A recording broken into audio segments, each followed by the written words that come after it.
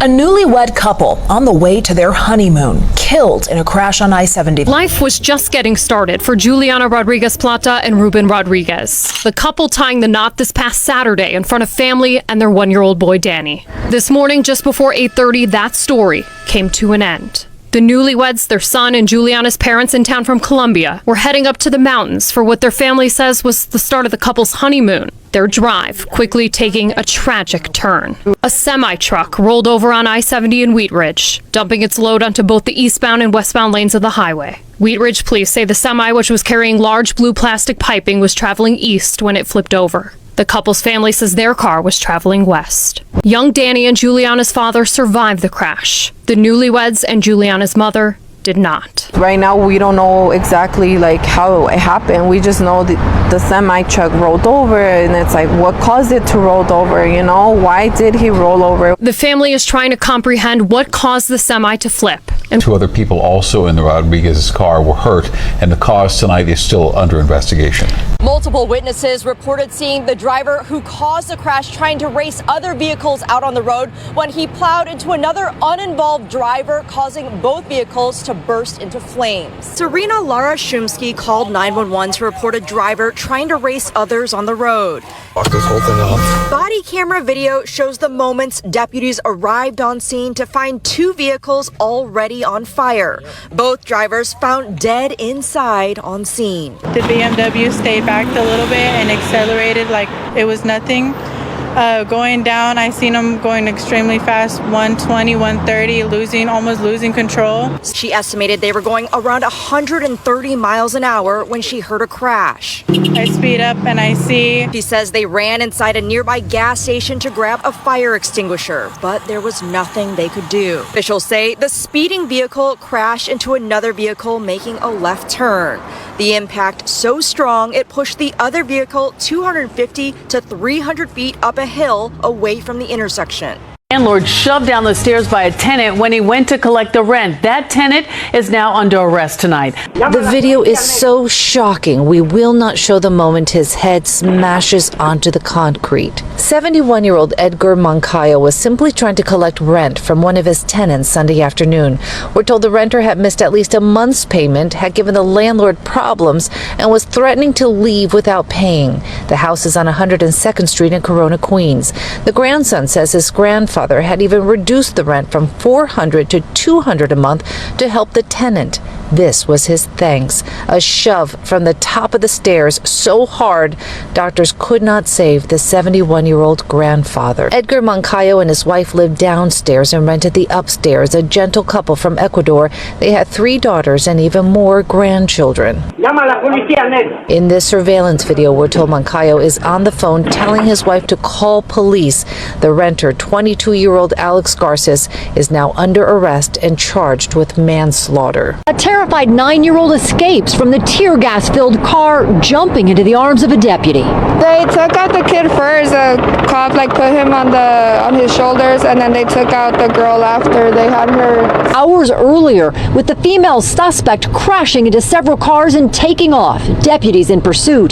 The 30-year-old suspect ramming her way through traffic, repeatedly crashing through stopped cars. The car came down the hill. The woman finally coming to a stop on Diamond Bar Boulevard near the 60 freeway, but she refused to get out of the car. Deputies firing less lethal rounds into the vehicle, shattering the side windows, but she still refused to give up. Authorities using a drone to try to see inside the vehicle. Bearcats brought in to block her in. At one point, the suspect breaking out her shattered window. After several hours, deputies fill the car with tear gas.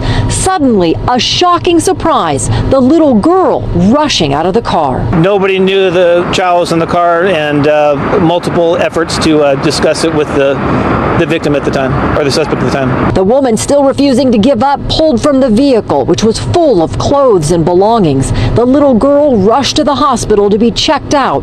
Witnesses stunned by the standoff. I'm a little baffled as to why somebody would react this way. And Ken Jensen caught a man on his Concord, California home surveillance camera taking a package from his front porch. A man got out of a white car, ran across the front porch, grabbed the package, and began on his getaway. The homeowner ran after the man who dropped the package and jumped into his car. But the quick-thinking homeowner noticed a woman's purse in the front seat, which he grabbed and turned over to investigators. A split second I realized, hey, she's got ID in here. I know who they are now. And I reached in and grabbed it as he sped off. Ken handed the ID over to police. The Concord Police Department tells Inside Edition that the suspect has been identified as Daniel Price. He hasn't been arrested yet, but the investigation is ongoing. Ken recorded the incident from 4 different angles, but police do not recommend copying what Ken did. Officers say that what he did was dangerous and recommended you call police. It's the latest attack in what's fast becoming the summer of the bees. A desperate man rolls around on the sidewalk as a swarm attacks him. He pulls his t-shirt over his head to try to stop the attack. And when Arizona cops get there, the bees attack them. The horde of thousands of bees is finally defeated by fire hoses. They removed between 250 and 270 stingers from me. John Fisher, who lost a leg to an infection 8 years ago, tells Inside Edition his dog Pippin was stung 50 times. The bees attacked me in my face. They were going for my mouth, my eyes, my ears. I mean, all over, really. The attack on Fisher comes after that horrible bee attack on a volunteer police officer in California. Oh, boy. Oh, no. Oh, this poor guy. They went right for my face, right? And they were like everywhere. And in Phoenix, firefighters hosed down bees besieging a car after a mom and her 2 kids were attacked. So are bees becoming more aggressive than ever? New tonight, a father is sharing his family's story after surveillance video shows a man tried to kidnap his son in Ocean Beach. This happened on Friday night right in front of the father while the family was finishing dinner outside the new deli they just opened on Newport Avenue. All of it was caught on camera. Watch this surveillance video as a man yanks an 8-year-old boy playing on the sidewalk in Ocean Beach. He was like this, and he just grabbed my kid right here. He just grabbed him and put him down. And he say, "Is my son, is my son." That's when Adrian Villanueva tried to pull his son from the would-be kidnapper. And I pushed him. I say, "No, he's not your son." And then I tried to get him out, and that's why he grabbed my kid and started running away through the street. On the video, you can see bystanders rushing to help. And the security guards from Pacific Shores and from the Harp, they come over here and they grab them and put him towards to the car. He was right here. The Good Samaritans were able to pull the boy to safety and restrain the suspect until police got there. Oh my God. He was crying and say, "I miss my family. I miss my family." Lester, a very blunt request from officials here tonight. They're telling people who have not heeded a mandatory evacuation request to write their name and their date of birth on their body in permanent markers so their bodies can be identified. That is what they're asking residents to prepare for here. You can see it is largely a ghost town here in Perry, but there are still cars on the road. We have still seen people on foot. And officials are so concerned about the conditions that we could be seeing here this evening. The sheriff tells me they have not even opened a shelter here. If people need to access to transportation, they are partnered with Uber. Officials have partnered with Uber to get people out. There are also buses that have been offered. They are trying to get people to shelters in other counties. The sheriff is that concerned about a shelter here caving in. We are going to potentially get the brunt of the winds, the powerful hurricane force winds here in Taylor County, Florida. And if that happens, that would effectively be like a tornado. We're overhead here for over an hour. And it is that prolonged exposure to those powerful wind gusts which could weaken structures and create real concern for life because of the wind.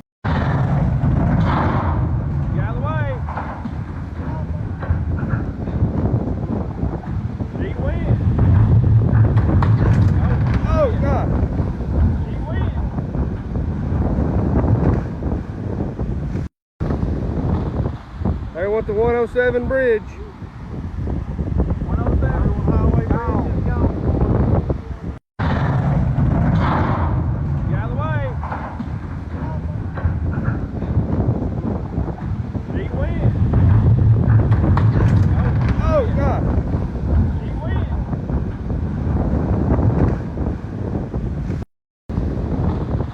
There went the 107 bridge.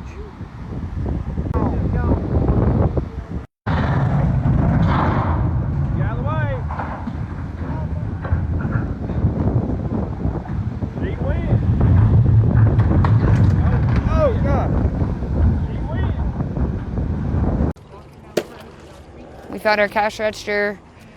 We've been looking, for any of our tools, anything that we can try to salvage. We'd been here for 25 plus years. We'd done all kinds of mechanic work, North Carolina inspections.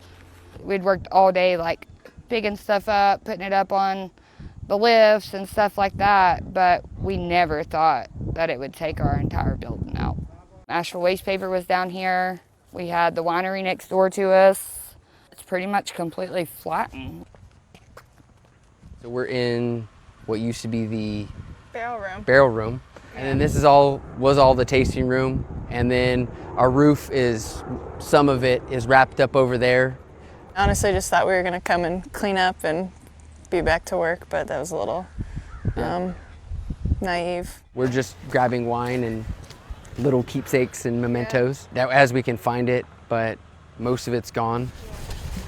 Gosh dang it, I think we can save this thing. A proud dad walks his daughter down the aisle on her wedding day. But few fathers of the bride have done what this guy did to get to his daughter's wedding. The interstate is completely blocked. 64-year-old David Jones walked 30 miles through mud and debris, the aftermath of Hurricane Helene, to get to the church on time in Johnson City, Tennessee. I'm going to be there to walk her down the aisle.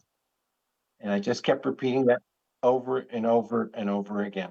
David had started out on his drive from his home in South Carolina when state troopers told him the bridges on the interstate were washed out.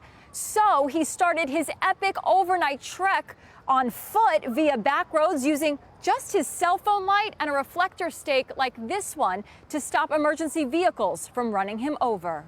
And yes, he had one more thing, sheer determination. My daughter's walking down the aisle at 11 this morning, and I'm going to be the one walking her down. Started out, maybe there were 20 packages out there, and then became 100, and then thousands. Neighbors say this pile of Amazon boxes in the front yard of this East Brainerd home has been growing for months. We first found out about this through an email from a neighbor who sent us these photos, but she didn't want to be on camera. She wanted to know what could be done about the boxes and told us she wasn't having any luck getting a hold of someone from the city. We contacted the city, who told us the house falls on county property.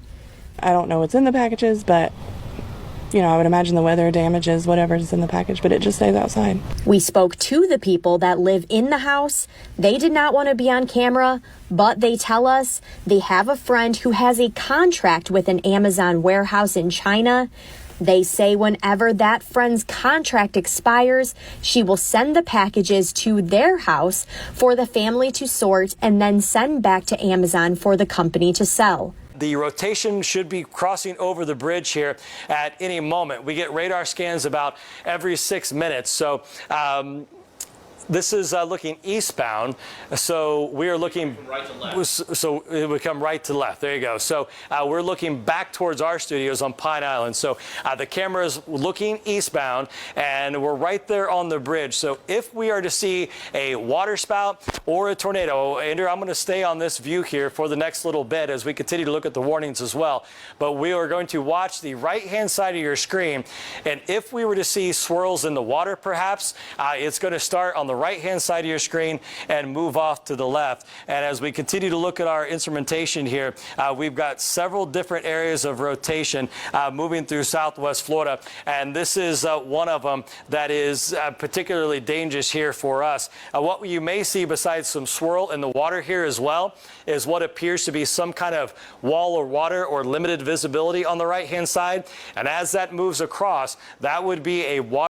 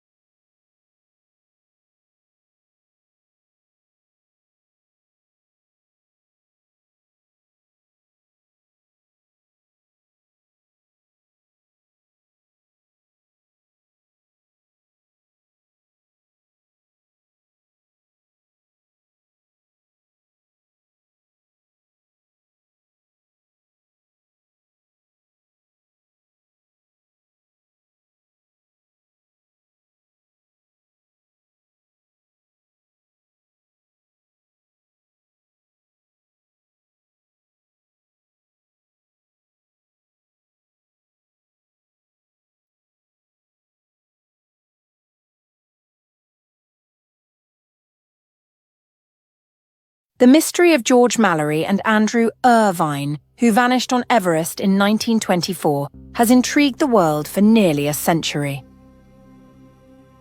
Did they reach the summit before their tragic end? In 1924, Britain aimed to restore its exploration prestige by conquering Everest. Mallory, a seasoned climber, and Irvine, a young engineer, embarked on this daring mission. Tragically, they disappeared on June 8th, leaving behind a nation in mourning. For decades, climbers and historians have debated whether Mallory and Irvine reached Everest's peak. Mallory's body was found in 1999, but the camera that might have held summit evidence was missing, leaving the question unanswered. Recently, a team led by Jimmy Chin discovered what is believed to be Irvine's remains on the central Rongbuk Glacier. A sock embroidered with A.C. Irvine and a boot were found, offering new insights into the climber's fate. 3, 2, 1.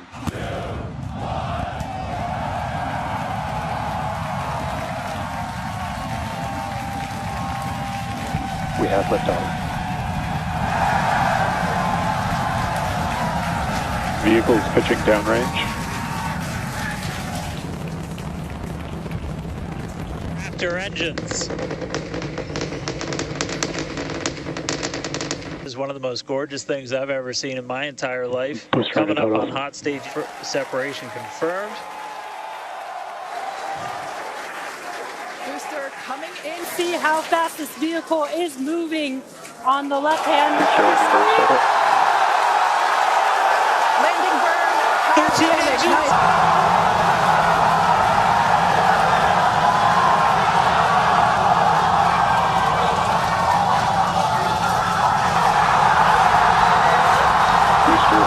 Shutdown. Megavilla has popped the booster. At the launch tower. What is he trying to do? Wow. I don't know about you, but we're losing our stuff up here. Somebody broke in and cleaned our apartment. This guy runs a cleaning service called the Cleaning Fairy. He'll have your home spotless, dusting and cleaning. He even does the dishes. The other day, 27-year-old Louis Angelino was hired to clean a friend's apartment in South Jersey. He was told he'd find the key under the mat. Are you here? Did you come clean today? And I was like, yeah, I came and cleaned. Like, I'm sitting in your living room right now. Your cat's on my lap. I'm playing with your cat. Louis? And I was like, yeah. He's like, I don't have a cat. Yep, Louis had just spent a lot of elbow grease cleaning the wrong apartment. Just so happens both places had keys under the mat. This is the apartment Louis mistakenly cleaned. Everything's shining. It was Beth Motzel's husband who shot the video. So he said, "You're not going to believe this." I said, "What?" He said, "Somebody broke in and cleaned our apartment." It was raining money on a California highway today, and lots of people stopped to scoop up all those $20 bills. This is the most insane thing I've ever seen. Someone dropped money all over the freeway. San Diego has shut down. Oh my gosh. Thousands of dollars in cash fell out of a Brinks truck when the rear door suddenly sprang open. Motorists pulled over and jumped for joy as they picked up the money, just like they won the lottery. Then we go to Sizzler tonight, baby. But not so fast. Cops are warning the money grabbers to turn in the loot. I highly suggest that they come in before we come knocking on their door and just turn the cash in. 2 people were arrested at the scene with the cash they collected, and the FBI is studying videos to find others. In the meantime, people can dream. This is the most insane thing I've ever seen.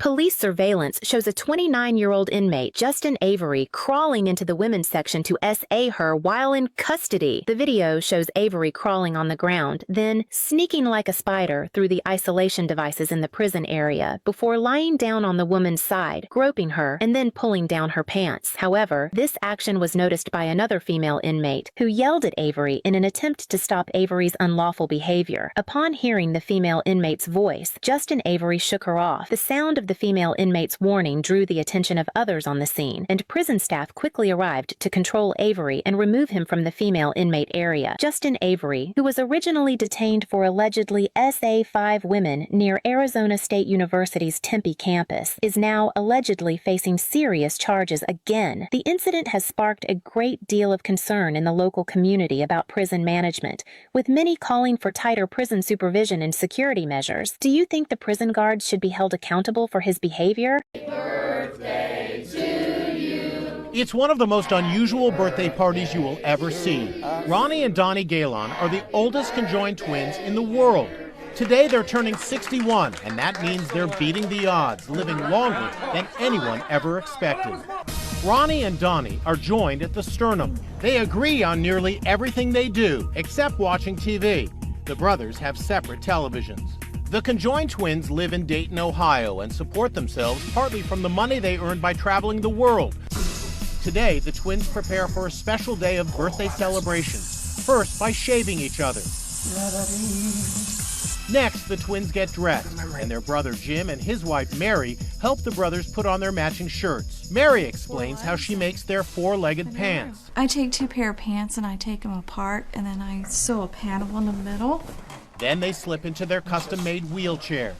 Oh, like I said, we're lovey-dovey. And it's off to the Golden Nugget Cafe for a delicious birthday breakfast. Happy birthday! After some birthday kisses from the staff, the brothers enjoy their favorite meal, eggs, biscuits, and gravy.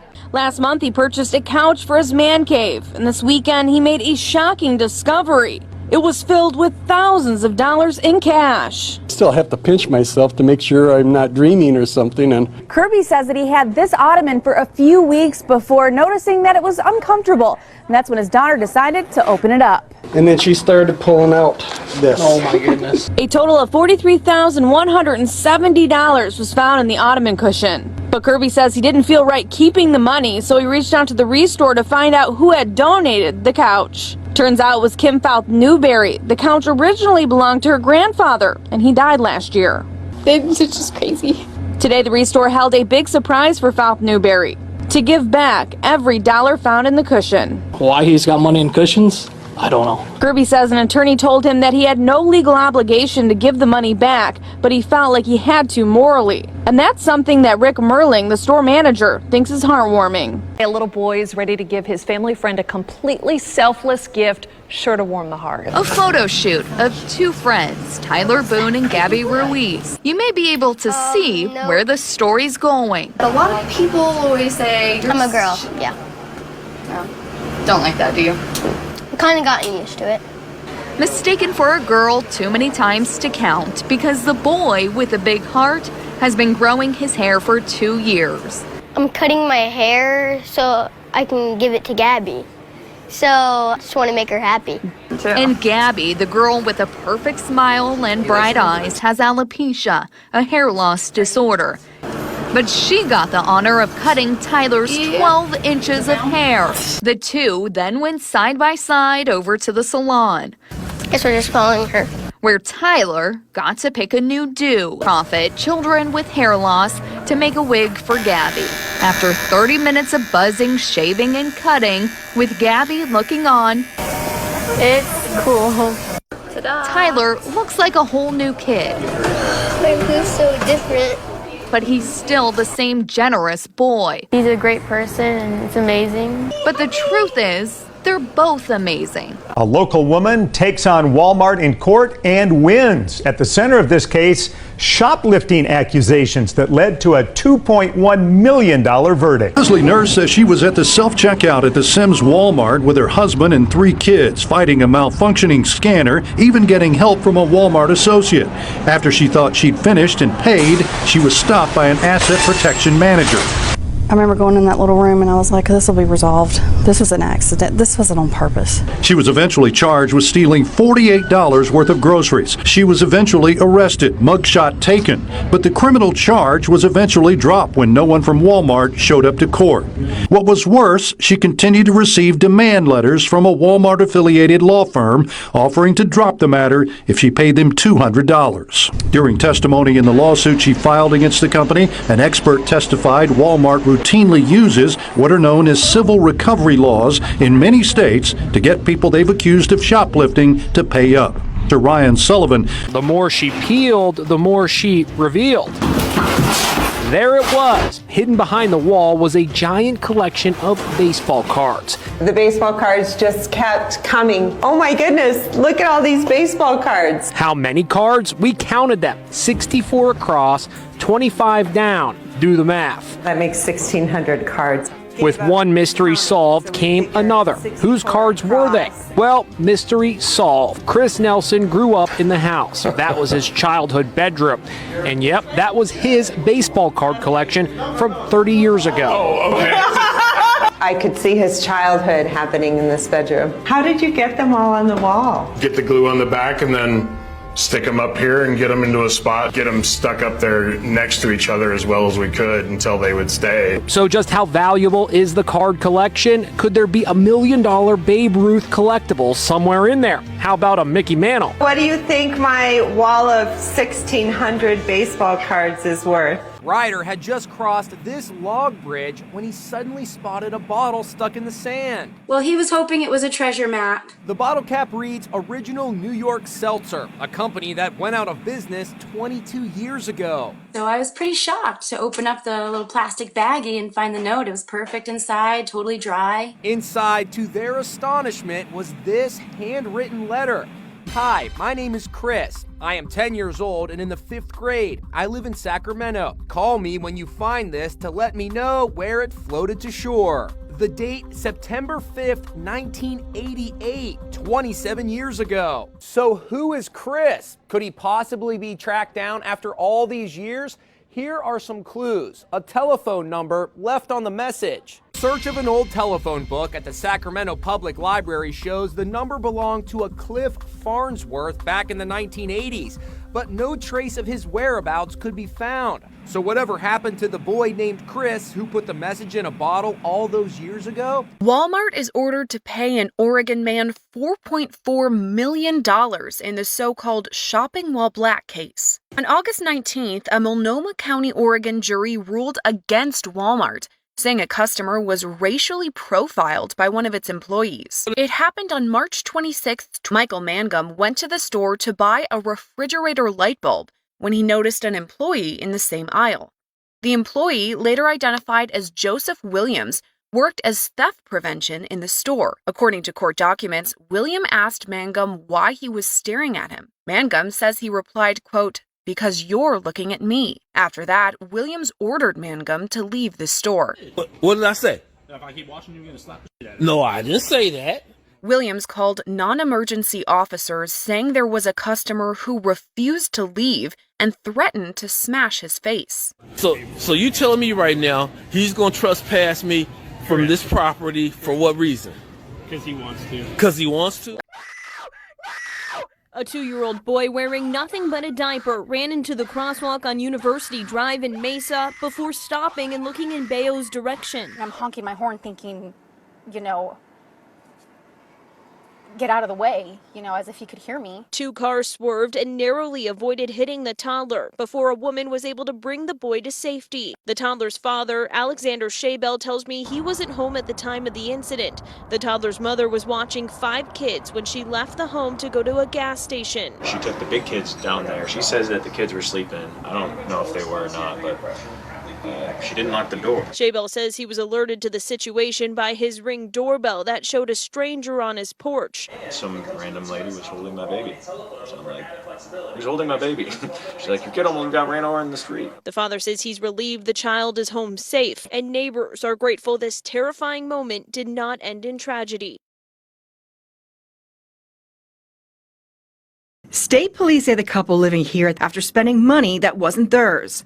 Investigators say Robert and Tiffany Williams had $120,000 deposited into their account at BB&T on May 31st through a mistake by a teller. But instead of contacting the bank about the deposit, the couple allegedly spent most of the money, all in 2.5 weeks between June 3rd through the 19th. Police say the Williams also used the money on bills, car repairs, cash purchases, and even gave $15,000 $100,000 to friends in need of money. Once the bank realized its mistake, it transferred the $120,000 to the correct account. It contacted Tiffany Williams on June 20th and told her the couple had to pay back the $107,000 in overdraft fees they incurred. On June 21st, the bank called again. Tiffany said she and her husband would work out a payment plan. Court papers show that after those two initial phone calls from the bank, the couple had no contact with bank representatives, despite several attempts by the bank to reach them.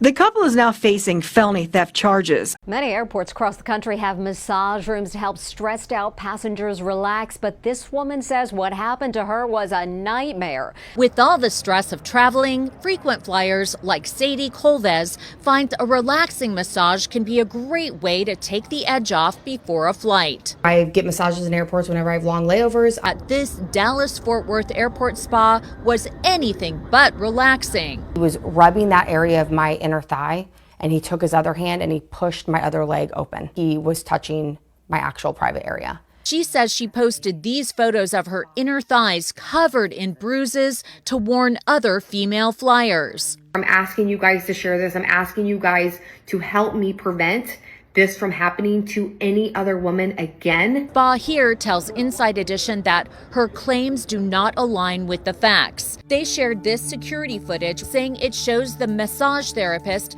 leaving the massage room, followed by Sadie, that she did not exhibit any signs of distress or discomfort, and after the massage, she smiled, handed her credit card to the therapist, tipped him, and left the spa without any visible signs of concern. It's an emergency landing after her husband collapses at the controls. I was like, oh my God, what am I going to do? Yvonne and Elliot Alper were newlyweds. Both were realtors, and they got married last February. My lover and my bride. Last month, they were on a flight from Las Vegas to Monterey, California, in a twin-engine King Air like this, when Elliot suddenly keeled over, apparently stricken by a heart attack. Just out of the clear blue, he says, I feel dizzy. And I was going to hand him water, and he passed out. Suddenly, Yvonne found herself 20,000 feet in the air and headed straight for the ocean. She was now in full control of the aircraft. The only thing she could think to do next was grab her husband's headset and radio for help. Tyler has passed out. Okay, Roger. I'm declaring an emergency at this time. I tried to give him CPR. It's hard to give someone CPR when they're in a chair. 20,000 feet in the air as well. Yeah. Right. Yvonne informs the tower about her predicament. More dramatic video today at the Laken Riley murder trial. Prosecutors say that's the suspect, an undocumented migrant hunting for women before he found and attacked nursing student Laken, who was out on her morning jog. Hunting for women. That's what prosecutors say the man accused of killing nursing student Laken Riley was doing. The trial in Georgia continued today with video being played allegedly showing illegal immigrant Jose Ibarra lurking around a University of Georgia apartment complex. It shows the man going to the door of a student apartment. Then he goes to the back of the building to peep inside the ground-level bedrooms. After a full hour of going back and forth, he can be seen skulking around a bus stop near the jogging trail. There's Laken Riley running by the same location. It's the last known video of her alive. The timestamp shows 9:06 a.m. 5 minutes later, she was attacked. The day after the slaying, body cam footage shows police looking for Ibarra at the apartment he shared with his two brothers. They wake him up and tell him to get out of bed and come outside. They ask him about scratch marks on his arms. I noticed on his right bicep there was a scratch. It's an emotional moment for a man about to look in the mirror for the very first time after having face transplant surgery. At 19, Derek Puff seemed to have it all. Touchdown. He was an all-star high school running back with handsome good looks. Then tragedy struck. I fully thought he was going to die. 10 years ago, Derek put a shotgun to his head and pulled the trigger. Somehow he survived, but was left with devastating injuries. After 58 initial operations, doctors in Michigan finally said they had done all they could. The only option left, a full face transplant, an incredibly risky procedure that requires a matching donor, something that can take years to find. Derek and his family traveled from their home in Michigan to the renowned Mayo Clinic in Rochester, Minnesota. It took a team of 80 to assist doctors, and this is the moment, exactly 10 years to the day from his accident, that Derek got to see his new face. This is not an illusion. The price of gas here really is an astounding 69 cents a gallon. And drivers couldn't believe it. When word spread on social media that the price of gas was, yes, just 69 cents a gallon, people rushed to the Sacramento gas station to fill up. And the manager says it cost him his job. Oh, yeah, I would fire me too, you know. I was like, oh, I'm in big trouble. I spoke to gas station manager John Cesena, who says somehow the decimal point in the advertised price of $6.99 a gallon ended up in the wrong spot, and the price became 69 cents a gallon. It was a malfunction, and I should have checked it. 69 cents a gallon, obviously. People flocked to that gas station, didn't they? Oh yeah, they flocked to it. The last time gas prices were 69 cents a gallon was in 1978, when Laverne and Shirley was the most popular show on TV. The mistake cost the gas station $16,000. It takes a certain kind of person to shoplift, but another kind to post about the haul. I think it's just bold, and I think sometimes people think that they're just going to get away with it, they're not going to get caught, and that's just not the case. Take a look at this TikTok, showcasing a day in the life of local social media influencer Marlena Velez. She picks out her clothes, heads to Target, and proudly shows off her haul. What this video doesn't show is how she did it. This woman was scamming the system at the self-checkout at Target. According to Kate PD, Velez was able to do this by scanning a false barcode with a cheaper price, stealing over $500 worth of home goods. I think it's pretty insane. What she did was smart, but posting a TikTok about it wasn't. Especially not when Target records everything. They have the video cameras that show right there. It's like right next to your face, and it documents everything. And Velez's video did too. We were able to look that up and find on TikTok where she recorded the entire day of her getting ready in the same outfit we posted for the attempt to identify. She goes to Target, picks stuff out, takes it home. You don't touch me! You're about to see a terrifying moment, and we should warn you, it may be tough to watch. A man is clinging to a lifeboat on board a cruise ship as horrified passengers try to keep him from dropping into the sea. But this man doesn't seem to want any help. He wants the people trying to save him to leave him alone. You don't touch me! Let them... It happens. He is gone. The horrifying scene took place on Royal Caribbean's Oasis of the Seas, one of the largest cruise ships in the world.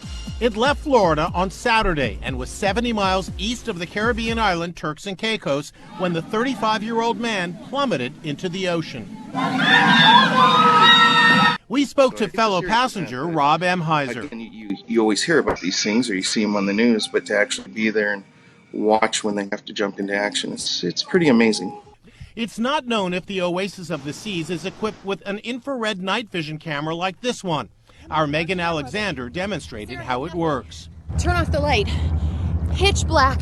In the dark, you can't see her at all. This morning, a Valley man who's upset with his neighbors has come up with a creative revenge plan. On this car, you can see it's pretty dinged up here in the back. There's some cracks in the paint. The one over here, street parked, isn't much better. Basically junk cars over here, and that's the point. The guy over here wants to buy up these kind of cars to make the neighborhood look even worse. Let's back it up. This is because after he moved here in January of 2017, he said since then he's gotten at least half a dozen citations from the HOA. He thinks it's neighbors who are reporting him for, he says, small things, weeds, a carport that he built in the backyard, some rust on his fence. He tried talking with his neighbors, but when that broke down, he hatched this creative plan. If you're going to be like this, then I'm going to give you something to cry about. I said, I'm going to buy a bunch of crappy cars, fill up the neighborhood, and run the neighborhood down. So far, he's sunk $1,000 into its vengeance plan, and he does plan on getting even more cars. But coming up, what do his neighbors have to say about this? Banned from Amazon. It's happening to more and more people, and you could be next. These two people from different parts of the country were both blacklisted by the e-commerce giant. So why the ban? Amazon said that these customers had consistently returned a large number of orders, But Jamie from Georgia disagrees. We had returned about 4 or 5 items within about 6 months. The last item Jamie returned was this $43.99 retractable laptop desk because she said it was missing parts. Nathan told us he returned 43 items over the course of 5 years.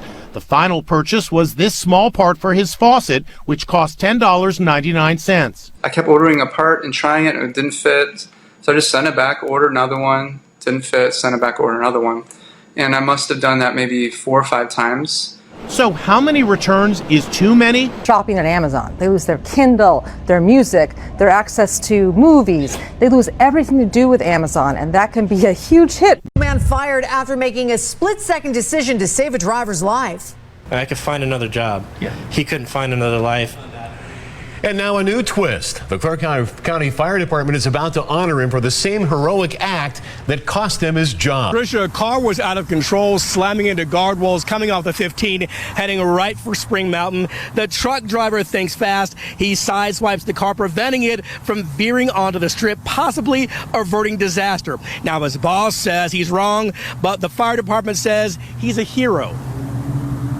I'm always going to do what's right, especially if it's saving somebody. And that is just what Anthony Garcia did, risking his own safety using his tow truck, you see in this picture, to block this car from barreling into traffic on the strip. My very first crash ever. Garcia gets the axe. It's just really weird that they would fire me for that. The Clark County Fire Department next week will honor Garcia with a Citizen Heroism Award for the same act that cost him his job. We need more people like that. Tonight, a disaster warning sending shockwaves along the Pacific coast. A 7.0 earthquake striking Northern California, knocking bottles to the floor and doors off their hinges. Here, littering supermarket aisles, making waves in swimming pools. This is a big one, guys. And bringing fears of a tsunami. It wasn't over, in a nanosecond. It kept going and it was building, and you hear things falling. NOAA issuing a tsunami warning for hundreds of miles of coastline stretching from California's Bay Area to southern Oregon. The potential of devastating flooding forcing evacuation orders in California cities like Berkeley and Half Moon Bay. Residents ordered to move inland immediately. You take cautious steps to protect your safety. So that's why I'm up here at a high point. The tsunami warnings lifted a few hours after the quake. Historically, this point just offshore of Northern California has had more magnitude 7s than anywhere else in the state because we have 3 different tectonic plates that come together there. That's a mouse peeping out between the seats. When you go to the movies, you expect that but we found that's not always the case. That's disgusting. All that leftover popcorn and candy can attract some unwanted guests inside a California AMC theater. Corey Virgilio says he was disgusted after he discovered these bugs crawling all over the carpet at this AMC. He spotted them after he dropped his keys under his seat. And that's when he also noticed all this discarded food. And what we found after the theaters were supposedly cleaned may disgust you. Popcorn, candy, trash everywhere. Remember, these theaters are supposed to be cleaned in between showings. We found discarded cups, wrappers, liquor and soda bottles, lots of gum, even a tooth flosser. But of all the theaters we checked, this AMC had the grossest conditions. Ugh. It's a dead rodent in a trap. So gross. It's the heart-stopping moment an enraged driver crashes right into a car dealership. I told you. Whoa! Bro! Call the cops! The men inside can't believe what just happened. Is anybody under the car? No. Tyler Slade is a manager at the Mazda dealership in Sandy, Utah. It was kind of a very, very scary situation. The manager says earlier in the day, the driver had purchased a used Subaru Outback for $4,000. Several hours later, he came back and he was very emotional, upset about the vehicle, had been to his mechanic, said there were some things wrong with it, and he would, like to get his money back. He said, listen, if you don't give me my money back right now, I'm going to run this car right through the front door. Slade says the driver got so worked up, he got back in the car and hit the gas. You can see the driver getting cuffed by cops. And here he is, Michael Lee Murray. New at 6, questions about the fuel one woman says she bought at Costco. A mechanic showed her how the gas from her car was mixed with water. But she says Costco won't make it right. It was shaking like this and the engine light kept flashing. Michelle Rabinovitz says when that happened, she rushed her 2022 Volkswagen into the dealer. And it does not look that pretty. Where they showed her this video evidence that her car's gas was contaminated with water. They were like, you have bad gas. We have to drain all the gas and put new gas in, clean everything out before we do that. Rabinovitz knows where the gas came from, the only place she and her family buy gas. The same place that even the coat she's wearing in this interview came from, the Sandy Springs Costco. And so I went straight to Costco thinking that they would stand behind their product, and they did not. It shouldn't mix like that. As you can see all that debris in the bottom, it should be clear. Even though Rabinovitz provided Costco this video from her mechanic and the proof she purchased the gas at Costco, they denied her claim. That sample, I can promise you, would fail, but that is what we call an unofficial sample. In 2023, Fuel and Measures received 809 complaints. With his trusty chalk stick in hand, traffic agent Jim Brennan traverses the village of Irvington, New York, tracking tires of parked cars. I chalked it at 8:30. I came back at 12:30. The chalk marks are still on it, so I wrote it for a 2-hour violation. But Brennan is violating the Constitution. Michigan, who argued that marking tires is similar to police secretly putting a GPS on a vehicle without a proper warrant. That's a violation of the Fourth Amendment right against unreasonable searches. I don't mind at all. I think it's chalk wipes off very, very easily, so it's not a problem. The court, which covers 4 Midwest states, ruled that now a warrant is needed because the purpose of marking tires is to raise revenue and not for public safety. Ken Kissel, who owns Livewire Security in Irvington, says the chalking keeps 3 spots open for customers. So somebody can run in, run out, and not have to worry about getting a ticket for just being parked for 5 minutes like you do with a lot of other towns that have parking meters. In the meantime, the village is considering more high-tech options. Border scraps for sale and on the cheap indeed. In their last weeks, the Biden administration is set to auction off sections of the border wall before President Trump takes office. Minimum opening bid starts at $5 for 20 tons of taxpayer-funded steel. Good morning, Bill. You know, this has been a debacle from the very beginning when President Biden stopped construction of the border wall on his first day in office, abandoning millions of tons of steel. So where is it now? Well, huge sections we found yesterday being trucked away from the border, being sold as scrap for pennies on the dollar.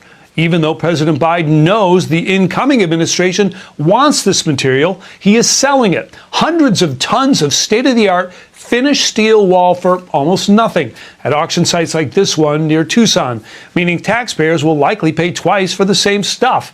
Now, the Biden team already sold most of an estimated $350 million worth of lights, wires, and these expensive steel bollards. According to the government auction site that they're using now, Biden is taking bids starting around $5 for each 40,000-pound lot of finished steel. That's just a slap in the face, not just to the agents that are out there working, to the American public as a whole. They could have just left these panels alone. New at 6, questions about the fuel one woman says she bought at Costco.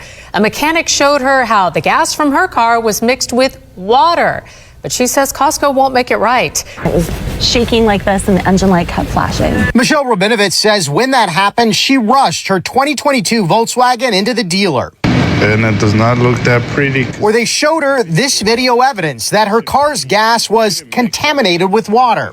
They were like, you have bad gas. We have to drain all the gas and put new gas in, clean everything out before we do that. Rabinovitz knows where the gas came from, the only place she and her family buy gas. The same place that even the coat she's wearing in this interview came from, the Sandy Springs Costco. And so I went straight to Costco thinking that they would stand behind their product, and they did not. It shouldn't mix like that. As you can see all that debris in the bottom, it should be clear. Even though Rabinovitz provided Costco this video from her mechanic and the proof she purchased the gas at Costco, they denied her claim. That sample, I can promise you, would fail, but that is what we call an unofficial sample. In 2023, Fuel and Measures received 809 complaints. A Portland woman thought she caught a grand theft auto on surveillance camera, but it turned out to be one crazy mix-up. After her home security camera confirmed someone she didn't know indeed took the car. But she never expected a day later the car would be returned with an apology note and $30. Police just happened to be driving down the street as the woman who returned the car was walking away from it. She claims it was an honest mistake. The note left in Hatsie's car explained it all. "Hello, so sorry I stole your car. I sent my friend with my key to pick up my red Subaru, and she came back with your car. There is some cash for gas, and I more than apologize for the shock and upset this must have caused you. So sorry for this mistake." She also provided a name and phone number where she could be reached. But how did her friend start the car without having the proper key? Well, Portland police tell InsideEdition.com that older model Subarus can be started with keys from similar models because they wear down over time, and so do old car ignitions. No charges were pressed, and Hatsie is able to laugh about it now, especially because she didn't have to replace her car. Scolded or shoveling? A 72-year-old woman up since 4 this morning, scraping all the snow and ice off of her 45-foot driveway. That is until she says a plow truck driver yelled at her. She only shoveled her 45-foot driveway. Trilko is 72 years old and started the task hours before sunrise. I can't believe you did all this shoveling by yourself. Usually I do both, but not today. How long did it take you to shovel your driveway? Well, I started probably about 4 o'clock this morning, but I took breaks. The only thing that irked Trilko is the municipality's snowplow that shoved more snow back into the entrance of her driveway. I don't have any room here or else I'm going to be blocked in. So after the plow blocked her driveway, she took the load of snow across the street so the plow can shove it on the other side. But apparently that's a no-no, and she was scolded by the Public Works driver operating the plow, and he called police. Trilko says she lives in a predominantly elderly neighborhood. Not many young muscles around to help shovel this long driveway, so she does it herself. And after clearing a 45-foot driveway of snow, she isn't real happy to see a snowplow block her in, so she does what she's got to do. This missing plane landed 37 years later, but what was found inside shocked the entire world. The plane took off from New York in 1955 with 57 passengers aboard and was supposed to go from Florida to Miami. It was a normal flight for everyone on the plane until something astonishing happened, a miracle that was going to change their lives forever.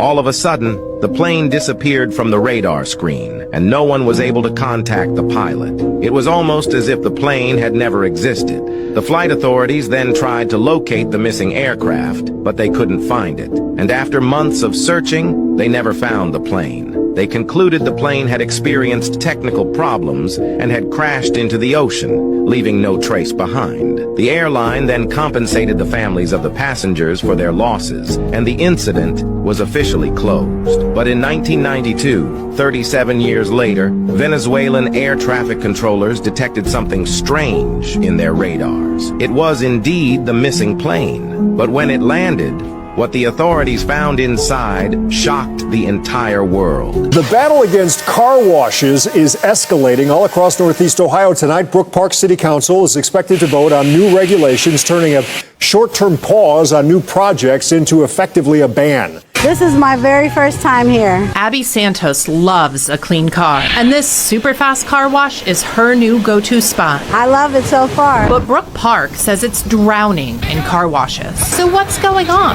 Well, if you think you're seeing a lot more car washes lately, you're right. In the last 10 years, the car wash industry has been on a tear of growth. Eric Wolf is the CEO of the International Car Wash Association, and he says our relationship with our cars has also changed. We're more of a do-it-for-me economy than do-it-yourself in most respects, right? Now, if I do see someone washing their car in the driveway, it's almost a novelty. Brook Park's proposal will limit car washes to 1 for every 10,000 people. Do the math. And that means 1.8 car washes for a suburb of 18,000. Imagine living next door to this house with towering piles of junk for years. The mess is so colossal, it covers nearly the entire property. The stacks of boxes, clothing, and debris are piled up so high and so deep, they actually block the front door of the house. The junk is even spilling out over the homeowner's car.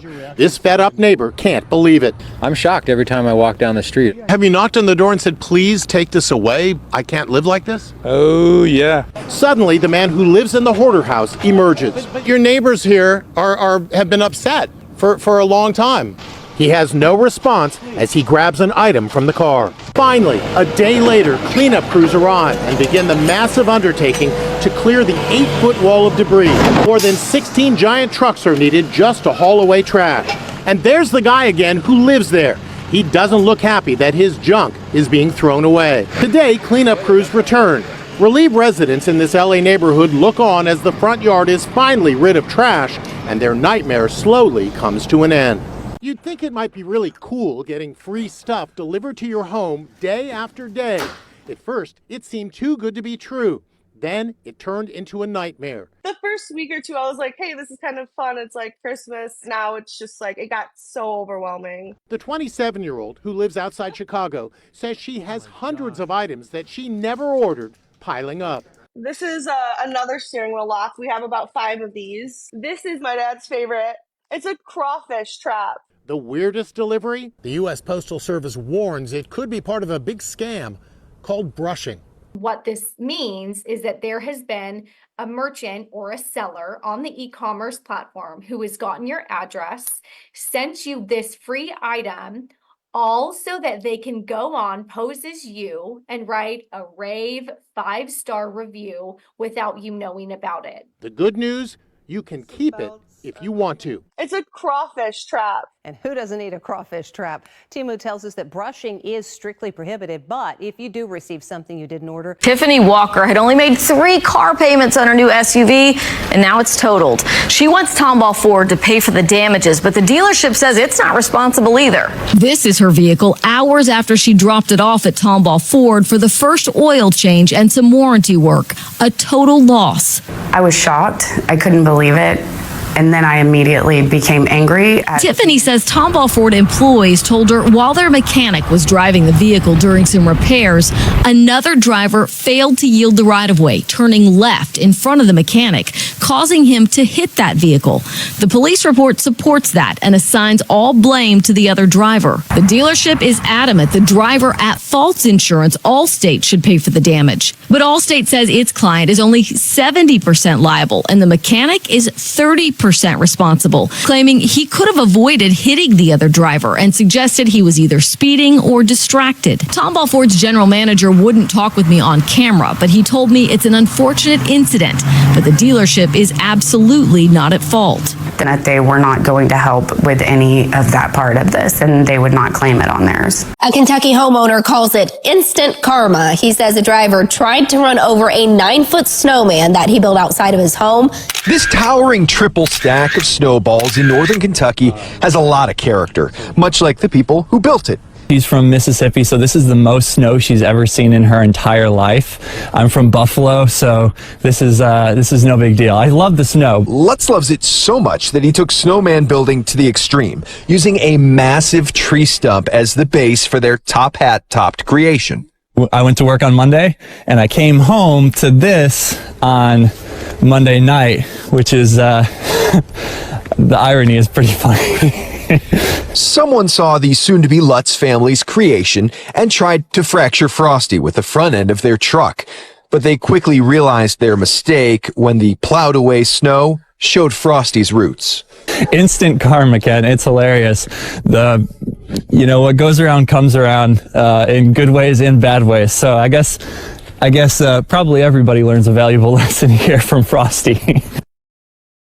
Amazon once sold the pee from its delivery drivers as an energy drink. And if that sounds crazy, it is, but I'll explain. He was making a documentary called The Great Amazon Heist, investigating the poor working conditions for Amazon employees. He learned that Amazon drivers aren't given time for bathroom breaks, so they often relieve themselves in bottles. But those drivers also get punished if they're caught with those bottles, so they're often thrown out the window right before a driver makes it back to the fulfillment center. Uber wanted to get people talking about these conditions, so he came up with a crazy idea. He picked up the bottles, repackaged them as an energy drink named Release, and sold them on Amazon. But then something even crazier happened. Keep in mind the description said exactly what this product was. He even said it was a reusable fermented drink with a bitter flavor. But he knew if he wanted to sell a lot of this product, he would need some help from his friends gaming the algorithm. He got his friends to buy it and leave reviews, prompting Amazon's algorithm to list it as a bestseller for bitter lemon drinks, and Amazon started featuring the product and recommending it to other customers. So apparently schools are making it mandatory for students to turn in their phones before class. They will be given this little bag called a Yonder pouch, and they will be required to put in all of their electronics, including their phones and AirPods. And apparently the only way that they can open the pouch is if they use one of these magnetic locks that are scattered around the school. I guess you just take the pouch, put it up to that little thing, and it will unlock the pouch for you so you can use your phone. And many schools are claiming that they are doing this because students are distracted now more than ever before. I'm sure you've seen all those videos of teachers on TikTok complaining about how their students cannot pay attention, and they are saying that smartphones are the reason that this is happening. However, a lot of people are really against this policy of locking up your phone, because if an emergency happens at school and a child needs to contact their parents, they will literally have no way to do so because they are not allowed to unlock their phones until the end of the day. And if an emergency were to happen, imagine a bunch of people crowding around one or two of these devices, and they're just trying to unlock it so they can get in contact with a parent. So it seems like people are pretty divided on this, but for now, schools are trying them out.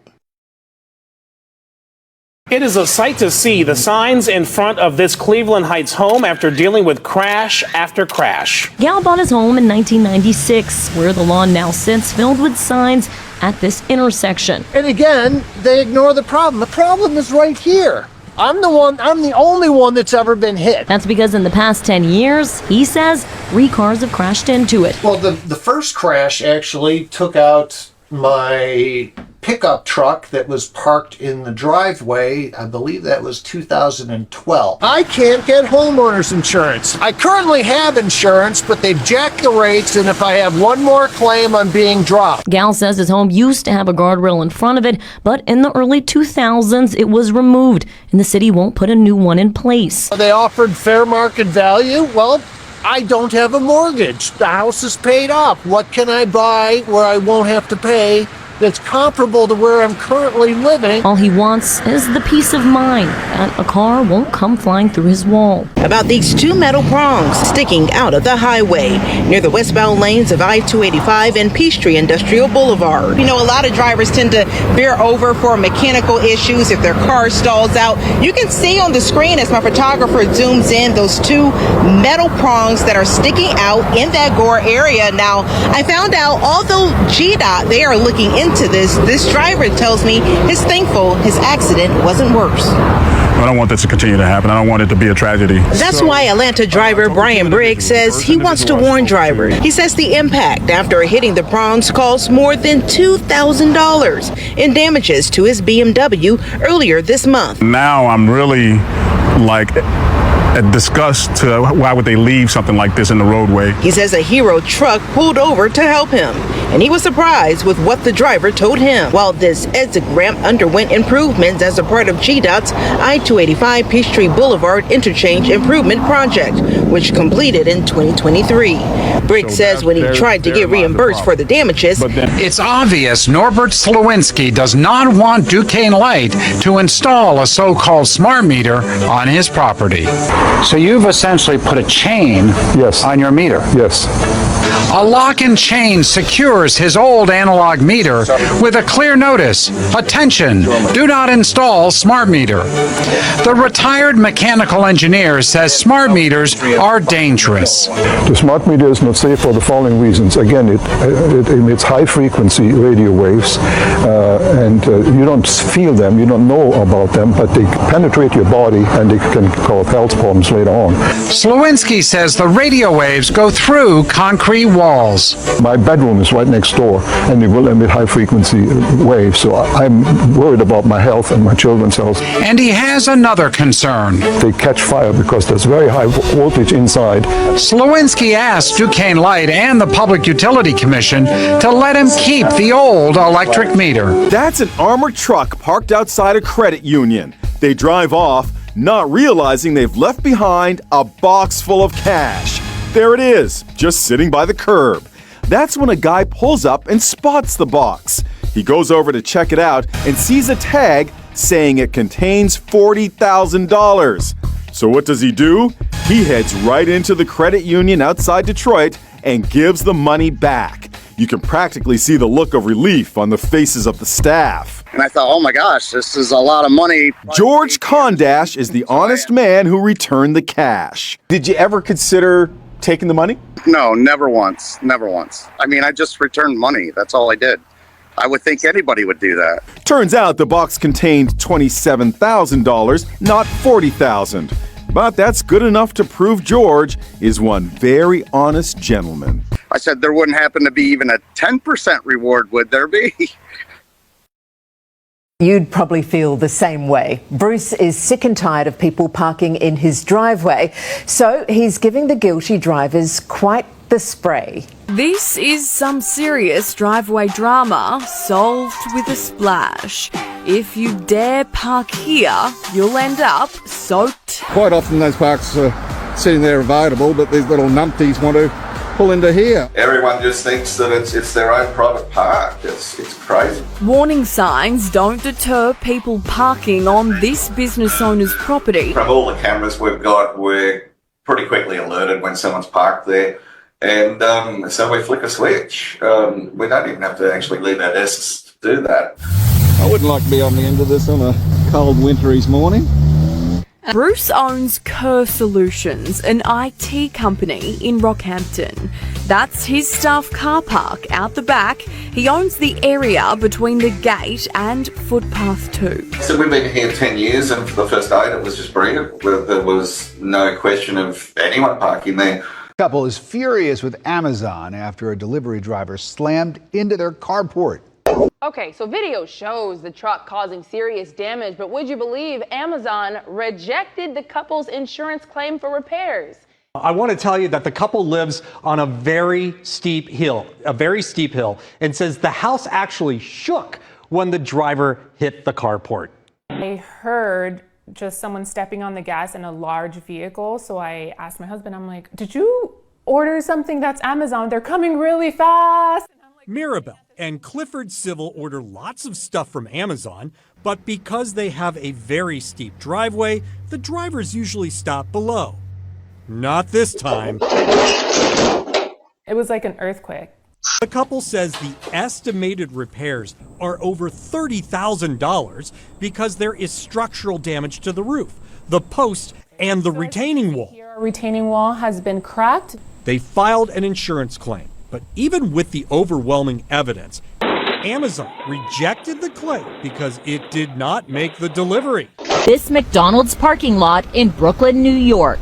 Their sign says if you're not a customer, you can get towed if you leave the premises for any reason or length of time. And holy cow, do they mean it. The moment Inside Edition producer Matt Troutman parked his car and walked off to another store, there's the tow truck. Are you kidding me? This tow truck driver rolled in and hooked the car. This took 3 minutes for Matt's car to get towed. And when our producer Katie Taylor parked her car in the same McDonald's parking lot, the same thing happened. Let's see how long this takes. 8 minutes later, the tow truck driver was back. Wow. So how does he know just when to strike? Because he's lurking around the corner waiting for a call. from this spotter who's hanging out at the McDonald's. Here comes one of the spotters right now from inside the McDonald's. Sure enough, here comes the tow truck. So where did our producer's towed car end up?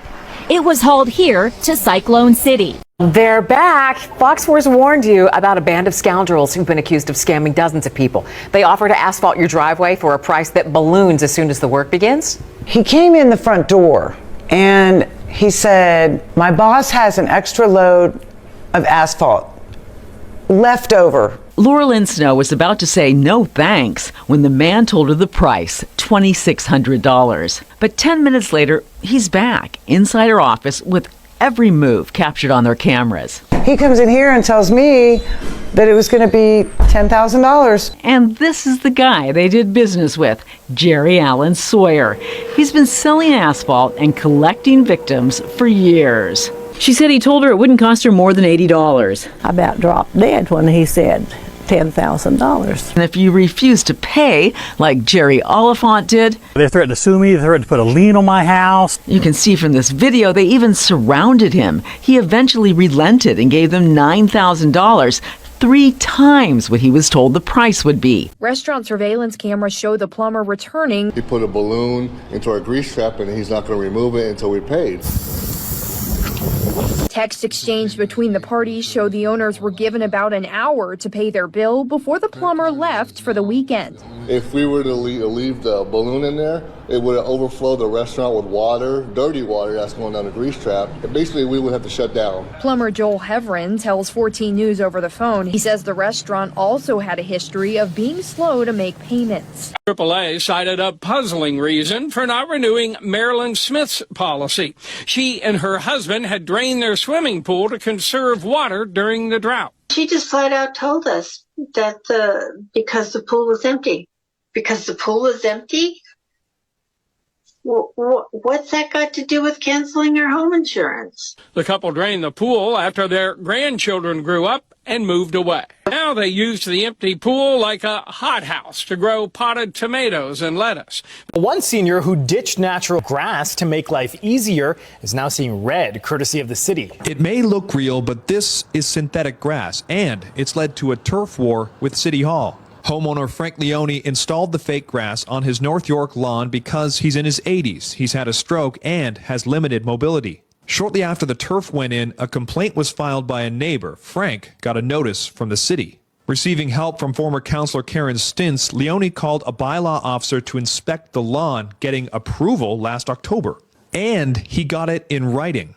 This 77-year-old woman went to the bank and found out she had $1 billion in her checking account. My balance showed I had all this money in it, and it terrified me. I thought, oh my God, I've got all this money, and it's not mine. It showed $999,985,855.94. $1 billion? Almost $1 billion. It was a bunch of nines. I can't count that high. I've never had that kind of money. Did you know right away it was a mistake?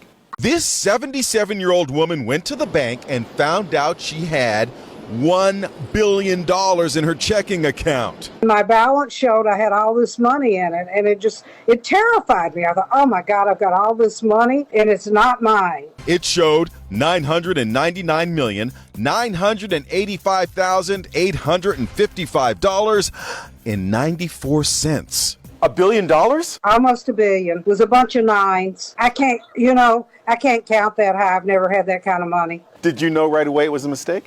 Oh, yes, right away. Like the good citizen she is, Julia contacted the bank. What did you say to them when you called? I said, I have all this money in my bank account.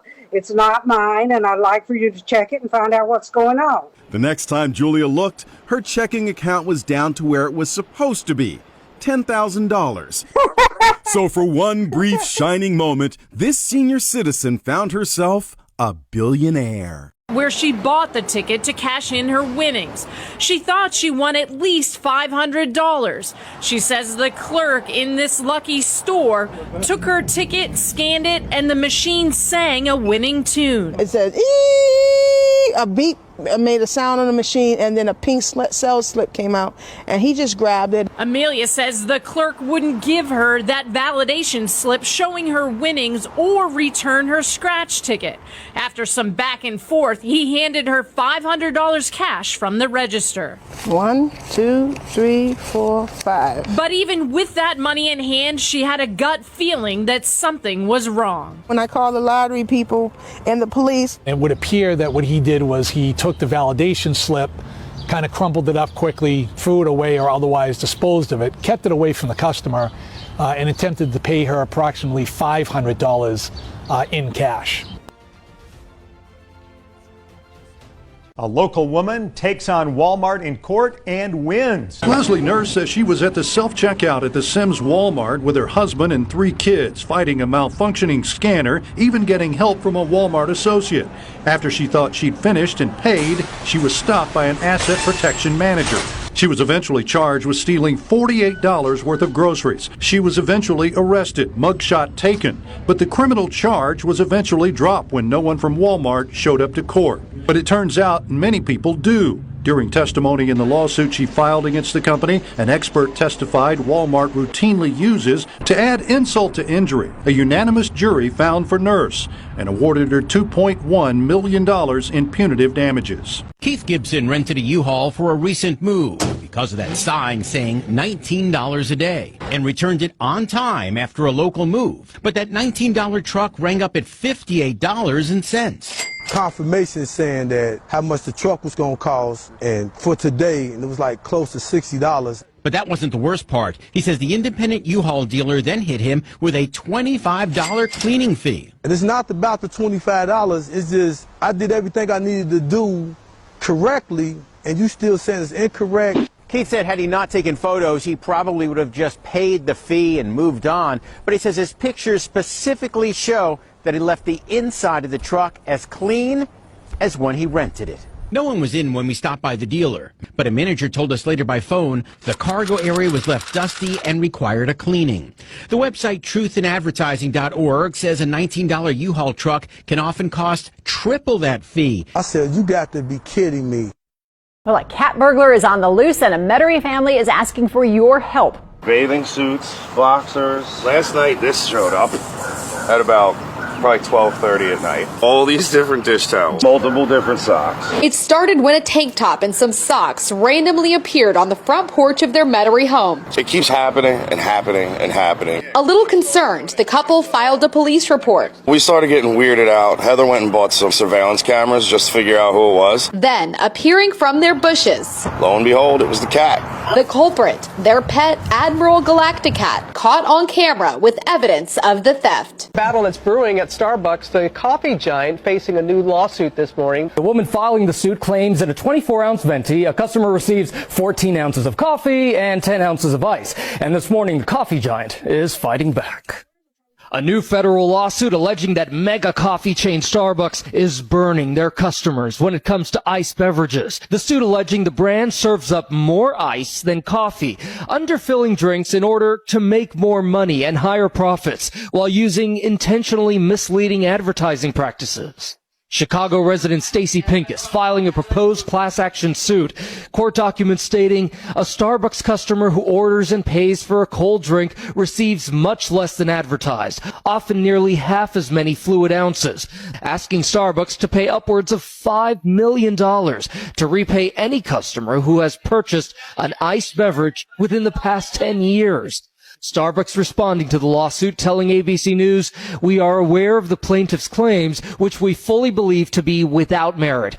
A house that had been vacant for a year was somehow using thousands of gallons of water every month. He thought it was a billing error, but 3 months later, the numbers got worse, and the neighbor's golden retriever looked cleaner than ever. In East Hollywood, landlord Luis Romero called in a plumber. They opened the wall and found a plastic hose leading from the shared water line straight into Unit 2B. Ashley Dunham had been stealing water to wash her 80-pound dog every morning. Heated buckets, a pressure sprayer, oatmeal shampoo, all of it done in the hallway, using the tap shared by 4 other units. Her neighbor's water bills kept rising. $48. This 77-year-old woman went to the bank and found out she had $1 billion in her checking account. My balance showed I had all this money in it, and it terrified me. I thought, oh my God, I've got all this money, and it's not mine. It showed $999,885,855.94. $1 billion? Almost $1 billion. It was a bunch of nines. I can't count that high. I've never had that kind of money. Did you know right away it was a mistake? Oh, yes, right away. Like the good citizen she is, Julia contacted the bank. What did you say to them when you called? I said, I have all this money in my bank account. It's not mine, and I'd like for you to check it and find out what's going on. The next time Julia looked, her checking account was down to where it was supposed to be, $10,000. So for one brief shining moment, this senior citizen found herself a billionaire. Well, this 16-year-old kid is getting back at those robocallers, and Jackson Gosnell is making thousands of dollars doing it. So I've made a little over $20,000 in 8 months. Jackson's made so much money, he's bought his first car, a luxury BMW. So how did he do it? By threatening to sue the companies that robocall him. To date, 25 out of 26 companies have reached out-of-court settlements with him. This works because telemarketers are breaking the Federal Telephone Consumer Protection Act, and they don't want to go to court, so they obviously want to settle with you. One of the questions that I ask a lot is if I can get their callback number, because a lot of times you can Google that number that they give you back, and you'll be able to pull up on the internet which company it belongs to. The checks are pouring in. This one is worth $2,000, and then this one is worth $850. And then this is actually a wire transfer worth $1,000. So while the rest of us remain annoyed by those nonstop robocalls, Jackson says keep them coming. My next settlement was this one for $3,000. It's a record-breaking heist, $30 million in cash. The brazen thieves apparently gained entry by climbing into the roof hatch in the side of the building, now boarded up. But it's not clear if that's how the robbers escaped. Authorities are trying to figure out how the thieves broke into the building without triggering the security system. At this Garda World money storage facility just outside Los Angeles, armored trucks deliver large sums of cash here to store money for small and large businesses from around the region. Could this be an inside job? That had to be an inside job. Just think about the logistics of $30 million being able to move that much cash out undetected. That would take a lot of people working together extremely effectively. This latest robbery is reminding people of the big rig robbery in 2022, when $100 million in jewelry was stolen while the Brinks truck was parked at a rest stop outside LA. Bragging on social media is one thing, but bragging on Facebook about a crime you allegedly committed can get you caught. That's exactly what happened to two men who have been arrested after posting this video on Facebook, showing off the cash that authorities say they recently stole. No, we ran it up, man. The brag video, most likely intended for just friends, ended up having an unexpected audience. Police, who were tipped off after detectives took notice of the post on Facebook. 18-year-old Radarius Collins and 27-year-old Marcus Parker were taken in by police for allegedly committing two heists near Miami, Florida. Police say the men first made off with a safe, which they brag about in the video. We got the safe, and it's not out of order. Containing $500,000 worth of jewels. Police say all items stolen were sold to a local jewelry store for $1,300 apiece, when they're actually valued at $500,000. We followed a couple panhandlers to find out. Sometimes you may not even notice they're there. Other times you may feel like helping someone out. We hit the streets to find out who they are and what they do with your dollar once they get it. The first person we met was 40-year-old Shane Wright. Right off the bat, we learned a lot from his cardboard sign. You're a veteran? Yes, I am. Marine Corps. When did you serve? 93, 94, 95, 96. The Desert Storm. On a good day, Shane says he'll be handed $30 or $40 in Springfield Township. There's not much mystery here. He makes it pretty clear where your dollar is going. He didn't hesitate when we asked him where he sleeps at night. On the street, on cardboard, and I got a sleeping bag stash. When it rains, I try to find a port. Seconds later, a truck driver flagged us down. He's there from sun up to sundown every day. He lives right there. Floyd Hardy told us Worthington lives in a house right around the corner. People requesting wheelchairs who don't actually need them to get through security and to board the flights. Christy Herrero, who has now left the industry, has seen her share of airports, long lines, and people who request wheelchairs and might not actually need them. They want them in the beginning of the flight so that they don't have to stand in line at security. They can be the first person to board the airplane if it's an airline that has open seating.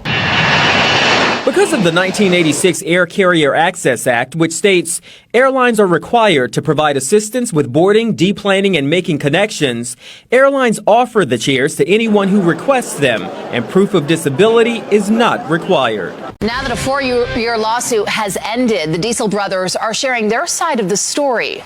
A federal judge ordered the custom truck makers to pay more than $800,000 to the U.S. government as well as Davis County for polluting Utah's air. Firing up the engine on this diesel truck, you can see the tailpipe vibrate, but don't see anything coming out. Diesel brothers back in 2016 stripped pieces like the DPF from their trucks, violating the Clean Air Act. As awful and disgusting as those plumes look, they are equally serious health hazards. The attorney for the Diesel brothers does not dispute that they had 23 trucks missing these important pieces, and neither did the judge, who ordered the Diesel brothers pay more than $800,000 to the U.S. government, 10% of which will go to Davis County.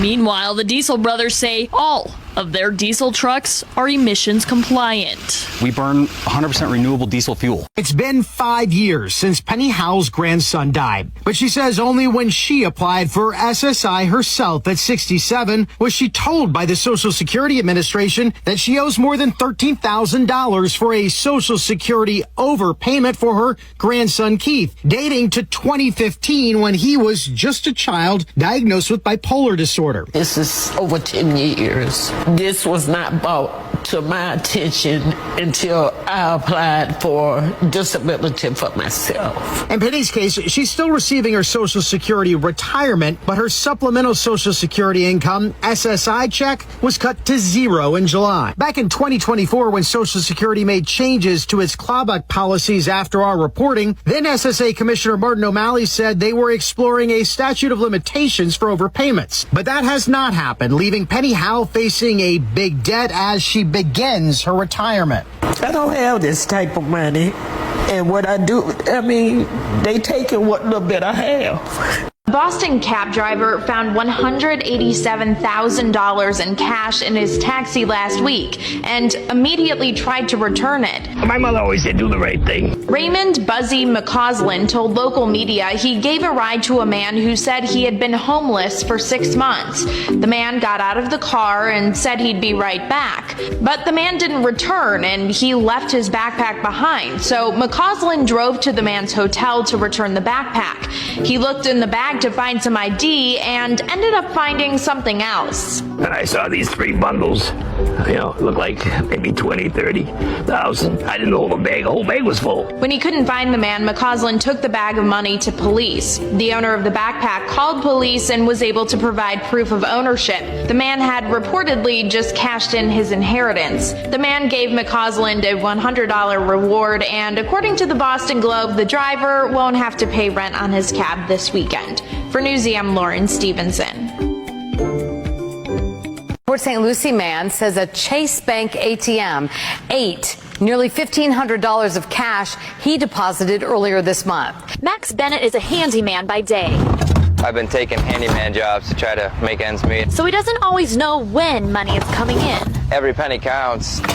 But just when he landed a job worth thousands of dollars. A big job, like the biggest job I've gotten. He says his bank blew it. The job paid him a deposit to secure the work, so Max pulled up to this Chase Bank ATM along St. Lucie West Boulevard to deposit $1,500 cash. It just sat there for a minute or two, making these funny noises with the little the little time clock. The machine spit out a $50 bill, malfunctioned, and kept the rest. It's the worst feeling to have the ATM just steal your money like that. But the machine did give him a receipt with an 800 number to call for help.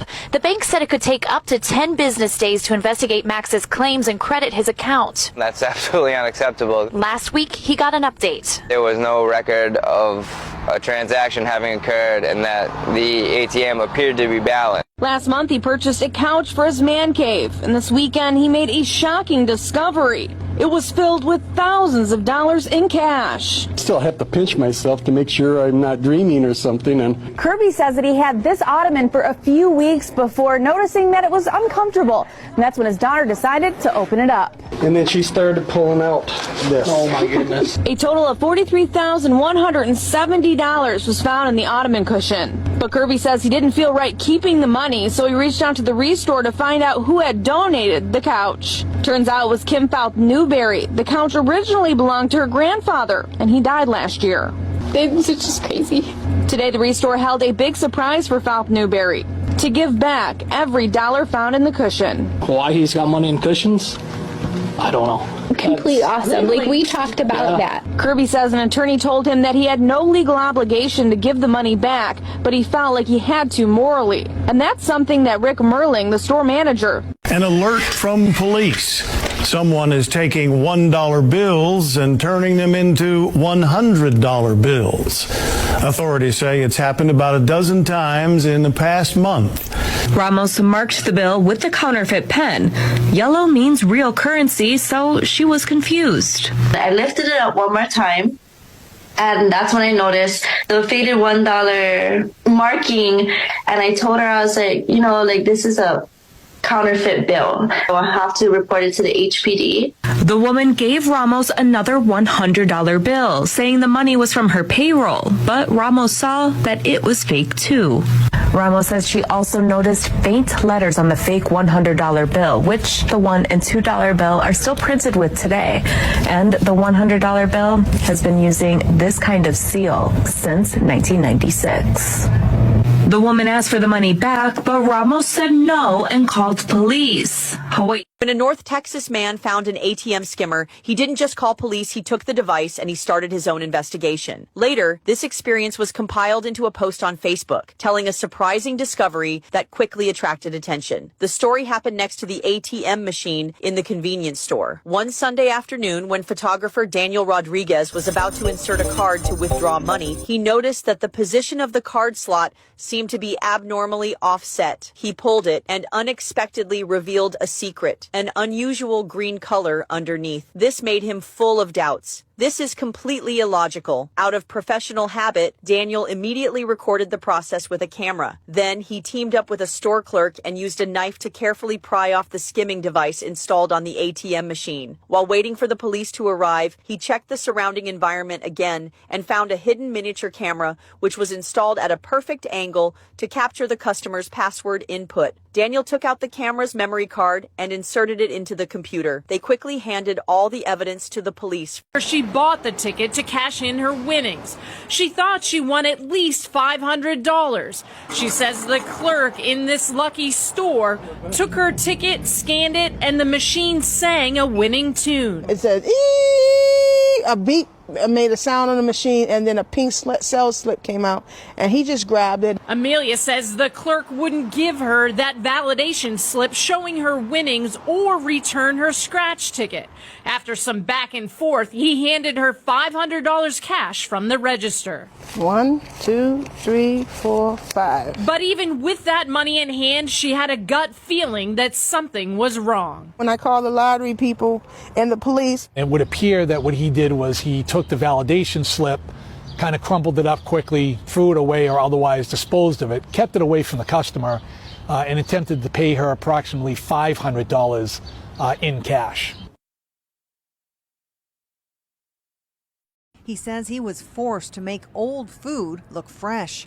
That's why he secretly recorded his supervisor admitting tampering with best before dates is industry standard. Safari demonstrates what he says is done at work, adds new toppings, and sells as fresh. In a national online call-out, Marketplace hears from grocery workers at smaller stores sharing stories of food tampering. He used to work in a Toronto area supermarket. He shows us how he was told to give old meat new life. At the University of Guelph, a microbiologist simulated what grocery insiders told us they do.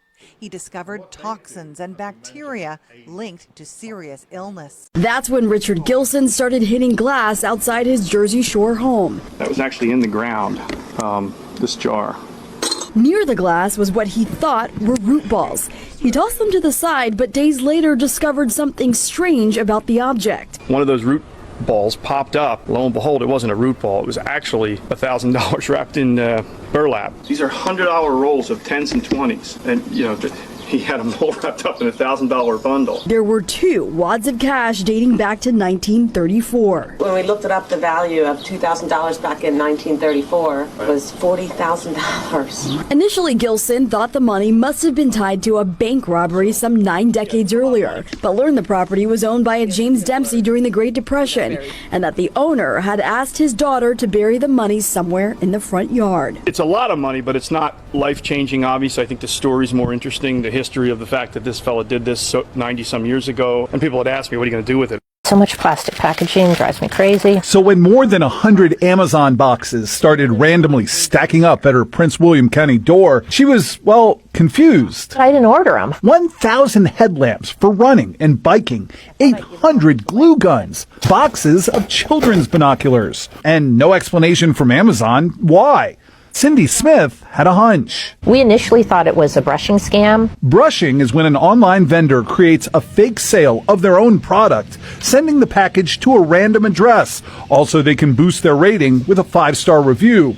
Americans throw away almost $70 million worth of change every year, and most of it ends up in the trash. And lots of that trash ends up here at Reworld Metals outside Philadelphia. As amazing as it is, there is coin in these piles. Hiding in those heaps of metal waste are tens of thousands of dollars worth of pennies, nickels, dimes, and quarters.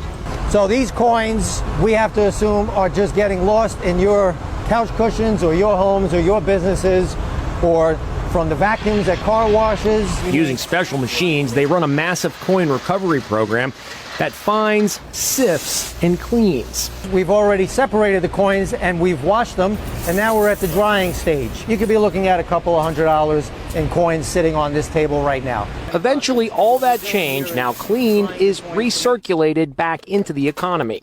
We will separate them by their denominations, about 50,000 pounds a year. Lots of coins are too damaged to be saved. For every good coin, there's probably 2 or 3 bad coins. Talk about a Happy Meal. I just went to McDonald's and they handed me my sausage McMuffin and this bag. Well, what's in this bag? Josiah Vargas was just handed a bag filled with cash. Just a couple $1,000s here. Actually, $5,000. They handed me a bag full of cash, and I didn't know it until I actually got home. You know how bad I want this money? Why put me in this situation? After thinking it through, he returned to the McDonald's. All the employees come out and start thanking me. Oh my God, I really want to give you a hug. The couple put in more than $10,000 worth of landscaping to their lawn, including these decorative white rocks. Now they may have to remove all of them. The association says these white rocks around Demarest and Jose Heinzen's home violate the neighborhood bylaws. The couple got a letter saying they have 2 weeks to remove the stones. To my amazement, we got a letter in the mail saying that, we can't have the white rocks. Like most HOAs, the Heinzens requires property owners to get approval before making certain changes to the exterior of their home, including landscaping. The HOA tells us other rock colors are acceptable and they can work with homeowners on their landscaping designs. If nothing is done, the battle over the rocks may end up in court. This guy is about to reveal something incredibly nasty at a Popeyes restaurant in the nation's capital. It's this joint right here. He unlocks the front door and records everything as he heads to the kitchen. It's all ready. Then he turns on the lights. Look, rats. You can say that again. There they are, rats scurrying up the wall one after another, disappearing behind a pipe. Look at them. He finishes the video with a question. You still love that chicken from Popeyes? After the video went viral, the D.C. Department of Health inspected the restaurant and closed it down. It is the largest cash seizure in Miami-Dade police history. Over $24 million found inside the Miami Lakes home of Luis Gonzalez Hernandez. Police raided that home Tuesday and says the cash was behind this wall in the attic, packed in orange Home Depot buckets, 150 grand in each bucket. A loaded Tech-9 firearm was also taken from the home. Could never think in a million years that this beautiful home here on the corner of Northwest 77th Path and 169 Terrace. The investigation by the DEA. 32-year-old Selma Hernandez, his sister, an employee at the business, was also arrested. He is facing a host of state charges, including money laundering and possession of a firearm while committing a felony. On Tuesday, police and agents raided the Blossom Experience. If you can't comfortably fit in the seat, meaning you need a seatbelt extender, or you take a part of another seat, you will have to buy an extra ticket, and it may not be refunded. I would rather prefer if Southwest could make like extra large or larger seats for like plus size people, you know? Starting next year, plus size passengers who take up space in a neighboring seat will be required to purchase an extra ticket. Currently, travelers can buy an extra seat ahead of time and get a refund later, or request an extra seat for free. The new policy states the second seat will be non-refundable unless the flight has at least one open seat. I took Monica back to their Phoenix dealership. Don't touch it. This is the story of a mom, 2 kids, and a desperate need for a car. A 2003 black Cadillac LTS like this one. I really liked it. No scratches, no dents. She bought it from Prieto's Auto Sales in Phoenix, paid in full, $5,500. Then was told there was a small problem. The ignition, the inside of it is broken. The sensor needs to be replaced. She says the part was ordered. We went back Thursday and they just said we found a leak in your car. Again, no car to take home. It became a real hassle. Was $11,000 in cash. Diana, the housekeeping director, says Bridget found the money in a bag in the bottom drawer of a dresser. And Tony and Betty, the senior citizens it belonged to, were long gone. After living in Ypsilanti for 40 years, they were moving out of state to be closer to relatives. And it wasn't until they got to their destination that Betty realized she didn't have all that cash to pay the movers and settle into their new home. Well, they knew they were missing the money. They didn't know where they were missing the money. Betty's son told us she cried tears of joy and relief when she heard the hotel staff had the money and would be overnighting it to them. Could you imagine yourself? You know, you got your money, you think you don't, you think you have your money, but then you get where you're going to your destination. You find that you don't even have it. And don't really remember where you left it. As for Bridget, she doesn't think what she did was a big deal, and those who know her aren't a bit surprised that she did the right thing. Oh, she's a wonderful employee. 26-year-old Afeni Muhammad in court Friday afternoon, charged with first-degree murder. East Point police say Muhammad fatally stabbed her manager, 39-year-old Jennifer Harris, inside the McDonald's where they both worked on 9 Mile Thursday morning. Prior to the stabbing, Muhammad was sent home by Harris for not performing her work duties and told Harris, "I'll be back." 2 days before the stabbing, Muhammad posted a video on her Instagram, which is public. This is a small portion of that video. But to get sent home 2 days in a row, man, and I came in on my off day to make up my time, and she still sends me home early? It's not funny. Somebody will have to do something about that. Due to the suspect having a record in Virginia for a similar crime involving another knife, the judge set her bond at $25 million cash or surety. Investigators say the suspect stabbed Harris several times inside the drive-thru portion of the fast food restaurant. A customer, a CPL holder, was in his car and witnessed the crime. Authorities say he shot his gun in the air, attempting to stop the violence. When the suspect ran out of the restaurant, the CPL holder held her at gunpoint until police arrived. State police say the couple living here after spending money that wasn't theirs. Investigators say Robert and Tiffany Williams had $120,000 deposited into their account at BB&T on May 31st through a mistake by a teller. But instead of contacting the bank about the deposit, the couple allegedly spent most of the money, all in 2.5 weeks between June 3rd through the 19th. Police say the Williams also used the money on bills, car repairs, cash purchases, and even gave $15,000 $1,000 to friends in need of money. Once the bank realized its mistake, it transferred the $120,000 to the correct account. It contacted Tiffany Williams on June 20th and told her the couple had to pay back the $107,000 in overdraft fees they incurred. On June 21st, the bank called again. Tiffany said she and her husband would work out a payment plan. Court papers show that after those two initial phone calls from the bank, the couple had no contact with bank representatives, despite several attempts by the bank to reach them. The couple is now facing felony theft charges. So this 14-year-old thought his neighbors hated him since he was always playing basketball outside. You see, although it was Anthony Mobake's dream to make the NBA, since he couldn't afford a hoop, he would just spend hours every day shooting at a tree in front of his house. Since this was extremely loud, Anthony had always been scared that his neighbors were really bothered by him. And as it turns out, they actually were bothered. After Ian Ray had watched this 14-year-old shooting at a tree for months, he finally just had enough. So he simply made a Facebook post asking whether any locals would be able to chip in to bless Anthony with an actual hoop. You see, although Ian had never even talked to Anthony before, he seemed like a good kid who truly loved basketball. So Ian decided to actually try and help Anthony. When Anthony got a knock on his door one day and saw his scary-looking neighbor, he assumed he was about to get yelled at. But Ian simply told him that not only had a local store owner donated an entire hoop, locals had also raised $750 for him to buy whatever equipment he wanted. On top of that, a private Toronto school soon offered for Anthony to join their basketball program. And Anthony's idol, LeBron James, even told him, "Keep working, kid. You have another fan in me." And now a startling ABC News investigation. A whistleblower has come forward to tell consumers. What if I told you the food you thought you knew at McDonald's isn't what it seems? Behind those golden arches lie secrets that even employees warn you about. Hidden truths about the meats millions eat every single day. From chemical tricks to bizarre cost-cutting measures. And here's the scary part. The most questionable meat on the menu isn't even the burgers. And what are you really eating? Not ribs at all. It's ground pork shoulder and trimmings pressed together into the shape of ribs. The illusion is held together with something known as meat glue. Yes, it's exactly as unappetizing as it sounds.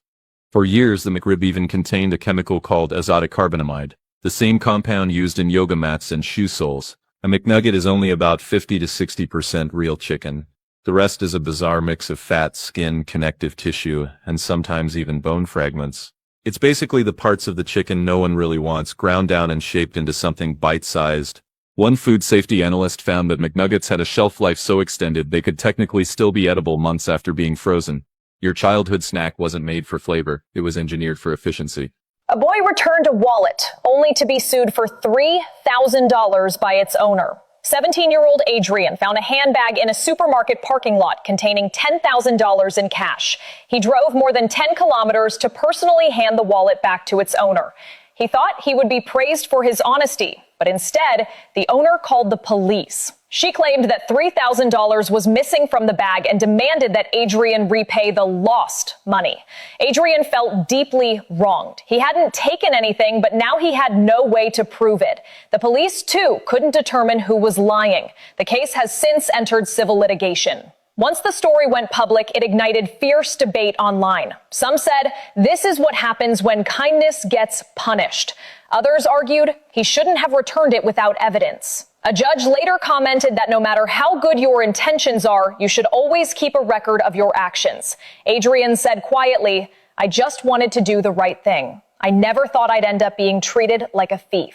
A 6-year-old flying solo to visit his grandmother was mistakenly put on the wrong flight. My stomach was tight, my heart was pounding. The boy's grandmother, Maria Ramos, says he was supposed to fly from Philadelphia to Fort Myers for Christmas, but when she went to pick him up at the gate, he wasn't there, telling Wink News. So I ran inside the plane to the flight attendant and I asked her, "Where's my grandson? He was handed over to you at Philadelphia." She said, "No, I had no kids with me." The boy traveling on Spirit Airlines was accidentally sent to Orlando. He said, "Mom, where are you? I don't see you. I got out the plane." I said, "What you mean you got out the plane?" He said, "Yes, I'm here. I land. I'm in the airport." I said, "Give me an adult." He said, "I don't have nobody with me." In a statement, Spirit Airlines said the child was always under the care and supervision of a Spirit team member. And as soon as we discovered the error, we took immediate steps to communicate with the family and reconnect them. We apologize to the family for this experience. Maria says the airline, which put her grandson's bag on the right flight, offered to reimburse her for the drive to pick him up. But that isn't enough for her. Thousands of dollars smuggled into the United States, dyed black, and hidden in bags of flour. The evidence looks like a crazy arts and crafts project. A bag of flour, bottles of iodine and glue, stacks of dyed construction paper cut into the shape of money, and several $1,000s. Police found all this stuff when they got a call from a hotel saying their cleaning crew thought they found a meth lab in one of their rooms. And while this odd collection wasn't for making drugs, police soon realized it had all the trappings of something called the black money scam. Individuals convince a victim that the black pieces of paper that you see are in fact U.S. currency. Currency supposedly dyed black and hidden in bags of flour smuggled into the country. And simply need to be cleaned with expensive chemicals. The victims are tricked with some real money turned black with glue and iodine. The expensive chemicals, no more than vitamin C and water. Landlord in Merced. He is owed $17,000 in unpaid rent. He was finally forced to sell the house he was renting, and since you can't evict, he had to sell with tenants living inside, significantly dropping the value of his home. This month, Robert Givens sold the home he rented out, the house he bought and lived in for 30 years, before finally renting out the home and buying a new one. Well, it just feels terrible. You know, now we just have to go on, just forget about it. Givens made the decision to sell after going 11 months without being able to collect rent. 67 years old, senior citizen, disabled, and I depend on this property for income. That was Givens 2 months ago. Since then, he has gone to Sacramento to make his case, seeking help for landlords. Since I made that decision to sell this property, I've had such a relief lifted off my shoulders. Since he couldn't evict his tenants, Givens took a significant loss on the sale, $70,000 below market value. Landlords could be paid 80% of back rent if they forgive the other 20% of what's owed. Givens says he doesn't plan to let his former tenants skip out on paying him back. I will be going to court to get 100% of the money that this tenant owes me. Call it a fast food fiasco. A picture of a Taco Bell employee, and what he's doing is going viral, disgusting customers and sending the company into crisis management mode. It is the latest photo surfacing on the internet of an employee apparently tampering with food, this time Taco Bell. Disgusted? Just disgusted, completely disgusted.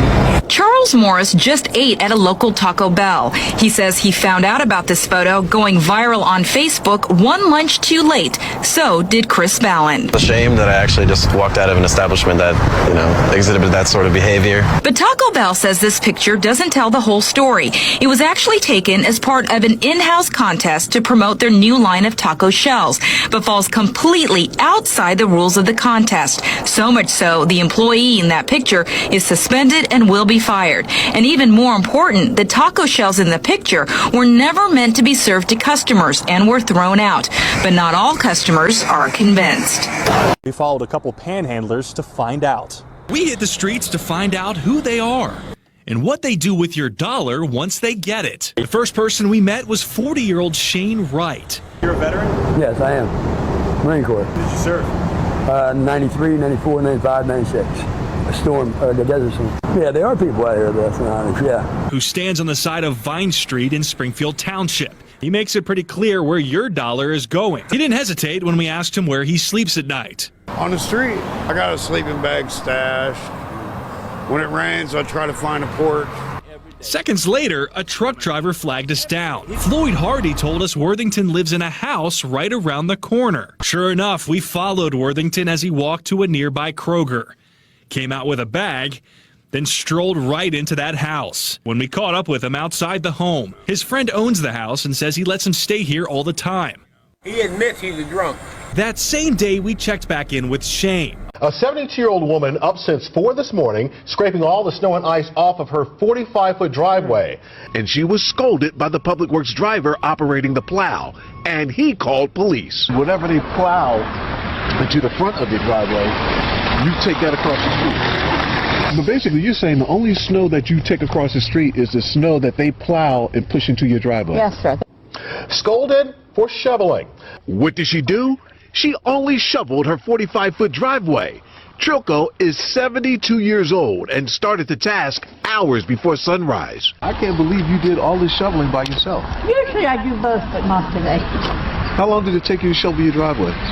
Well, I started probably about 4 o'clock this morning, but I took breaks. The only thing that irked Choco is the municipality's snowplow that shoved more snow back into the entrance of her driveway. I don't have any room here or else I'm going to be blocked in. So after the plow blocked her driveway, she took the load of snow across the street so the plow can shove it on the other side. It was a discovery unlike any other. The Gilmartins thought they were doing some renovations to a jacuzzi in their home, but what they found underneath, they couldn't believe. I want to jump in. First off, I guess, to be honest, Trevor Gilmartin recalls the moments and his first thoughts when he and his wife Haley dug out their jacuzzi only to find a hole beneath it. we did some testing to make sure the water was okay to get in. Obviously, safety was a little bit of an issue in terms of the fact that there's not like a ladder, and if I fall down in that hole, there's no getting me out. Ironically enough, one of Trevor's hobbies is scuba diving, so he had the gear to dive on in. He and his wife posted their discovery to TikTok. What on earth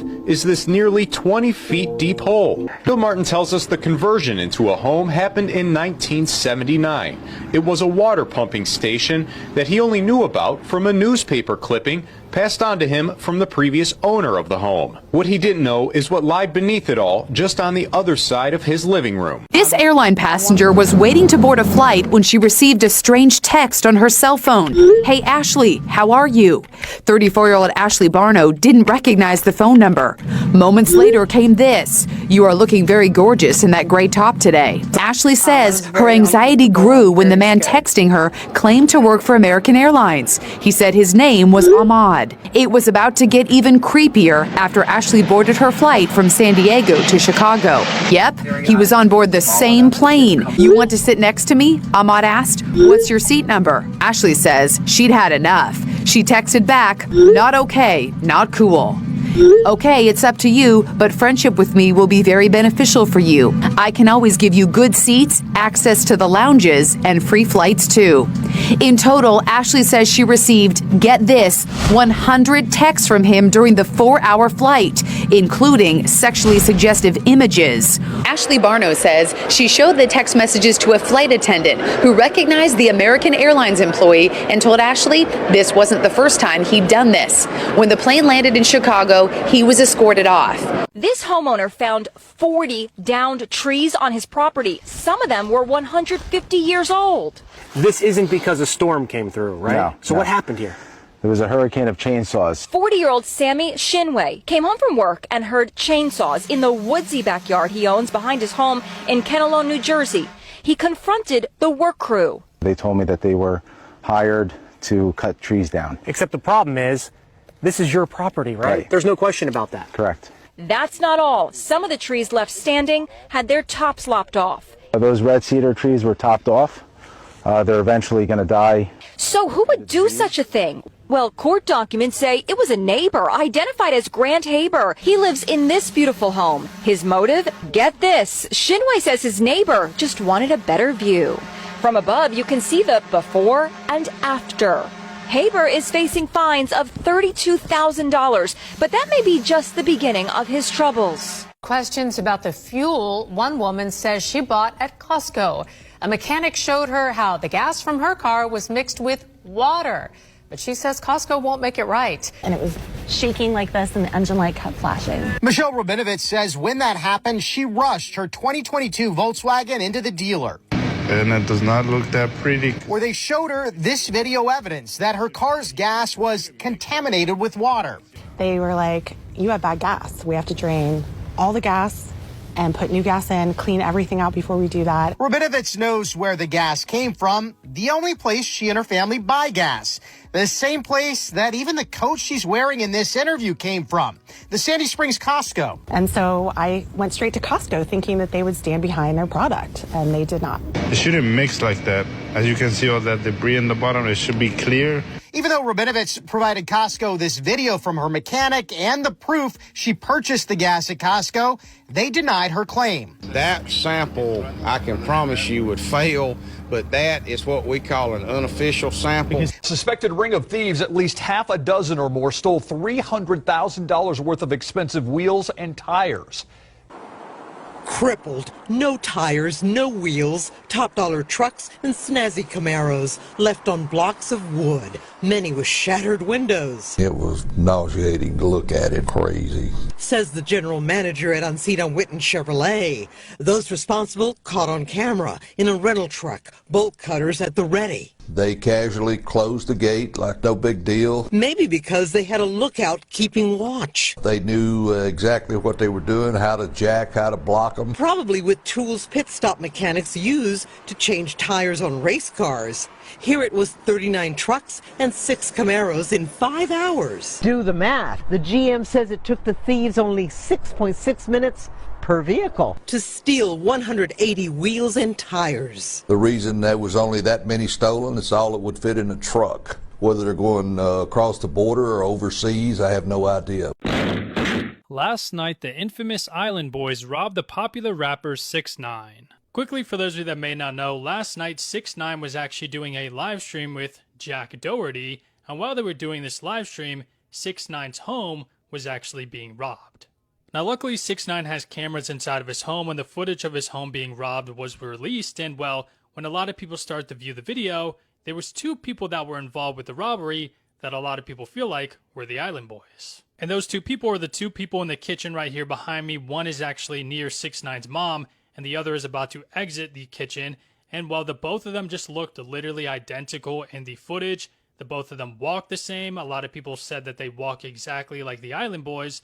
And also the other person involved with the robbery called out one of their names, and that name that they called out is Red, which is ironically enough one of the Island Boys' names. Very well could be a coincidence, but the fact that the both of them walk the same, they have the same build, the other guy called out one of their names, and it just so happened to be one of the Island Boys' names, I don't know, very interesting, and I'm curious to know your thoughts about all this. A disabled University Heights woman is fighting City Hall and losing. It's all because of how she fixed her yard to help her get around. Disabled retiree Carol Waddell paid a contractor $1,500 to remove the grass in front of her University Heights home and replace it with concrete so she could park her car there. He told her he'd pulled a permit back when the work was done 7 years ago. She thought all was well until this came in the mail, a citation from San Diego Code Enforcement. How it came, just like this, immediately ceased parking into front yard. Not only that, in red ink, highlighted in neon green, failure to comply will result in fines and fees. Waddell lives on Social Security. She says she can't afford to pay a contractor to tear up the concrete or pay for a building permit to do the work. She's already been hit with a $500 fine. I don't know what I'm supposed to do. Code enforcement said the sidewalk isn't their department. One senior who ditched natural grass to make life easier is now seeing red, courtesy of the city. It may look real, but this is synthetic grass, and it's led to a turf war with City Hall. Homeowner Frank Leone installed the fake grass on his North York lawn because he's in his 80s. He's had a stroke and has limited mobility. Shortly after the turf went in, a complaint was filed by a neighbor. Frank got a notice from the city. Receiving help from former councilor Karen Stintz, Leone called a bylaw officer to inspect the lawn, getting approval last October. And he got it in writing. Leone thought it was over, but just a month later, a building inspector from the city said the lawn is not permeable, meaning water can't pass through it. And he's being charged for failure to comply with an order. This despite the approval of a bylaw officer. He's now being served with additional notices of violation, including fines, if he doesn't replace his grass within the next 30 days.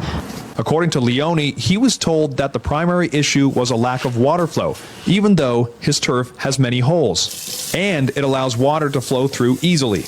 The American dream turns into a nightmare for a young San Diego couple. San Diego couple Kevin and Nicole Knorr had found their dream home, this 5-bedroom in Carlsbad, perfect for their young family. I feel like that's the American dream, like having your single family home in a good area. That dream has now become a nightmare after earlier this week they received an authentic looking email with detailed instructions to wire their funds into escrow. It all matched up with, everything that we had received. So, we proceeded with everything. Transferring the money as instructed, $774,631. It's our life savings. It's everything that's been left to us. It wasn't until days later they realized something was terribly wrong when they reached out to the escrow company to ask about a slight discrepancy in numbers. And I think then they kind of realized, like, well, hey, wait a minute, you wired the money. When did you wire it? The couple quickly contacted the FBI, which they say has been able to track the nearly $800,000 from California to Texas, now to Singapore. They said most likely it's, just been dispersed, it's gone, it's untraceable. It's a most unusual emergency. A 17-year-old is hopelessly tangled in her seatbelt. She can't get out. Her mom can't believe it. Oh my God! Are you like a 5-year-old? I don't know how this happens! Seriously! How did Gracie Davidson find herself in such a bizarre situation?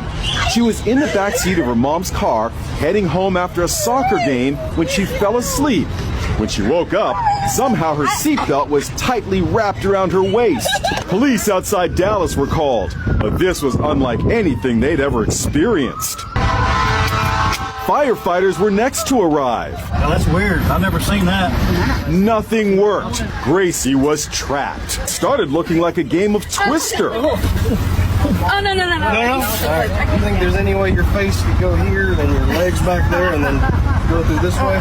He'll hold your shoulders, I'll grab your feet. So what finally worked? The fire department showed up, and they had the tools to unlock the top of the seatbelt, which actually loosened it so I could slip out of it.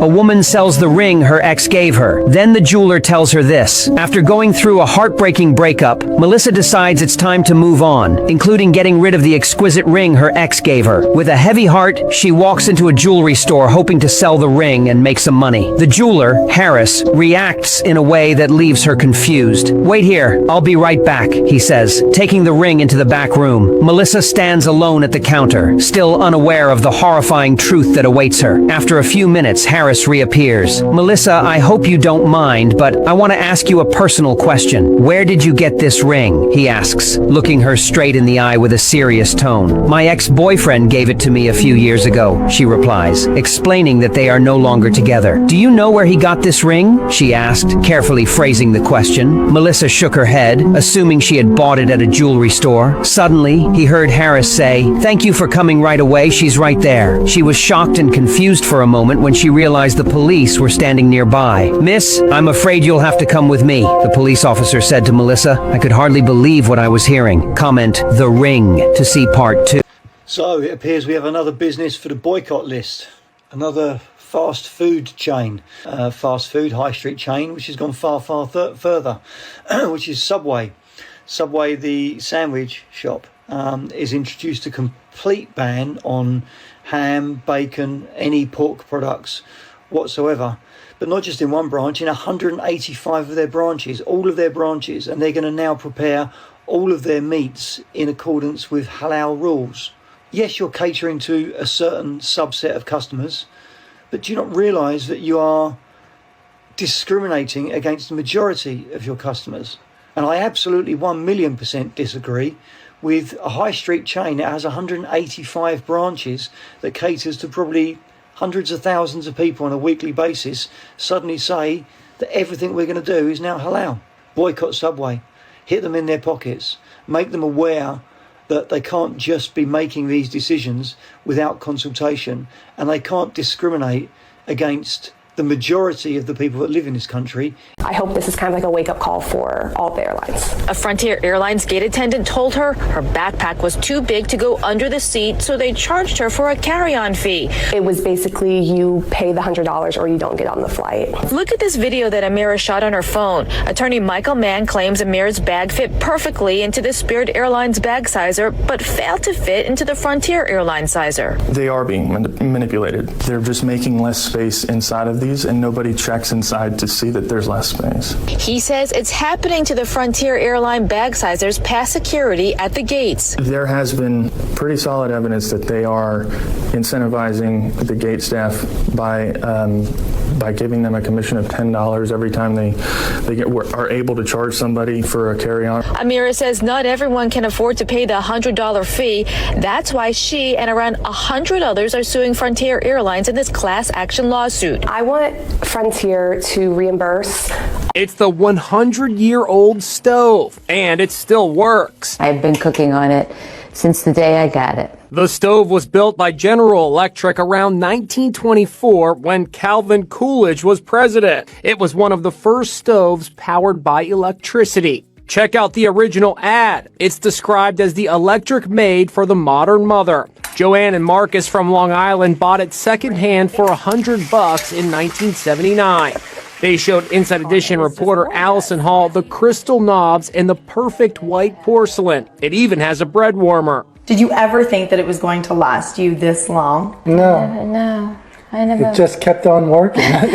The stove isn't the only old appliance Joanne and Marcus own. They also have a working fridge from 1930. So I've worked since the 30s, and we've been using it regularly since we've had it. You guys have some pretty lucky appliances. Yes. Yeah, I guess we do, yeah.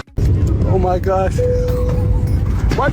A family from Detroit outraged after being kicked off their flight over a complaint about their hygiene. There's no body odor that we have. There's nothing wrong with us. Yossi Adler, his wife Jenny, and their baby were wrapping up their vacation in Miami and heading back home to Detroit. At least that's what they had planned. All of a sudden, as soon as they took us off, they closed the gate, and then they said, "Oh, sorry, sir. Some people complained that you had body odor. We're not letting you back on." The Adler family briefly boarded the American Airlines plane before they were asked to get off because passengers were complaining about their body odor. We don't have odor, okay? Nobody here has odor. Oh, stop. Give me that. Oh, stop, okay? This is cell video taken by Yossi talking with airline staff after being booted from their flight. They said they're taking our stuff off, and they lied. Stop. The Adlers say they were told their luggage would be taken off the plane, but that didn't happen, leaving them with only the clothes on their backs. We have our car seat, our stroller, everything. In a statement, American Airlines said they removed the Adlers from the flight after several passengers complained about their body odor. They were booked in a hotel, given meal vouchers, and booked onto a new flight.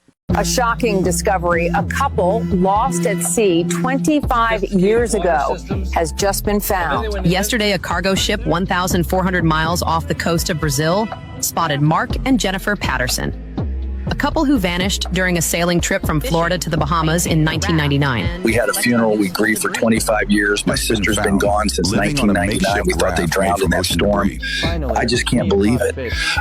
Living on an impressive floating structure built from boat wreckage combined with the ocean waste, they created innovative ways to survive. We learned to see trash as resources. We had everything we needed. Most importantly, we had each other. The couple developed a daily routine of fishing, maintaining their raft, and collecting useful debris. Experts are calling their survival unprecedented, and others are calling it miracle. After year 5, we stopped trying to get rescued and just focused on living. South Africa, the ocean provides everything if you're patient.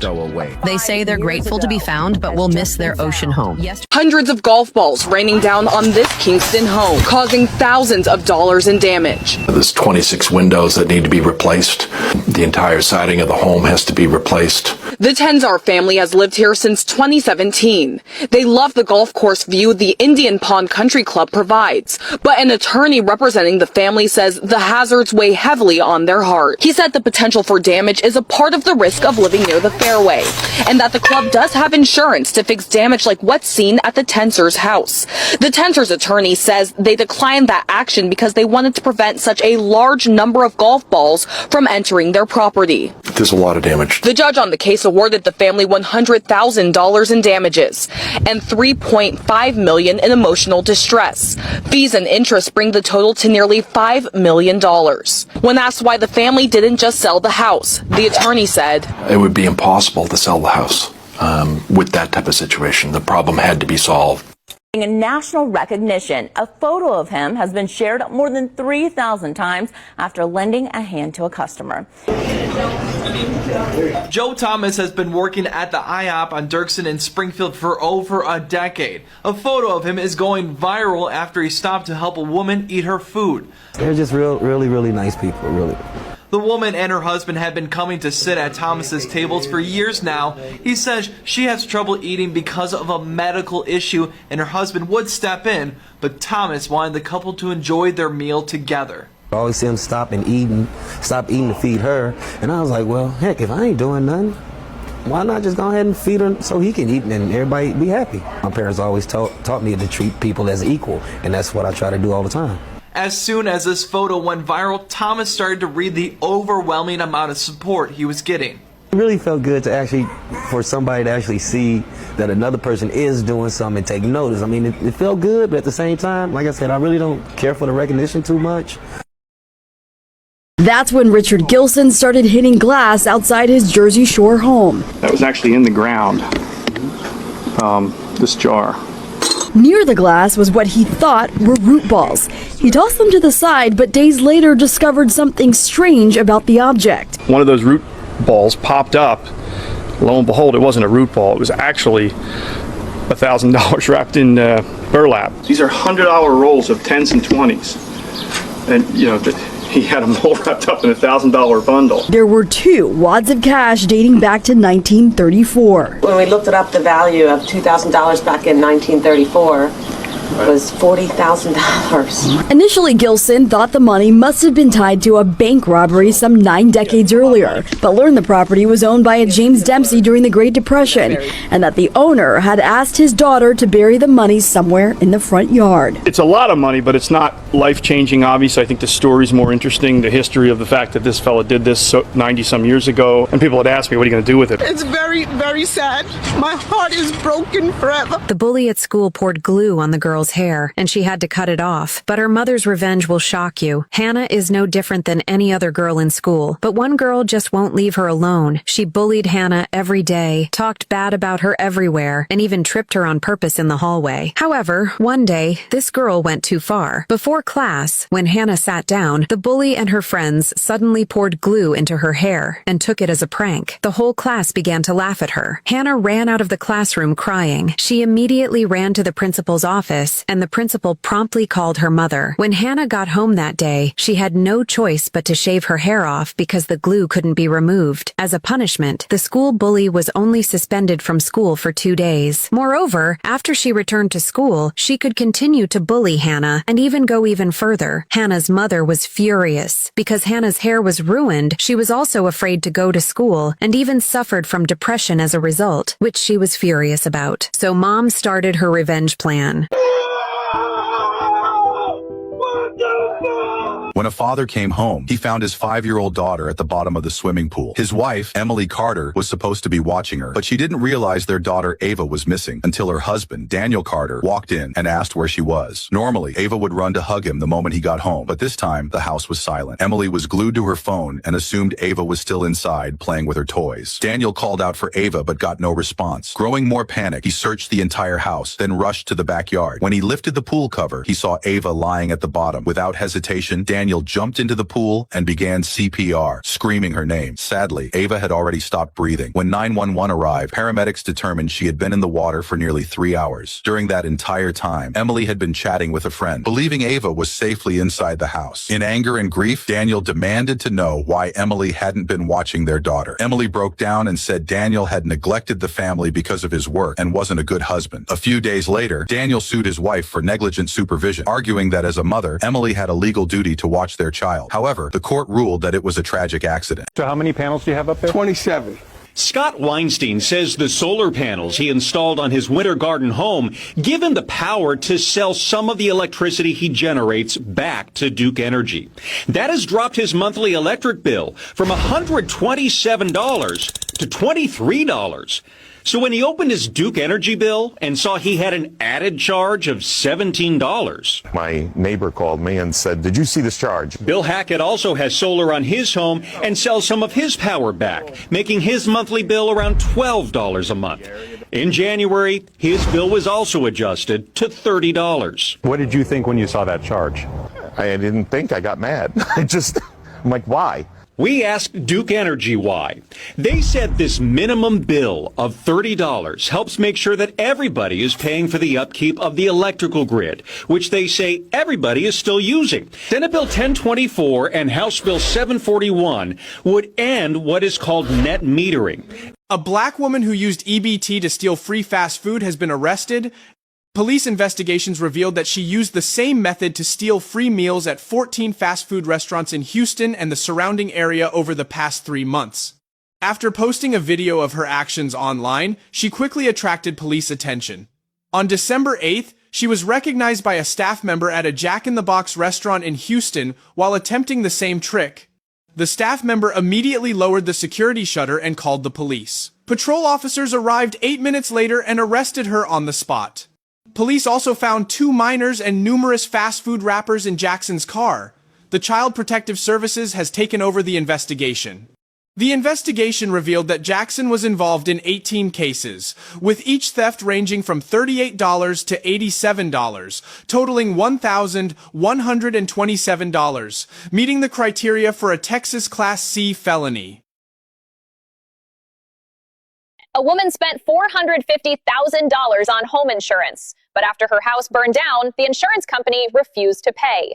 Connor is a mother of 4, and her husband suffers from an extremely rare form of appendiceal cancer. Unexpectedly, just days ago, their home was reduced to ashes in a devastating fire.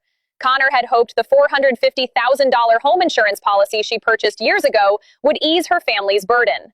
Her request was simple: rebuild their former home. But the insurance company refused to pay. Because her home had appreciated in value over recent years, they would only pay the amount stated on the original policy. In other words, the hundreds of thousands she spent on insurance would only cover the years-old value, far from enough to rebuild. What's even more infuriating is the insurance company never informed her that without selecting 100% replacement cost or guaranteed replacement cost, her coverage was essentially worthless. Now cornered, Connor must sell the land to pay off the remaining mortgage. But after the sale, she faces an even greater crisis. 4 children, a husband battling cancer, and now no home. Connor has now decided to sue the insurance company. This mother of 2 just died from drinking too much water. 35-year-old Ashley Summers apparently overwhelmed her body while trying to hydrate in the summer heat. It was a hot summer day, and Ashley told her family she felt like she was suffering from dehydration, so she did what most people would do. She grabbed a couple bottles of water, consuming 4 16-ounce bottles in just 20 minutes. Ashley's brother, Devon, says she soon began feeling sick. She had her head in her hands the whole way home because she just felt so dizzy.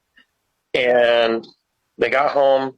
She started to walk across the garage to go into the house, and she passed out and never regained consciousness after that. So what does water intoxication do to the body? When we talk about taking in water, we talk about the fact of how much can your kidneys get rid of that fluid at a normal level.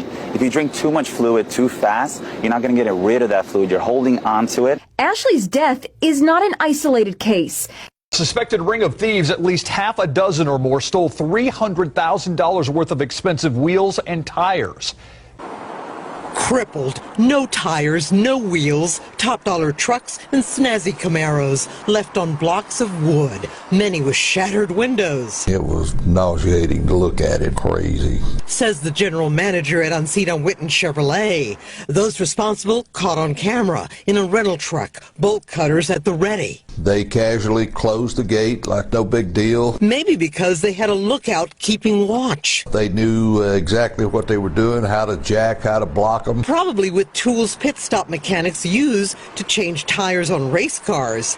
Here it was 39 trucks and 6 Camaros in 5 hours. Do the math. The GM says it took the thieves only 6.6 minutes per vehicle to steal 180 wheels and tires. The reason there was only that many stolen, it's all that would fit in a truck. Whether they're going across the border or overseas, I have no idea. A customer was charged $12 for eating complimentary fruit from a restaurant counter, accused of theft. Surveillance footage showed customer Carter taking several orange slices from a small dish on the counter while waiting for his order. At checkout, staff added a $12 fruit cup to his receipt, claiming it was consumed without payment. The customer immediately questioned, "This is free sampling." The staff member countered, "Only one slice is allowed. Taking more is equivalent to taking a whole portion." They then produced internal rules, though no prominent signage was present at the location. The restaurant emphasized that counter samples are single-slice tastings to prevent waste and theft. Carter stated he saw no quantity restrictions and received no warning from staff, calling it outright fraud. Furious, he posted the incident online. After the video surfaced, netizens debated. Some argued the restaurant was maliciously charging. Others countered, eating a handful without paying is essentially taking advantage. Carter vowed not to pay the $12, deeming it extortion. He decided to pursue legal action.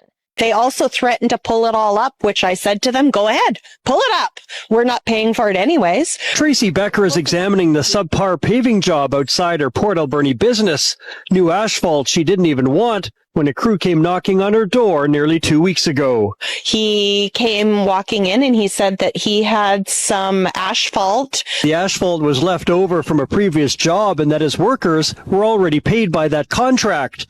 He quoted a price of $9 a square foot at 4 inches thick. When they were about 3/4 finished the job, the man came to Tracy with the price. Tilly told me it was going to be $28,000. She says the price included another pad by the road, but it was far more than the smaller 4-inch thick pad that was supposed to be just outside the shop.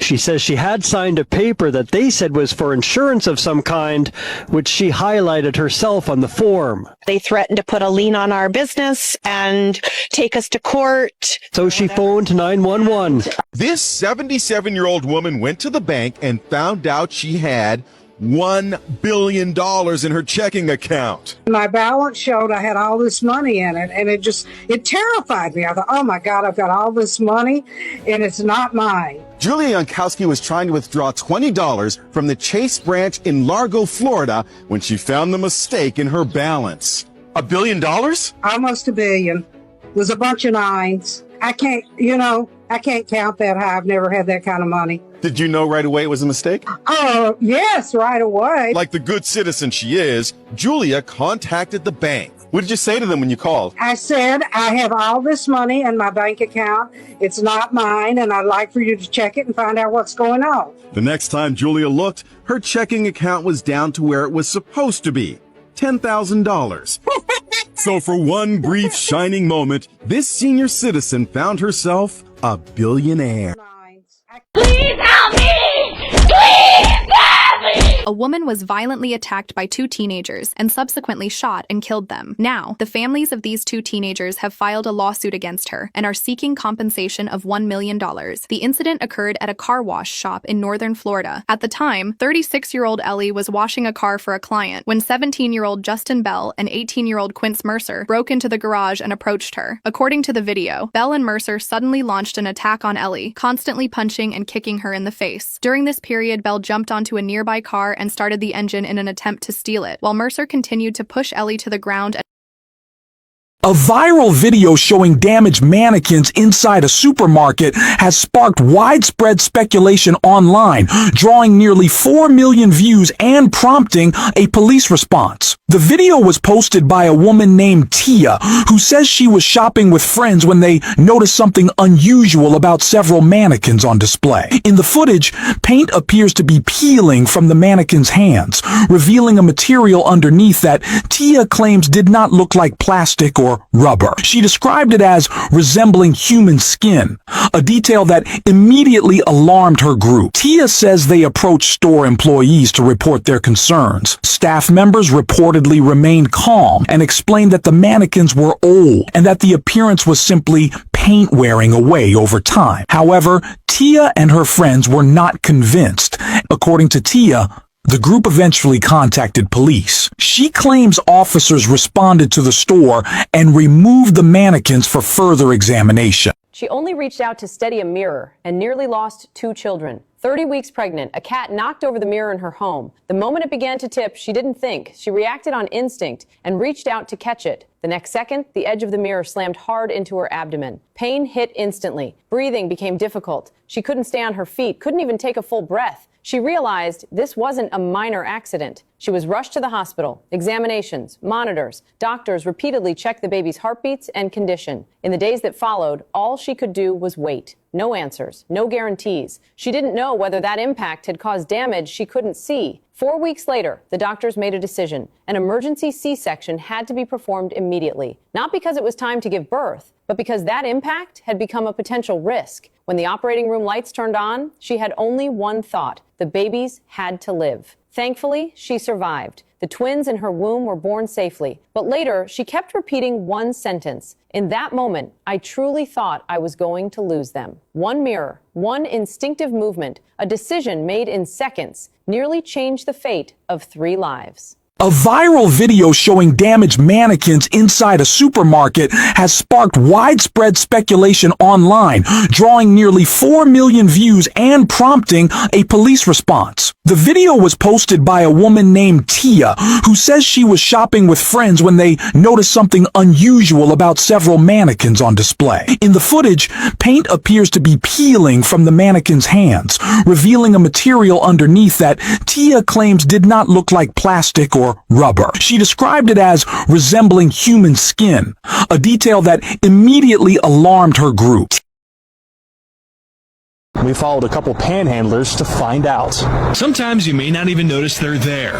Other times you may feel like helping someone out. We hit the streets to find out who they are and what they do with your dollar once they get it. The first person we met was 40-year-old Shane Wright. Right off the bat, we learned a lot from his cardboard sign. You're a veteran? Yes, I am. Marine Corps. When did you serve? 93, 94, 95, 96. The desert storm. On a good day, Shane says he'll be handed $30 or $40 in Springfield Township. There's not much mystery here. He makes it pretty clear where your dollar is going. He didn't hesitate when we asked him where he sleeps at night. On the street, on cardboard, and I got a sleeping bag stashed.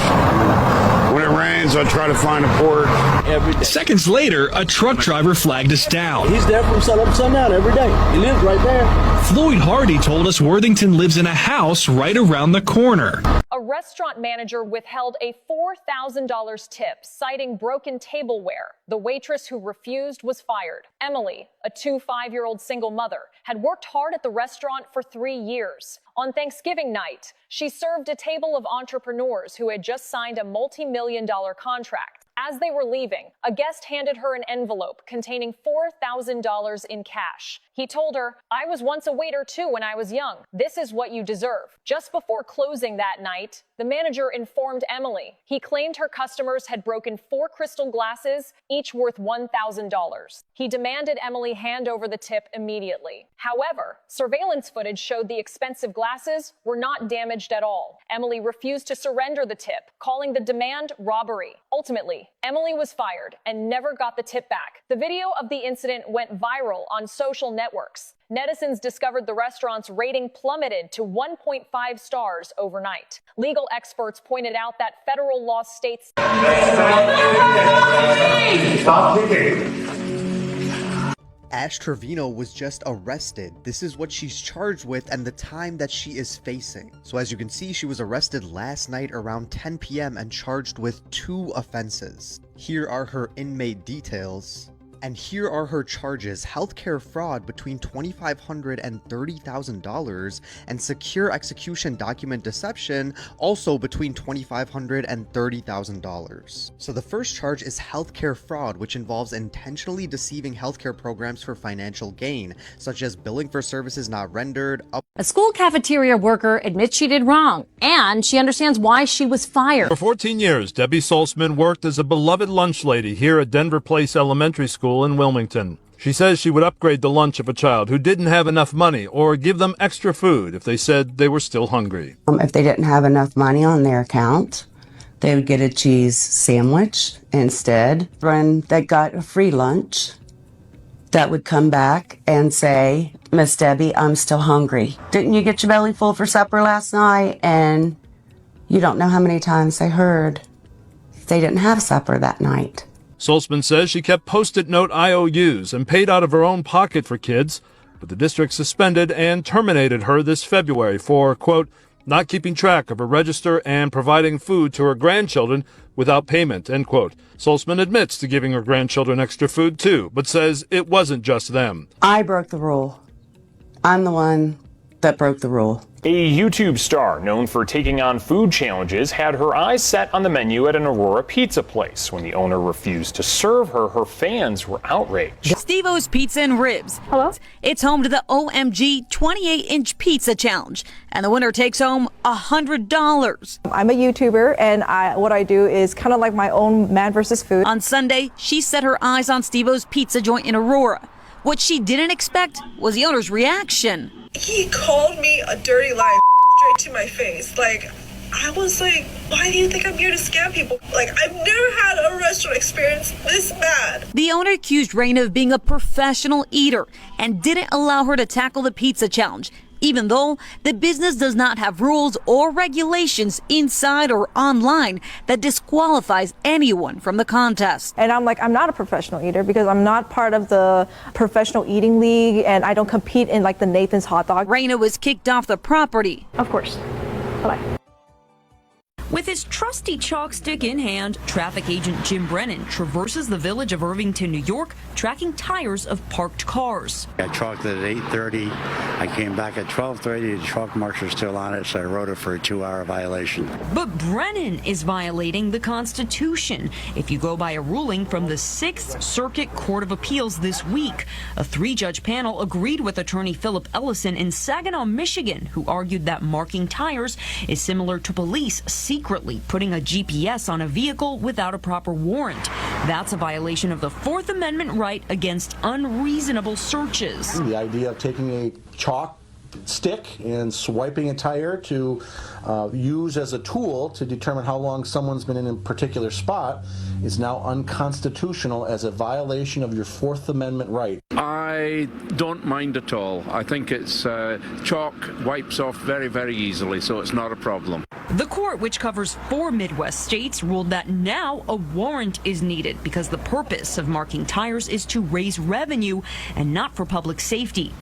A boy returned a wallet only to be sued for $3,000 by its owner. 17-year-old Adrian found a handbag in a supermarket parking lot containing $10,000 in cash. He drove more than 10 kilometers to personally hand the wallet back to its owner. He thought he would be praised for his honesty, but instead, the owner called the police. She claimed that $3,000 was missing from the bag and demanded that Adrian repay the lost money. Adrian felt deeply wronged. He hadn't taken anything, but now he had no way to prove it. The police, too, couldn't determine who was lying. The case has since entered civil litigation. A girl was working the overnight shift alone at McDonald's from 2 a.m. to 6 a.m. when some shock had happened. A customer pulled up to the drive-thru, initially ignoring her, then started being ruled over a simple coffee order. Even resort in a name caller. Despite her maintaining a professional demeanor, he kept escalating the situation, calling her names like "and ho." I'm gonna get real petty with you, and you won't serve me coffee, and I'm stupid, right? Ultimately, the girl refused service, which she has a right to do. After all, you can't insult someone and still expect to be served. She then moved on to the next customer. But this customer pretended to leave, only to stop at the window, get out of his car, and start yelling at the staff. Even going after a colleague who doesn't speak English was more ridiculous is that he pulled out his phone to record and acted like he was the victim. Later, he returned to complain to management, continuing to lie about what happened. But the facts didn't support his claims, so nothing came of it. Finally, that girl was fired. What do you think about this?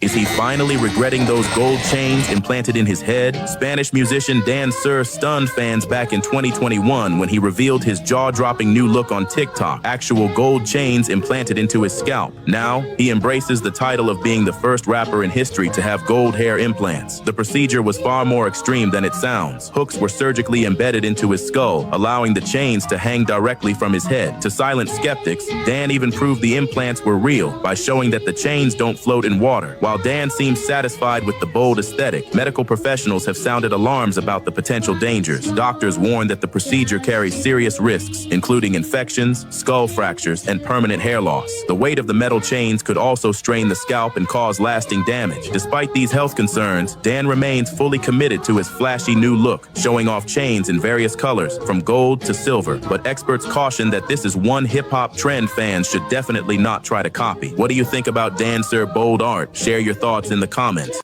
It's the picture warming hearts all over the internet. A man in a waiting room holding a stranger's sleeping baby after the mother struggled to hold the baby and fill out paperwork at the same time. I felt good, especially after he sat down and we started talking and stuff. It felt right. Joe Hale says the gesture of kindness, liked over 1 million times on Facebook alone, was just instinct for the grandfather. I didn't care if the baby was black, green, purple. It didn't matter to me. I do all children that way. Natasha Wilson captured the heartwarming moment. As he held the baby, it was as if that was like one of his kids or one of his grandchildren. It was really a touching sight, something I've never witnessed anyone do before. The baby's mom, Jade West, says in times like these, she's especially thankful for the kindness of strangers. It feels good because, you see so much bad stuff going on, and it's just it feels good to see something positive for a change. And West says she's a single mom, so she's used to doing everything by herself. She says that made it especially nice to have someone offer an extra set of hands. A man worked at McDonald's for over 21 years. In the end, what he received as a reward was not a bonus nor a promotion, but a bicycle. Many people said he should have been given a car. Should he be happy or sad about this? The man's name was Stephen Montreal Hughes. He was from South Carolina. He had been working at McDonald's since 2004. This was a long-term, stable, and dedicated job for him. Previously, he often had to walk to work. The commuting conditions were difficult, but he still persisted in working. That day, he said that he finally no longer came to work on foot. Instead, McDonald's sent him a bicycle. He was emotionally excited and repeatedly thanked in front of everyone. When he realized that this was prepared for him, he didn't say, "I deserve it," nor "finally it's my turn." The most touching sentence he said was, "That's my home." This scene moved countless people. 21 years of dedication, not recorded in any grand system, but remembered by those around me. What truly moves people is not the bicycle itself, but the efforts of ordinary people, which are finally met with kindness. Do you think he should get a car or something else? A customer at Patriot Auto noticed something unusual Sunday morning and alerted workers. And he went up here to look at a truck, and he happened to notice a truck next to that one had the wheels missing. When workers and police showed up, they found 76 wheels missing from 19 different trucks. They came in, they cut the locks on the gate, they cut the wires on all the lights. Under the cover of night, made darker by their own doing, thieves hit Seguin Chevrolet right where it hurts. So really what the police think is somebody came in with a covered trailer, and they were clearly very good at what they did. They're experienced mechanics, and so they took them all and then drove out maybe one of the back roads. He found the trucks on blocks that the crooks had brought themselves. They took off with about $100,000 in tires and rims, somehow cutting through the wheel locks. And they were very particular as to which wheels they took. They didn't take them on all the trucks, just on the expensive ones. The man you see in this video is not a real UPS driver. He's wearing a UPS uniform to make the family believe he is delivering a package so that he can force his way into the home. In this case, 2 men came to the house pretending to make a delivery. The oldest son, who was 20 years old, came outside. That is when 2 men forced their way into the home. In this clip, you can actually see one of the suspects wave a third suspect inside. Inside the home were the mother, the father, and 2 toddlers. The mother, the father, and the 20-year-old son were killed. The 2 toddlers were left alive. There are many devastating moments in this case. One that hasn't left my mind is the portion of the video where the younger toddler walks up and sees the mother deceased on the ground and starts screaming. The older toddler runs in and pulls the younger toddler away. And at that age, they obviously don't understand fully everything that's happening, but they know enough to understand something is seriously wrong. And that older toddler knew enough that they needed to get their sibling out of the situation. Court filings showed that allegedly one of the victims was involved in drug trafficking, and the suspects may have believed that there would be drugs or money inside. One individual identified in court records as a McDonald's restaurant closed after receiving complaints about a pajama day for its employees during the holiday season. During the holiday period, the restaurant allowed its employees to wear pajamas to work. The store said the decision was made to help staff feel more comfortable while working during a busy and stressful time. Employees continue to take orders and prepare food as usual. However, some customers said they felt uncomfortable seeing workers in sleepwear while handling food, feeling as if their fries had been slept on under a blanket all night. One customer filed a complaint with the relevant department, saying the situation felt unprofessional and raised hygiene concerns. After receiving the complaint, officials ordered the restaurant to close for rectification and review of its operating standards. Some people said they do not care what fast food workers wear, arguing that McDonald's is not a luxury restaurant and that comfort should come first. They believe as long as the food is prepared properly and served hot, clothing should not matter. Others said the restaurant crossed a line. They argue that food safety rules should always be followed, and even if pajamas were allowed, employees should at least wear aprons or proper work gear. What do you think? Was the complaint justified, or did this go too far? Who says she has a light bulb in her basement that's been working for 37 years.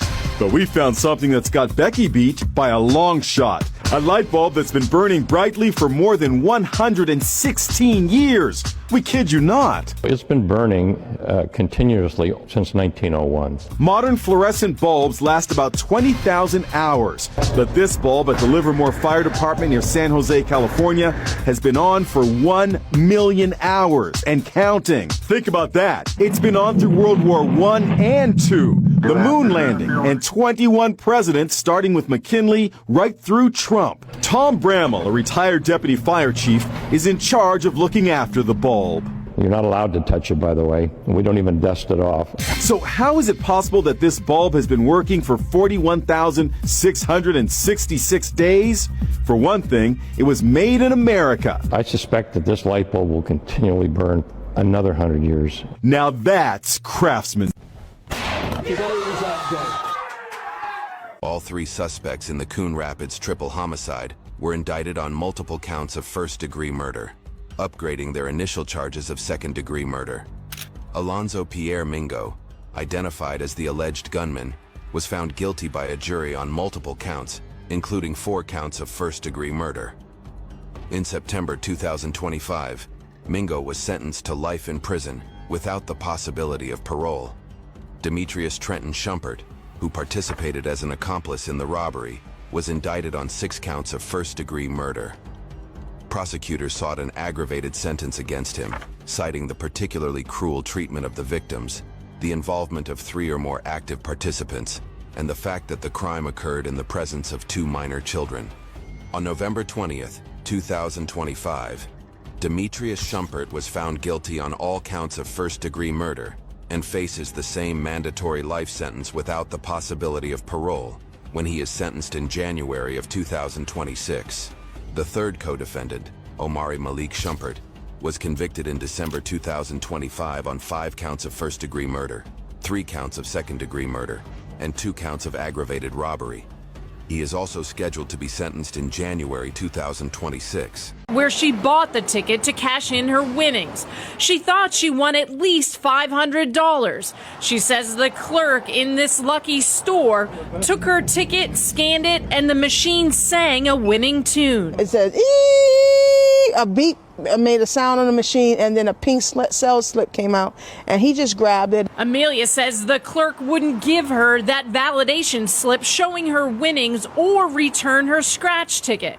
After some back and forth, he handed her $500 cash from the register. 1, 2, 3, 4, 5. But even with that money in hand, she had a gut feeling that something was wrong. When I called the lottery people and the police, it would appear that what he did was he took the validation slip, kind of crumpled it up quickly, threw it away or otherwise disposed of it, kept it away from the customer, and attempted to pay her approximately $500 in cash.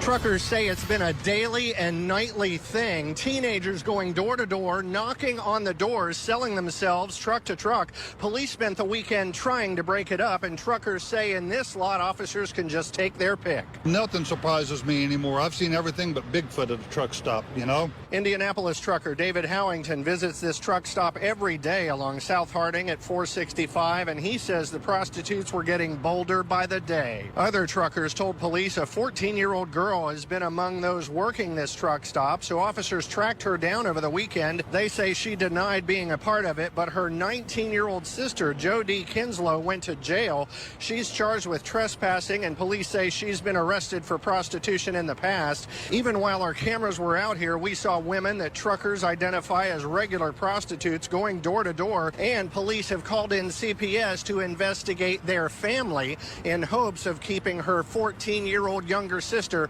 from following in the older sister's footsteps in this illegal trade out here at the truck stops. This man is asking the public a very simple question. He says McDonald's sells 6.5 million burgers in a single day, yet he has never seen any massive cow farms, cow rearing centers, or large slaughter facilities where huge numbers of cows are kept and killed to produce all that beef. So I was curious the other day and found this online. McDonald's sells 6.5 million burgers in one single day. That's 195 million burgers a month. Now, I don't know about you, but I don't see cows lined up around every corner waiting to be turned into patties. I mean, seriously, do the math. Even if you stretched one cow into a bunch of burgers, you're still talking millions of cows just to keep up every day. So I started asking myself, where are all these cows coming from? Is there some secret super ranch hidden underground? Are they growing cows in labs, cloning meat behind closed doors? People laugh it off, but think, when was the last time you even saw a cow farm? Right here. I was stood here as a baby, fished as a little boy, and here I am today at 57 years of age, and I'm here to protect the property that was my family's. It was in 1933 when John Johnson's grandpa bought this piece of land in Fulton. But when he passed away decades ago, the land became John's. He says it's been an uphill battle getting folks to understand exactly where his ownership on the property begins. He's even gone to court. All I'm doing is simplifying the facts for everybody. After taking me all the way to the Supreme Court, the facts that this is what I own, and I am going to fence it and take possession of 100% of the property I pay taxes on and that I own. He put a gate on this slab of road that's been there for some time. That's where Cheryl's restaurant is, a community favorite. It's been here for 18 years. And when John's gate went up, she says she went to the city, but nothing came of it. And I was like, it's a public road. How do you think you can do that? The couple put in more than $10,000 worth of landscaping to their lawn, including these decorative white rocks. Now they may have to remove all of them. The association says these white rocks around Demarest and Jose Heinzen's home violate the neighborhood bylaws. The couple got a letter saying they have 2 weeks to remove the stones. To my amazement, we get a letter in the mail saying that, we can't have the white rocks. Like most HOAs, the Heinzens requires property owners to get approval before making certain changes to the exterior of their home, including landscaping. The Heinzens admit they didn't follow those rules. The Heinzens say they always work to keep their property in good shape. We take the initiative to give the house some curb appeal. Yeah. We just had the house painted and everything without a letter from them. Mind you, we were probably one of the last ones in the neighborhood to paint the house, and we never got a letter about our house looking bad because we were always on top of it with pressure washing. The HOA tells us other rock colors are acceptable, and they can work with homeowners on their landscaping designs. If nothing is done, the battle over the rocks may end up in court. Please. Please give me my baby back. A 19-year-old girl from Texas mysteriously disappeared outside her home on Christmas Eve. The police are currently conducting a search and have stated that she has been listed as possibly in danger. The last time 19-year-old Camila Olmos was seen was around 6:58 a.m. on Wednesday when she left her residence in the 11,000 block of San Antonio, Ocaspian Springs. Surveillance footage captured Camila walking straight towards her car, attempting to search for something inside. However, the surveillance footage suddenly interrupted, and her whereabouts and subsequent fate became a mystery. The police pointed out that Camila should have left on foot because the vehicle was still parked in place, and Camila only carried the car key with her. The authorities have currently mobilized aviation forces and various other resources to carry out large-scale search operations. Camila's mother said that she had tried to call her daughter's phone, but it turned off. In addition, she also contacted her daughter's boyfriend and father, both of whom said they had not seen Camila or received any messages from her. A sinister act that could have had deadly consequences. It happened as a bunch of friends were enjoying a quiet 4th of July on the front porch. Suddenly, a truck pulls up and someone launches the firework directly at the porch. At first, there's confusion. What just happened? It blew up the first time, and then it did that big spark at the very end, which of course scared all of us. Once I got a clear sight of this large firework, I had about a split second before it popped off and then truly blew up. Then a woman grabs her leg. She's burned.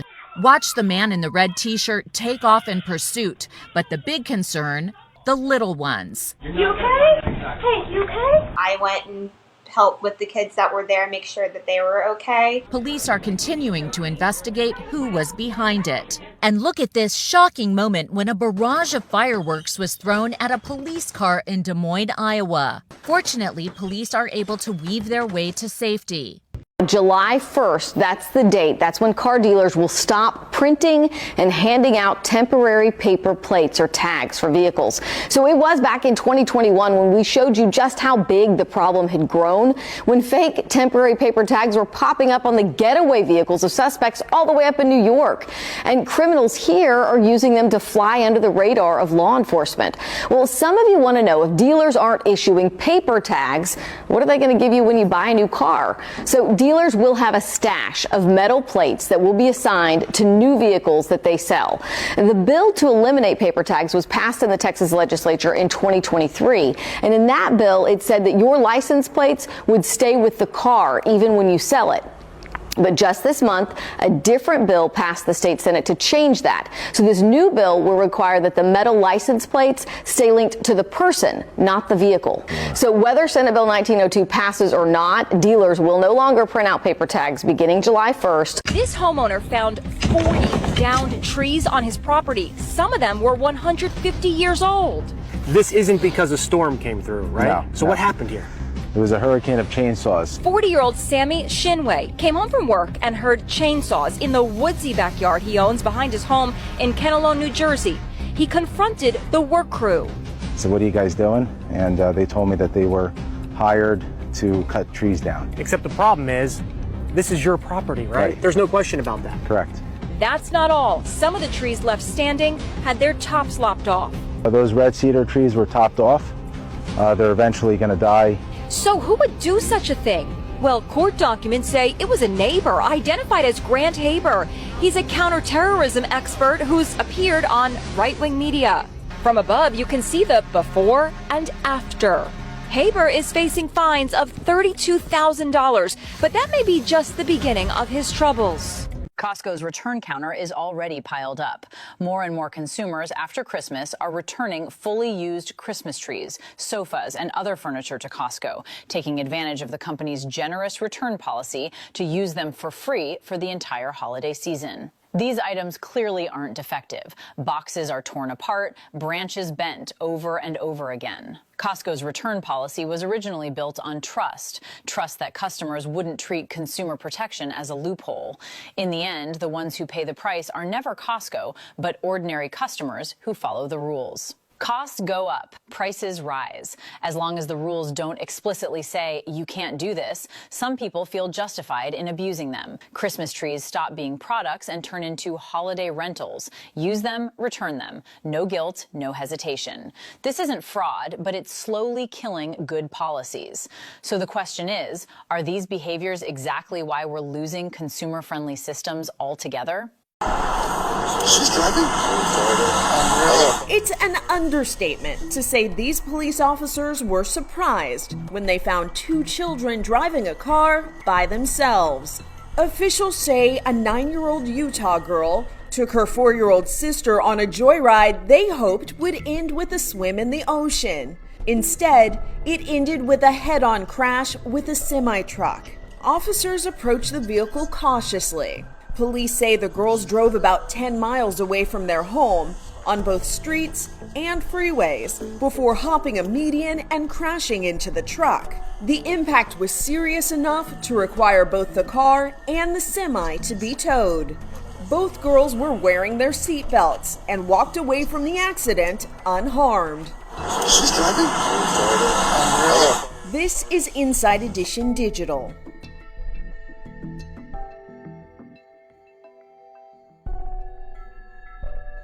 Check out these pictures of a McDonald's ice cream drip tray taken in Louisiana. It's covered with slimy filth. I couldn't believe my eyes. I was like, I've never seen something this disgusting. This guy used to work at the McDonald's, but says he got canned after posting the photos online. I asked my manager, I said, when's the last time y'all cleaned this? And she said, hurry up and bring it to the back before a customer sees it. Well, we wanted to know just how sanitary is your soft serve ice cream and yogurt. So we did some testing. We took samples from 40 places in the Seattle area, from fast food chains to independent shops, and then had them tested for bacteria. 9 out of 40 samples had elevated levels of coliform, a critical indicator of an unsanitary condition, which by itself does not necessarily cause illness. As a consumer, I would expect that my ice cream to be coliform free. It would certainly be an indication to the restaurant that they ought to investigate their sanitary procedures. Follow me. Take you to know the latest real-time hot news. The other day, 27-year-old Louis Angelino was hired to clean a friend's apartment in South Jersey. He was told he'd find the key under the mat. 2.5 hours later, place is spotless. Then the friend reached out to Louis with a perplexing question. Are you here? Did you come clean today? And I was like, yeah, I came and cleaned. Like, I'm sitting in your living room right now. Your cat's on my lap. I'm playing with your cat. Louis? And I was like, yeah. He's like, I don't have a cat. Yep, Louis had just spent a lot of elbow grease cleaning the wrong apartment. Just so happens both places had keys under the mat. This is the apartment Louis mistakenly cleaned. The homeowner was so shocked. Everything's shining. Look how immaculate every room. You're not going to believe this. I said, what? He said, somebody broke in and cleaned our apartment. Really can't make this stuff up, but here we are. Caught on camera, an armed robbery in progress at a 7-Eleven convenience store in West Covina. The hooded stranger orders the terrified clerk, a young man in his 20s, to empty the register. At one point, we see the criminal lift his sweatshirt to flash a gun at his waist. The stakes are high. The threat is real. The clerk quickly fills the plastic bag with cash, and then something no one saw coming. A frequent customer walks in to say hello, and that customer happens to be a local cop. But something isn't right, and within seconds, the chase is on. Sergeant Abel Hernandez, a 17-year veteran of the West Covina Police Department, was in the right place at the right time. As the video shows, the armed robber was determined to get away with the cash, the victim shouting, "He's got a gun, he robbed me," and the takedown. To me, it seemed slow, even though I looked at the video and it seemed like I took off pretty quick. Everything sort of slows down. But, I mean, I was able to catch him 15, 20 feet right outside the doors of the store. Hernandez says the thief put up a brief struggle and then relented. Backup arrived. They identify the armed robbery suspect as Ramon Gonzalez, a 48-year-old resident of La Puente. A woman using a receipt she found on the ground to steal from a local Walmart. At first glance, you might think this shopper inside a Port Charlotte Walmart is just looking at her shopping list. But really, she's taking a long, hard look at someone else's receipt. This woman walked into Walmart with a receipt, shopping cart, or on the ground or in the trash, and selected items that were listed on that receipt, and selected the items and brought them to the return counter. Trading the items she passed off as her own for cold, hard cash. Some Walmart shoppers today troubled. She didn't seem to care about the surveillance cameras catching her. You know, I was noticing the surveillance cameras today, so yeah, I am kind of surprised. But like I said, maybe sometimes people are desperate or... This return scammer taking advantage of swamped employees, dealing with other customers' returns. This is a busy time of year for returns, so this mistake was easily made. The Charlotte County Sheriff's Office posting the surveillance pictures of the woman. If there wasn't a picture, you probably wouldn't believe it. It's just horrible if someone would do that and hurt someone. Hurt someone by hiding a razor blade in the handlebar of a shopping cart. Michelle Patterson was disinfecting her cart at this Festus Walmart when she says she felt it. I jerked my hand away and I looked at my finger and then I looked at the handle and I couldn't believe there was a razor blade. What if it would have been a child in that seat? The cut wasn't serious, and once police arrived, Patterson was told it may not have been intentional. She said that it's probably just from a shoplifter, and that they've been using razor blades to cut the tags off items or open the packages. A spokesman for Walmart called the incident disturbing and says they've since checked all the carts at this location. They also say they'll continue to regularly check those carts. And security footage is also being reviewed by Walmart and Festus Police. Behind me there was a lady with a toddler, and she took the cart behind me. That would have been her and her little boy. A little kid, it would have sliced their finger open. The video shows the driver gets out of the truck, unlocks the lid, and looks inside. Next, you see the driver pulling items out, leaving them hanging over the side of the bin, which makes it appear overflowing. The driver gets back into the truck and dumps the garbage in. When you saw the video, that makes your jaw drop a little bit when you know that they're scamming you. They're trying to rip you off. Wallen called the company and told them about the video. One of the individuals there told me that it's common practice. All they were doing was just rearranging the load so it dumps better. And that just doesn't even make sense. He may not be the only one this has happened to. Wallen says he's lucky he caught the incident on camera. Otherwise, he might have simply had to pay up. The fee for pickup was supposed to be around $60. But when he received the bill from Waste Management for the first load on March 26th, it was hundreds of dollars more than he expected. His bill included this photo, taken from the truck, showing garbage sticking up. Breaking news. A parking ticket just destroyed a $100,000 Cybertruck, and Tesla says it's the owner's fault. This incident took place in a regular parking lot in California, where a Cybertruck owner parked his $100,000 truck just like any other day. The city issued a routine parking ticket, but what happened next was downright absurd. When the owner returned to the vehicle, it was unrecognizable. Tesla's so-called smart system couldn't differentiate between a simple parking violation and a major hazard. Imagine your car nearly totaled just because a $2 water bottle spilled in your back seat. Michael McCormick loved almost everything about his 2023 Hyundai Ioniq 5 until traffic suddenly slowed on the I-4 outside near Orlando and he had to hit the brakes. He says a 20-ounce water bottle in his back seat flew forward and spilled. I felt it hit the driver's seat. Within minutes, he said warning lights on his display started flashing, and by the time he got home, the turn signals didn't work, and the car wouldn't shut off. His local Hyundai dealership determined someone sitting in the seat with wet clothes or a water spill was likely to blame for frying wiring harnesses, and said sand on the floorboards could have also played a role. The floor and the driver's seat wiring harnesses have to be replaced. The total cost? $11,882 and change. I was shocked. I was like, what am I? That's a huge amount of money and not covered. I'm like, that's not right because I didn't do anything wrong. Hyundai wouldn't cover it under warranty, claiming it was caused by outside influence, not a defect.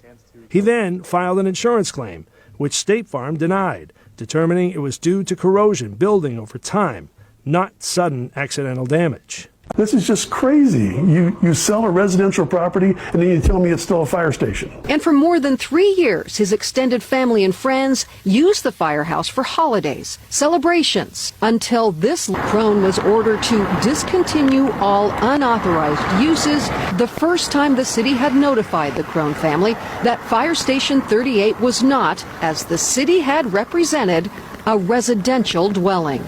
Crone was also sued by Seattle for alleged violations of city municipal code for using Fire Station 38 as something other than a fire station. Crone also claims his constitutional rights were violated. It appears that someone may have come onto the property and peeked through the windows before they could draw the conclusion that this was being used as an office or a residence. By the city's investigator because the notice of violation was based on illegal and unconstitutional entries onto the property. Do you remember Justin Timberlake?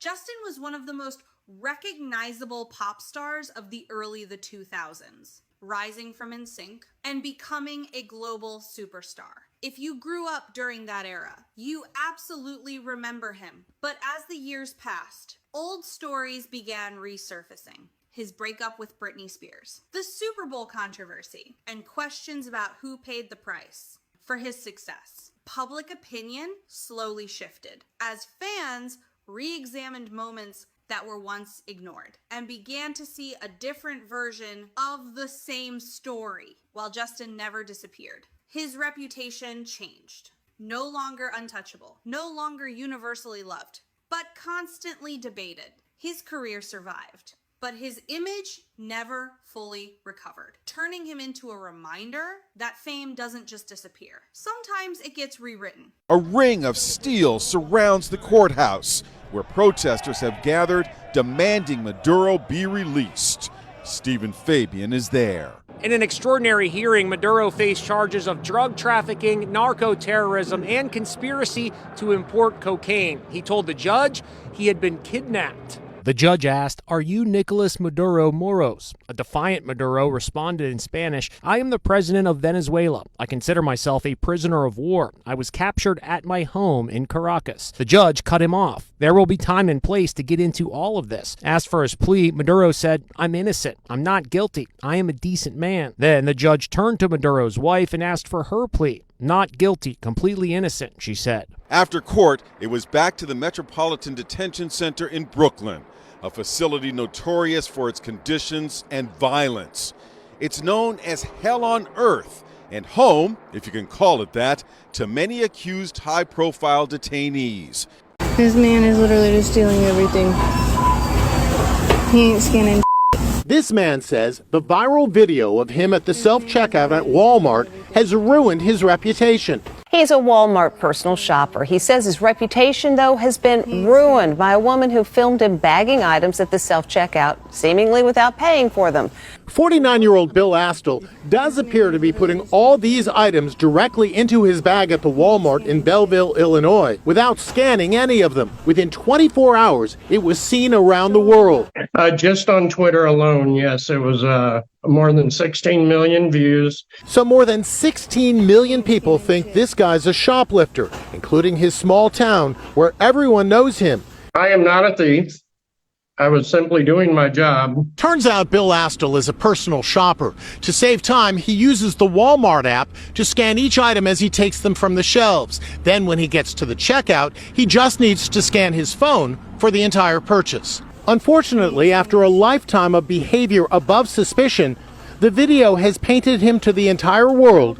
A man bought a Samsung TV from Walmart, only to discover it was a complete fake. Last week, Ross Potts went to his local Walmart to buy a new Samsung TV, but that evening when he opened the box, he immediately sensed something was wrong. Well, the first thing I noticed was the TV was wrapped in what appeared to be like saran wrap or moving wrap, which I thought was very odd. Ross said. When he tried to attach the legs, they wouldn't fit because metal plates were blocking the screws. Growing suspicious, Ross peeled off the label on the front, and underneath it said Hisense, not Samsung. Well, McDonald's may be spending a bit more of your time and getting your burger ready. Starting next year, the nation's largest food chain will be switching to fresh beef for its quarter-pounder burger.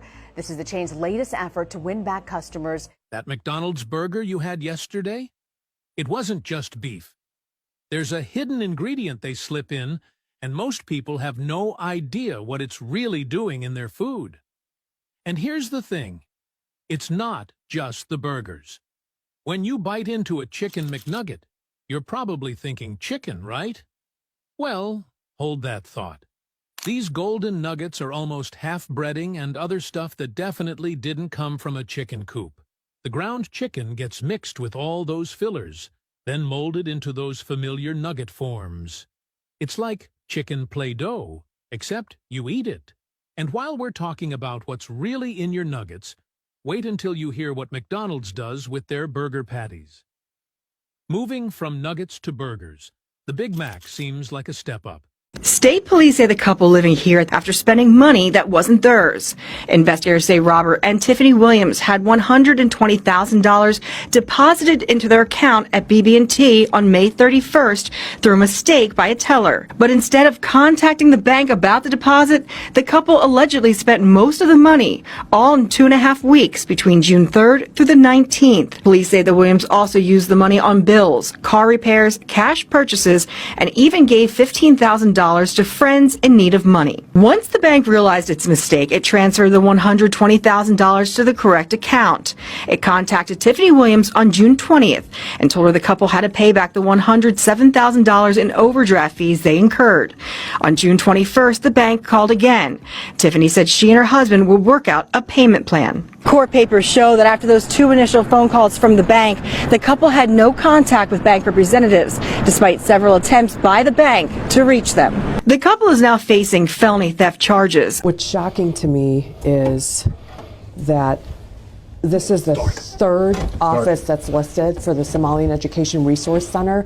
The Somali Education Resource Center has been located, and the center has received $14 million in funding. This organization has received a total of $42 million in taxpayer funding over the past few years. But shockingly, the whereabouts of this large sum of money remain unclear. Investigators first discovered that despite the organization's claims of being dedicated to providing educational resources, the Somali Education Resource Center's actual location was empty. The investigators who entered the center. A man bought a Samsung TV from Walmart, only to discover it was a complete fake. Last week, Ross Potts went to his local Walmart to buy a new Samsung TV, but that evening when he opened the box, he immediately sensed something was wrong. Well, the first thing I noticed was the TV was wrapped in what appeared to be like saran wrap or moving wrap, which I thought was very odd. Ross said. When he tried to attach the legs, they wouldn't fit because metal plates were blocking the screws. Growing suspicious, Ross peeled off the label on the front, and underneath it said Hisense, not Samsung. Even the remote was the wrong brand. It said Element instead of Samsung. So I knew at that point something was really wrong. This was not the TV I was supposed to have. Worse yet, the TV gave off a strange odor, prompting a Walmart employee to ask, "Have you had this TV in a dumpster?" Ross hadn't, but apparently someone else had. It turned out that a previous customer had put an old TV into the box and returned it, and Walmart, unaware of the switch, resold it as new. 7-Eleven is bringing back their Bring Your Own Cup for a Slurpee Day this Saturday. This was just announced a few days ago, but 7-Eleven is now going to let you bring your own cup for a Slurpee Day this Saturday, and they want you to bring some pretty weird stuff. So in the article, they talk about bringing this right here, a cauldron. They want you to bring your pail, your bucket, and they want you to bring a vase to fill up with Slurpee. Now, although you are allowed to bring whatever you want to put the Slurpee in, it still has to fit in this 10-inch hole. If it doesn't fit all the way through there, they're not going to let you fill it up with Slurpee. Like this guy right here tried to bring a kiddie pool, and unless you were able to fold it, maybe like a taco, and then shove it through that hole, they didn't let him do that. And right here, they show you some other things, maybe a big glass right there, a little teapot, a sideways, 2-liter bottle, a trophy. There's a lot of stuff you can bring and a lot of weird stuff that people have brought in the past. So put it on your calendar to go this Saturday to bring anything you want to fill up at 7-Eleven. This is why so many restaurants are so corrupt. While in California, Keith Lee made a detour to the infamous Destination Barbecue for a food review. As a reminder, this is the restaurant that gained fame after being promoted by a black man. Tender Meatism, that North Carolina place where they toss their glasses every time meat falls off the bone. While Keith didn't love everything, he tasted like the macaroni and cheese. He did enjoy the meat and ultimately gave the restaurant a positive review. Keith Lee even attempted to approach North Carolina for a tip, but failed. Tenderly's not only had security personnel stationed nearby, making direct conversation difficult, but the owner was actually recording a podcast when Keith approached. When he tried to hand the money to the person he was speaking with so they could give it to UNC later, they informed him they couldn't hold the money for UNC. So Keith took the money and distributed it to other members of the community. After the video went viral on social media, the restaurant owner responded, "If I would have known he was here, I would have probably..." It turns out there were long-standing signs of trouble in Christy and Desmond's marriage. Netizens have unearthed old videos of them together, revealing that Desmond's gaze frequently betrayed palpable impatience. At the time, people dismissed it as mere video distortion or playful banter. Yet, looking back now, cracks in their relationship may have surfaced long ago. The couple, who have been together since 2010, have shared nearly 15 years. Not only did they raise 2 children together, but they also co-managed a company, presenting to the outside world the image of a stable couple excelling in both career and family life. Recently, however, TMZ broke the news that Christie had formally filed for divorce from Desmond. Court documents further revealed she alleges her husband engaged in extramarital affairs, with the couple set to formally end their life together as spouses.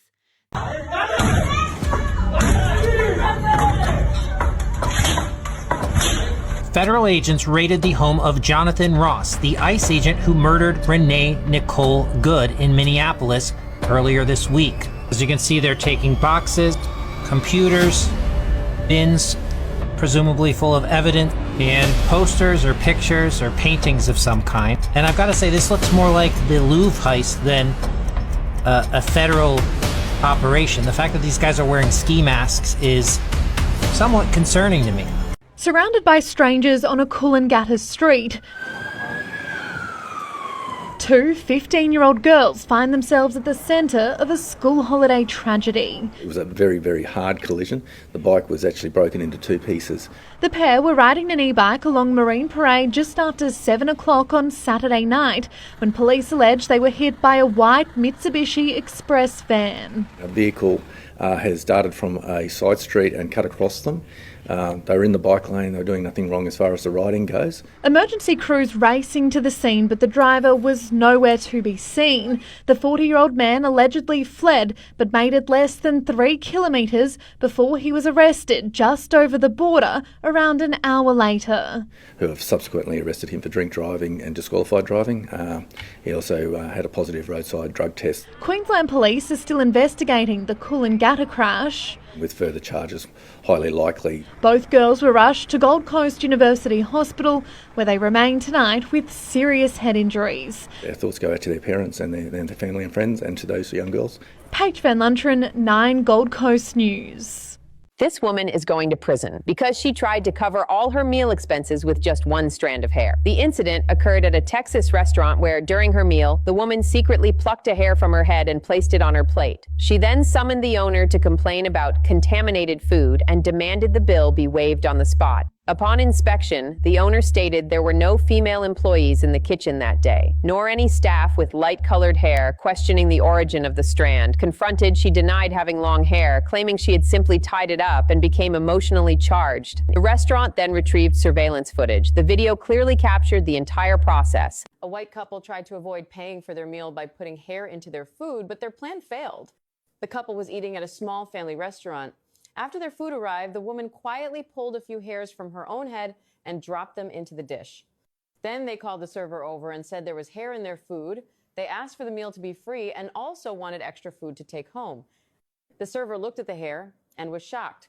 The server told them this could not have come from the kitchen because the cook is bald. To be sure, the staff checked the security cameras. The video clearly showed the woman taking hair from her own head and putting it into the food. The server told the couple they were no longer welcome at the restaurant. The server explained that it is a very small family business and cannot afford to lose money from fake complaints. After that, the restaurant called the police. Officers warned the couple and began looking into their past behavior. Police said the couple has a history of making false claims at different restaurants to get free meals. Many people online say lying to small businesses is wrong, especially when those businesses are just trying to survive. This one was on the bottom and this one was on the top. Nikki McKee says she's moving out of her home because of this mattress, a Spa Sensations memory foam purchased at Walmart. McKee says she removed the zippable outer cover for washing, and her kids slept and played on the inner fiberglass cover for about a week. They also got it wet. And then eventually I noticed this tiny little hole, and I didn't think anything of that either. No big deal, it's just a hole. My kids are still going to sleep on it. After replacing the outer cover, McKee says her kids had unexplained bouts of itching and coughing for months. After investigating, McKee discovered their room had been transformed. These shards, these little slivers of glass everywhere. And by everywhere, I mean on the sheets, on the mattress, on the bedding, in their stuffed animals, and a netting on the wall. McKee checked the inner cover again. She says the puncture had gotten bigger. She started finding flakes of fiberglass all over the house. She believes the fiberglass caused her kids respiratory issues and says she's had to throw almost everything out. She's filed a claim with the manufacturer. Get a restoration company here to help us. We are in it up to our eyes, and it's health-wise not safe for us. She also wants her belongings replaced. I've decided to leave Landman Season 3. I simply can't tolerate the 3 stupid things director Taylor Sheridan does on set. First, he completely ruined the character of Tommy. He came to me with this role and said Tommy was a tough guy written specifically for me. But in Season 2, just to make room for Sam Elliott's character, he deliberately weakened Tommy. In Episode 9, Tommy gets fired by Cammy in public, losing the core of who he was entirely. That goes completely against the reason I agreed to take this role in the first place. Second, his portrayal of female characters is totally detached from their established personalities. Take that pool scene with the daughter, her outfit, and the entire setup existed purely to grab attention, nothing more. Lastly, his chaotic habit of rewriting as he shoots is exactly the same problem that plagued the Yellowstone set. He's dragged a good show straight into a reputation nosedive. I have no reason to stay and let him destroy Tommy, and I have no desire to keep wasting time on this miserable set dealing with these absurd storylines. A Florida father is going viral after showing just how costly a day trip to Disney World has become. Before we even got into the park, it cost me $30 just for parking. And even being a Florida resident, tickets for a family of 5 with one child under 10 was still $974. The rest of the family decided they wanted to go to dinner at downtown Disney Springs. This place was my literal hell, totaling $245.27. The grand total for our day was $1,391.91. I kind of had a feeling it would go viral. It's very relatable. It's family friendly. Disney's always a hot topic, and we're all trying to pinch pennies. So that video was probably my therapy as I was going through the day. The kids were smiling, sometimes fighting in between the lines. My wife was having a grand old time. Meanwhile, mine was just swipe the card over and over and over. And it started with the ticket purchase, and then it ran right into the parking, and then it just was like a cash cow for the rest of the day. So I kind of had an idea that people would be able to relate to it, just maybe not so much. This 10-year-old boy actually managed to save the Titanic from hitting an iceberg and earn $50,000, something even the Titanic's captain couldn't pull off. In the U.S., there's a Titanic replica museum where visitors can try one of the hardest challenges ever, steering the Titanic to avoid an iceberg. It's almost impossible because the ship was moving at 28 miles per hour and the iceberg was spotted only about 400 meters away. Handling such a huge ship is insanely difficult. Only a few people have ever passed this test, but the museum has even crazier challenges. You can earn $100,000 if you hold your hand in water taken from the Titanic wreck site. The water is -2 degrees Celsius, and no one has ever lasted the full time. Another challenge lets visitors experience the ship's tilt. You walk the deck at the exact angles the Titanic had during different stages of sinking. You can also see how water gradually filled the ship, letting you step into the passengers' shoes in those final minutes. The museum also recreates what passengers actually saw on that fateful night with fully detailed rooms. If you want to see real footage of the Titanic sinking, just search TikTok for Titanic sinking real footage. An Oregon man was convicted and sent to jail for collecting and using rainwater on his own property, sued by the state for theft. Rancher Gary Harrington built 3 large reservoirs on his own land to collect rainwater and snow melt. He claimed the water was primarily for fire protection reserves and for providing water to wildlife. But the state called it theft and prosecuted Gary. A municipal code stipulates that all water within city limits, including precipitation, is part of the public water supply. The city requested the court order the removal of his collection system and impose a fine. Despite Harrington's repeated appeals, arguing, "The water fell on my land, I'm not selling it. I'm simply using it on my own property." The court ultimately rejected his claims. Harrington was found guilty on multiple charges, including unlawful appropriation of state water resources. He was sentenced to 30 days in jail and fined over $1,500. The incident sparked intense backlash. Residents said it was simply tyranny. If a person cannot own the rain that falls on their own land, what do they actually own? A high school sleepover ended up causing over a dozen pregnancies. Yeah, you heard that right. Here's what happened. A local high school decided to throw a senior co-ed sleepover, boys and girls together. Everyone thought it would be safe because, of course, there'd be adults and teachers supervising, right? So no one expected anything crazy to happen. But turns out the teachers who were supposed to be chaperoning brought a few drinks for themselves. They slept a little too well that night. Meanwhile, the students started sneaking off into classrooms and empty halls, doing what teenagers with no supervision tend to do. Jennifer Lopez is currently being canceled because of the way she treated the glam bar guy during the Golden Globes. So anytime there's a big event like the Golden Globes, there is always this guy there with a glam bar, which is basically like a really big camera that makes cinematic, slow motion videos. And every celebrity loves him. He is so nice and kind to everyone, and he's just the greatest. So the other day he was at the Golden Globes with his glam bar, and Jennifer Lopez decided to go up to him to use his glam bar, and she was extremely rude. The glam bar guy was being so nice to her when she walked up to use his glam bar. He said hi, and he complimented how she looks, and she literally did not say anything to him at all. She was not making eye contact with him. She was just, waiting for him to use the glam bar on her. And then after he did, she just walked away and didn't say thank you or anything like that. She was just being so rude. Now, apparently Jennifer Lopez was in a rush or something like that, and that's why she was treating him so poorly. But I feel like that is not a good excuse at all.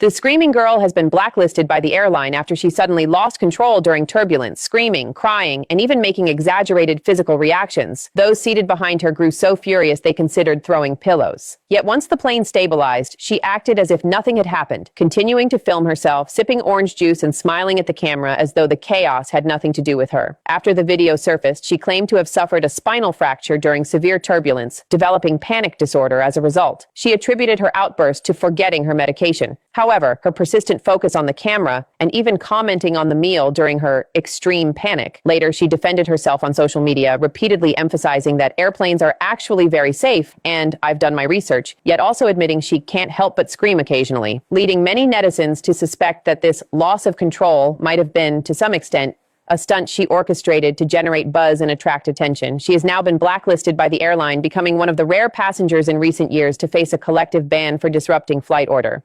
What are your thoughts?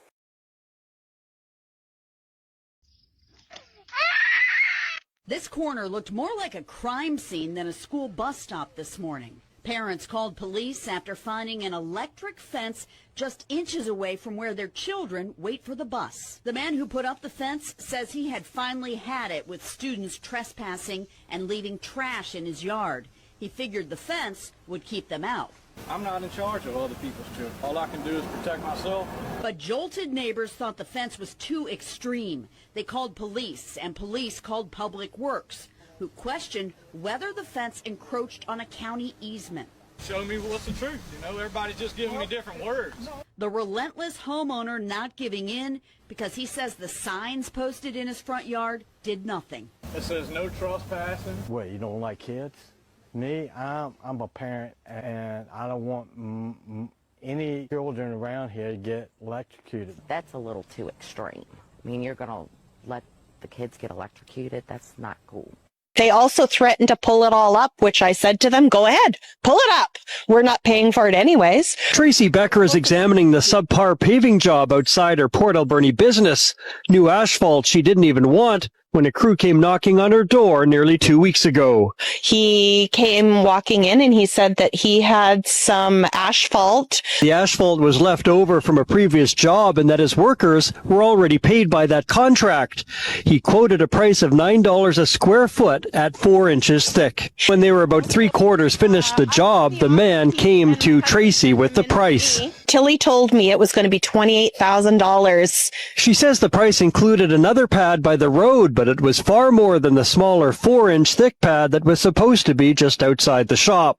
She says she had signed a paper that they said was for insurance of some kind, which she highlighted herself on the form. They threatened to put a lien on our business and take us to court. So she phoned 911. At a Bad Bunny concert, a young woman was targeted because of her body. Several men surrounded her and verbally attacked her in public. One of them even said, "People like you should pay double." The girl, Angie from Peru, had been preparing for this concert for a long time. But instead of music, what she encountered first was humiliation. Angie later said in a video that in that moment, she realized she had become someone it was okay to bully. She tearfully shared her experience online, and the video quickly sparked massive controversy. But the controversy isn't only about what happened to her, because Bad Bunny's music has always promoted inclusion, respect, and equality. Yet at his concert, one of the most blatant and direct forms of discrimination unfolded. Her brother saw the video, rushed to the concert venue immediately, and the two of them finished watching the show together. The people around her didn't step in. Some even joined in the humiliation. Angie said it was supposed to be one of the most anticipated nights of her life. Instead, it became the night she broke down crying at the concert. A 69-year-old school bus driver saved 17 students in the final moments of his life. Bus surveillance footage shows that while Paul was driving, a piece of metal flew through the windshield and struck him. The impact caused intense pain, and Paul cried out. At the time, the bus was still moving at about 30 miles per hour, carrying 17 students who had no idea what had happened. The 6.6-pound metal fragment pierced Paul's internal organ. What no one expected was that Paul forced himself through the pain and kept control of the steering wheel. Before losing consciousness, he used his last strength to steady the bus and hit the brakes. Paul's coworkers rushed over, immediately called emergency services, turned on the hazard lights, and pulled the parking brake. Thanks to their quick response, none of the students were injured. Tragic, Paul did not survive. When doctors arrived, he was pronounced dead due to the severity of his injuries. Emergency responders were shocked, noting that almost no one could stay conscious after such an injury, yet Paul remained alert long enough to stop the bus. Paul's story quickly spread through the local community. Residents gathered on their own, lighting candles and leaving flowers to honor the hero. If you're seeing this video, leave a comment to send Paul your final tribute. If you can't comfortably fit in the seat, meaning you need a seatbelt extender, or you take a part of another seat, you will have to buy an extra ticket, and it may not be refunded. If you can't squeeze into your seat, Southwest Airlines may soon be squeezing your wallet. I would rather prefer if Southwest could make like extra large or larger seats for like plus size people, you know? Starting next year, plus size passengers who take up space in a neighboring seat will be required to purchase an extra ticket. It's a controversial topic, but the airline says the policy is intended to accommodate all passengers, and some say the policy is necessary. Our daughter had a plus size person beside her, and she and her fiance could not really sit in their seats. So that was a long flight and was pretty miserable. Currently, travelers can buy an extra seat ahead of time and get a refund later, or request an extra seat for free. The new policy states the second seat will be non-refundable unless the flight has at least one open seat. The girl that made the Dr. Pepper viral commercial on TikTok finally had her song played on TV.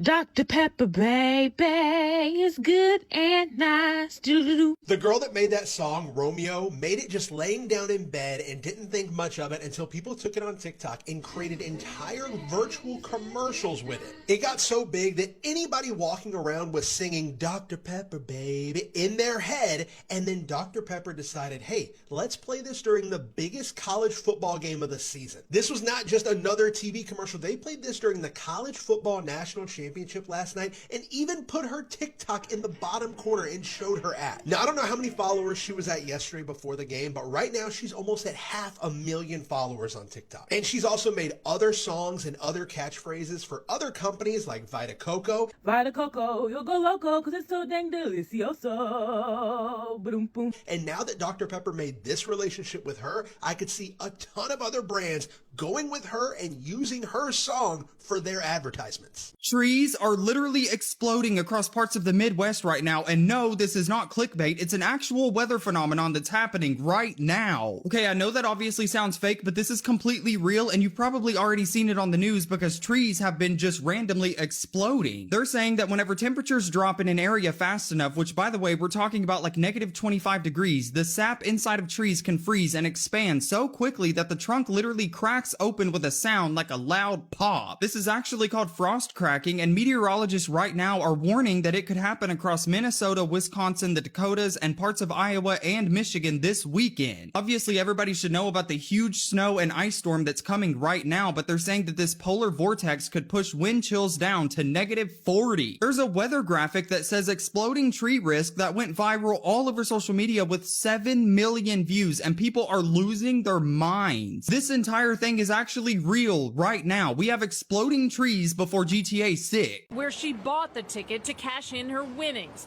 She thought she won at least $500. She says the clerk in this lucky store took her ticket, scanned it, and the machine sang a winning tune. It said, "Eee!" A beep made a sound on the machine, and then a pink sales slip came out, and he just grabbed it. Amelia says the clerk wouldn't give her that validation slip showing her winnings or return her scratch ticket. After some back and forth, he handed her $500 cash from the register. 1, 2, 3, 4, 5. But even with that money in hand, she had a gut feeling that something was wrong. When I called the lottery people and the police, it would appear that what he did was he took the validation slip, kind of crumpled it up quickly, threw it away or otherwise disposed of it, kept it away from the customer, and attempted to pay her approximately $500 in cash. Executive Director Mike Sweeney says the ticket was worth double that payout. Bro, this is one of the most disgusting moments ever captured on a live stream ever. So if you haven't been paying attention, the girl Aspen Cartier, that girl, she got this brand new puppy, right? She got mad that the dog got out of the cage and began punching the dog in multiple times, and you just hear the dog going,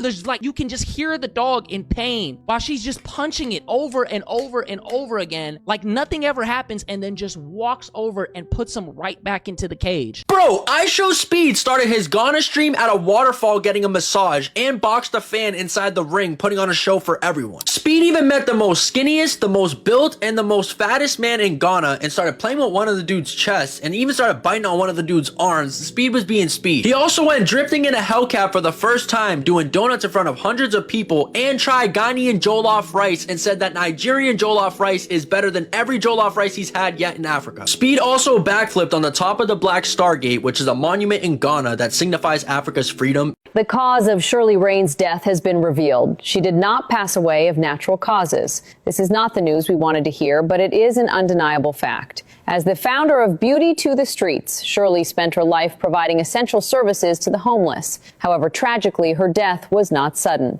Reports indicate that Shirley's health had been deteriorating for months, but she never sought medical treatment. Her heart had been severely damaged. In the latest video, we can see that Shirley's body had become weak, yet she still used her own hands to bring warmth, cleanliness, and dignity to others. Her death is not just the loss of one person. It is a cold reminder from society about the cost of selfless dedication. Shirley showed us the power of love and sacrifice, but she also made us reflect whether in our pursuit of helping others, we sometimes forget to help ourselves. She used her own life to demonstrate selflessness, but no one came forward when she needed help the most. May her story inspire more people to care for others, to give rather than merely to take.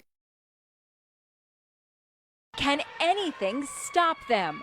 They climb over. They even slide below. Flagrant fare evaders are everywhere on the New York City subway, despite authorities installing an arsenal of new devices to combat the problem. With the installation of these paddles to prevent fare dodgers from jumping over. And these new plastic door gates seem to be impenetrable. So, are they? Apparently not.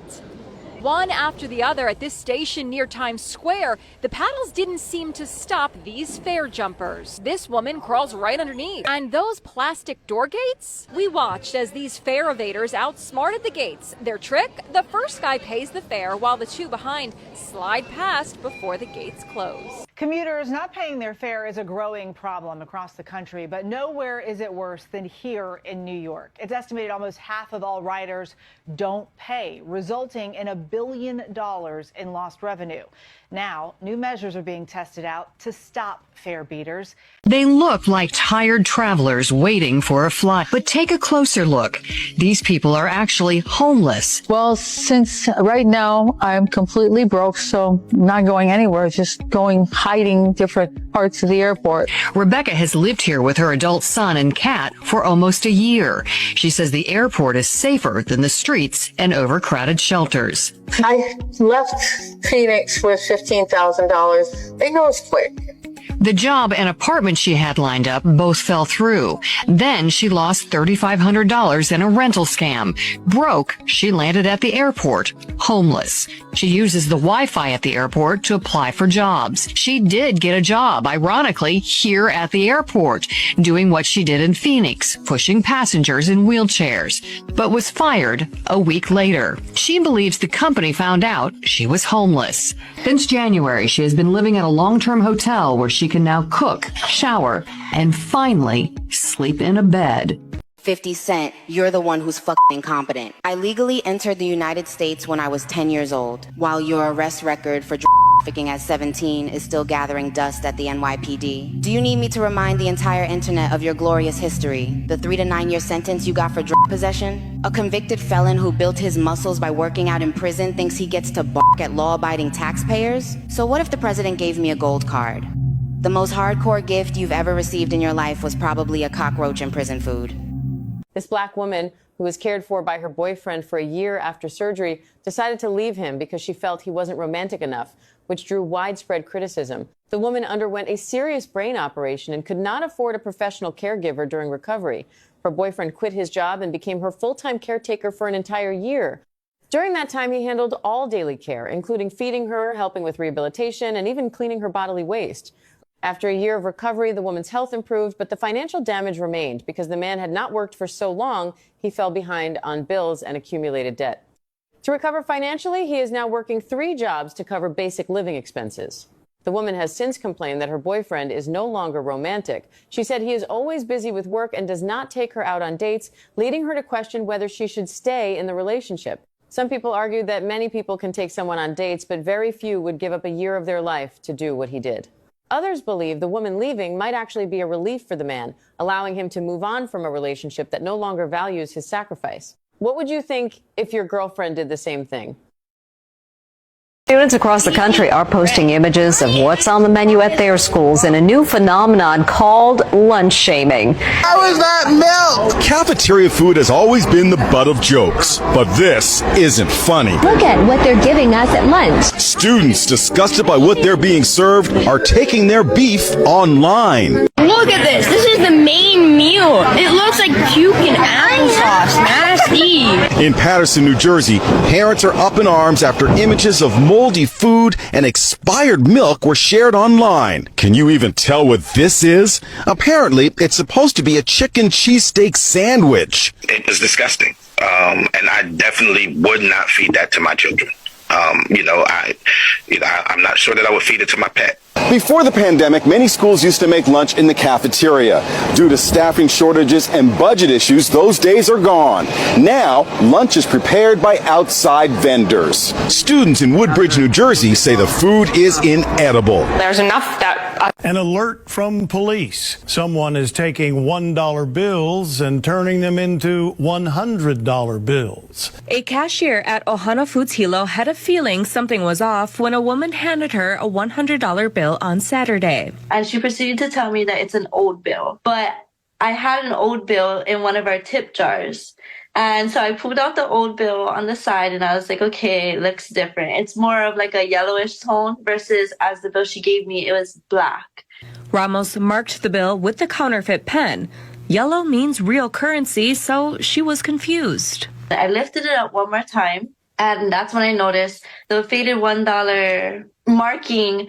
And I told her, I was like, this is a counterfeit bill. It's not $100 and I'm not able to give it back to you. I will have to report it to the HPD. The woman gave Ramos another $100 bill, saying the money was from her payroll, but Ramos saw that it was fake too. One of Lupita's friends has been arrested by police. She was one of the girls who had been with Lupita before the tragedy occurred. Police stated that after the vehicle plunged into the canal, this girl managed to escape from the water but failed to provide any assistance to the victim. It took 15 hours after the accident for the girl's mother to learn of her daughter's disappearance. During this period, the girls neither actively participated in the search nor promptly informed the family of the incident. Police noted that the victim's relatives attempted to contact one of the girls simply to understand what exactly happened. However, the girl promptly deleted them as friends and set her social media accounts to private. This evasive behavior deeply unsettled those speaking out.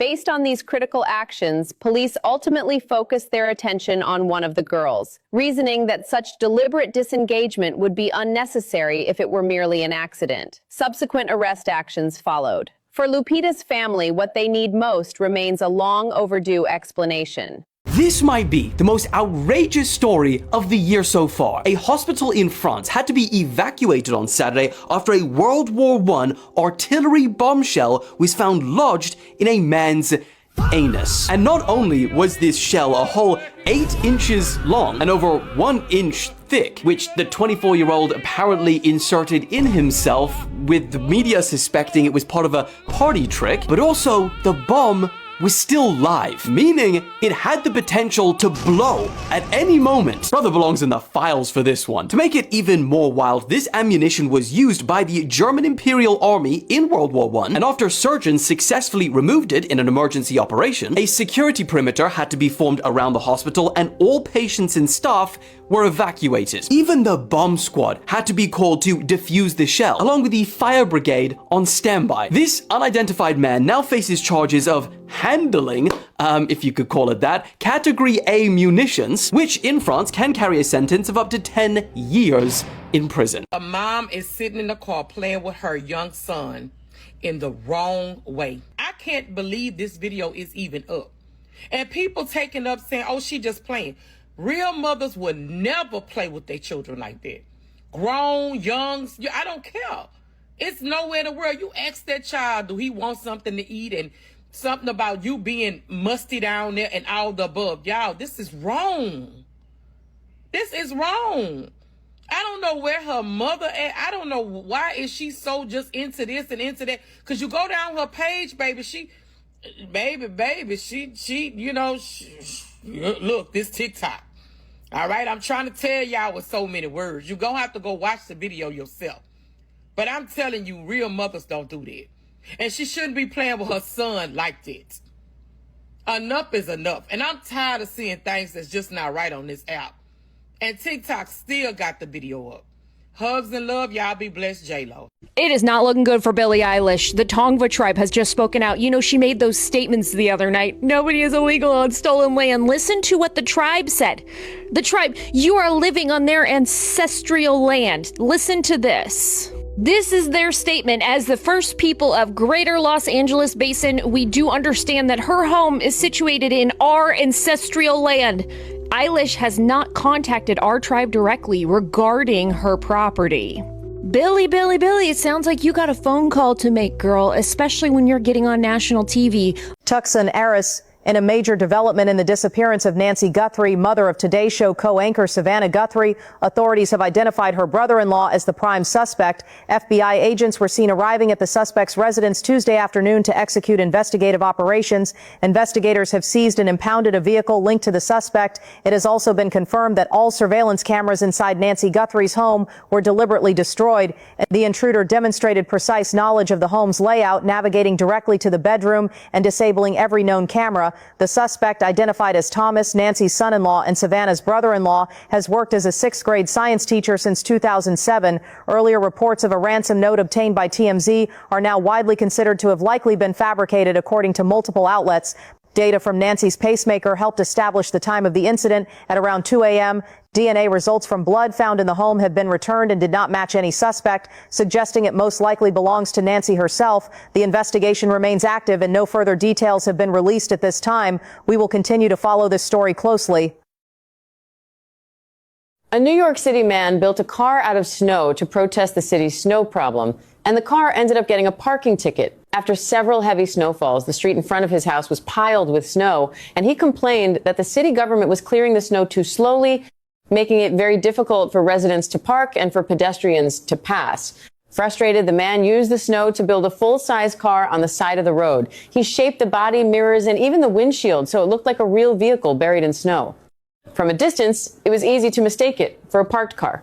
Soon after, a parking officer spotted it and issued a ticket for illegal parking during snow removal hours. The ticket was placed right on the snow windshield. That is when neighbors started laughing and taking photos. Some shared the pictures online, where the story quickly spread. The man later explained he built the snow cart to show how much snow was still sitting on the street days after the storm. He said he did not expect a real ticket, but felt it proved his point. City officials later removed the snow sculpture during routine cleanup. A spokesperson said crews were working through a heavy backlog after multiple storms. Some supported the man's message, while others said blocking space on a snowy street was not the right solution. This morning, more than 160 million Americans at risk for life-threatening cold as another winter storm takes aim at the southeast. Heavy lake-effect snow creating whiteout conditions in Michigan, making driving conditions treacherous. Winter storm warnings issued from Georgia to Virginia ahead of expected whiteout conditions. Parts of the Carolinas could get up to a foot of snow. Georgia's governor declared a state of emergency. Officials in North Carolina warn the combination of snow, wind, and cold will make travel unsafe. Make sure you've got non-perishable food, plenty of water, and batteries and other supplies in case you get stuck at home or lose power. The deep cold that has gripped the Midwest and Northeast will expand all the way to Florida and Dallas this weekend.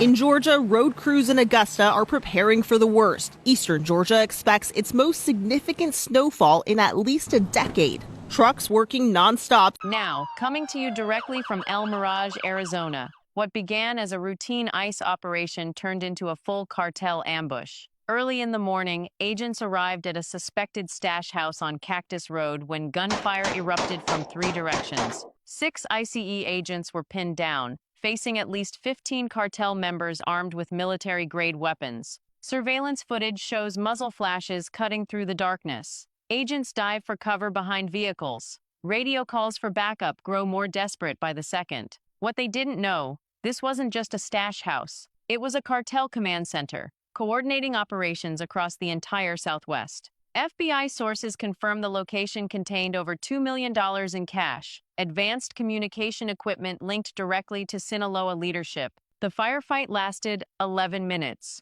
When Phoenix PD tactical units arrived, cartel members vanished into pre-planned escape routes through the desert. 3 agents were wounded. 2 cartel members were captured. But here's what's chilling. Leaked documents reveal the house had been under surveillance for months. They knew exactly when ICE would strike. An internal investigation is now focusing on a possible leak from within federal agencies. So here's the question. If they knew the exact timing, who tipped them off? Drop your thoughts below.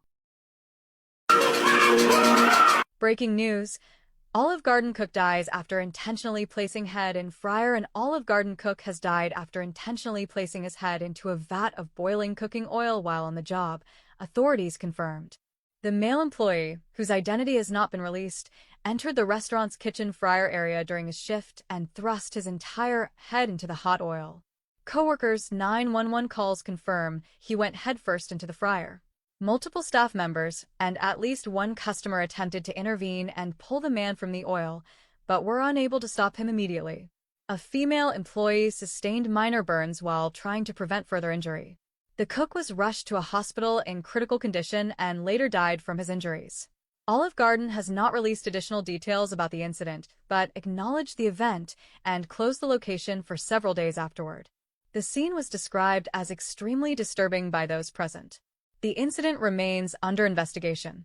Thanks to a mechanic who showed us that you don't always get the oil that you pay for. Terry Withrow used to work here at this oil shop called True Balance in Round Rock for 4 months.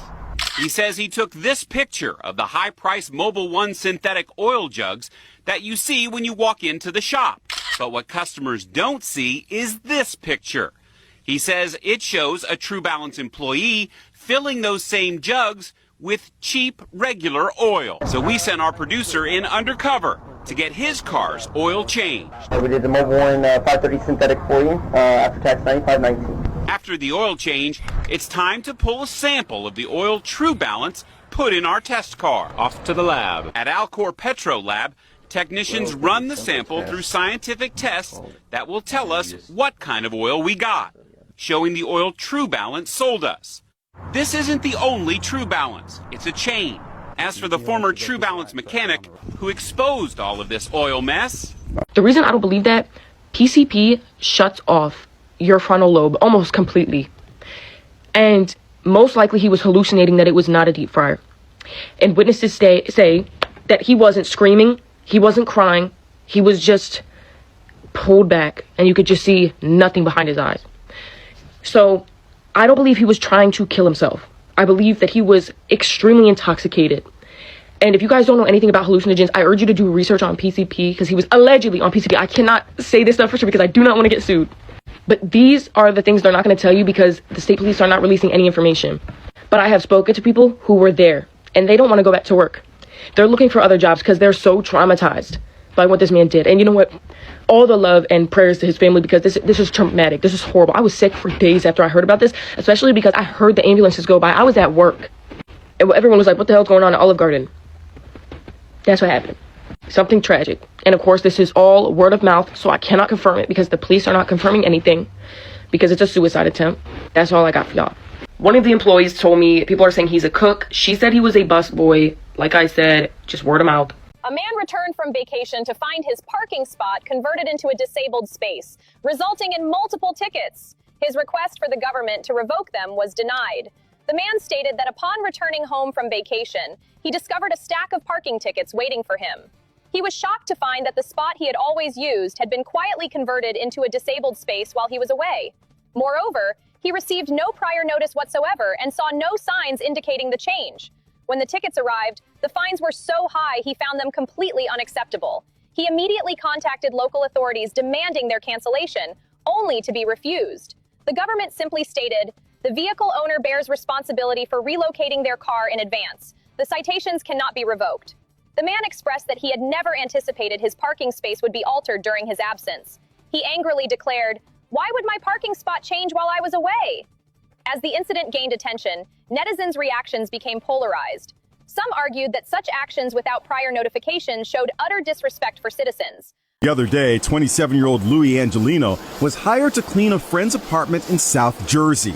He was told he'd find the key under the mat. 2.5 hours later, place is spotless. Then the friend reached out to Louis with a perplexing question. Are you here? Did you come clean today?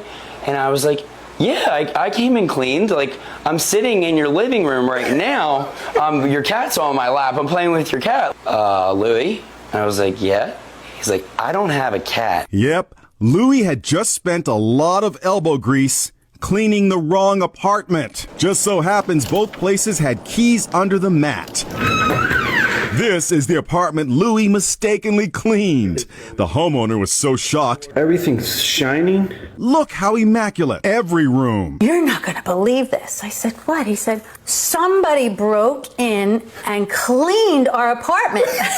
Really can't make this stuff up, but here we are. James Pierce Jr. is accused of deliberately ramming his Lamborghini into his ex-girlfriend's car multiple times after she clearly told him she was going to the police. According to reports, the incident happened as she was actively trying to leave and head to a police station. That detail is critical. This wasn't a mutual argument spiraling out of control. It was a moment where one person chose to seek protection, and the situation escalated into something far more dangerous. Multiple impacts matter. This wasn't a single crash or a loss of control. Repeatedly using a high-performance vehicle to strike another car raises serious questions about intent and risk. At that point, the danger goes far beyond property damage and into the realm of potential loss of life. Online reaction has been intense, especially given the timing. Both individuals were in strong positions professionally. Pierce had just been drafted, and his ex-girlfriend, Rakia Jackson, had recently had her jersey number retired at her high school. Many are asking how things reached this level when both had so much to lose. Pierce is currently being held on a $20,000 bond, a figure many people feel does not reflect the seriousness of the alleged actions. There is widespread concern that releasing him too quickly could put others, or even himself, at further risk. This case isn't about a bad breakup or a damaged car. It's about what happens when someone tries to leave, tries to get help, and violence follows instead.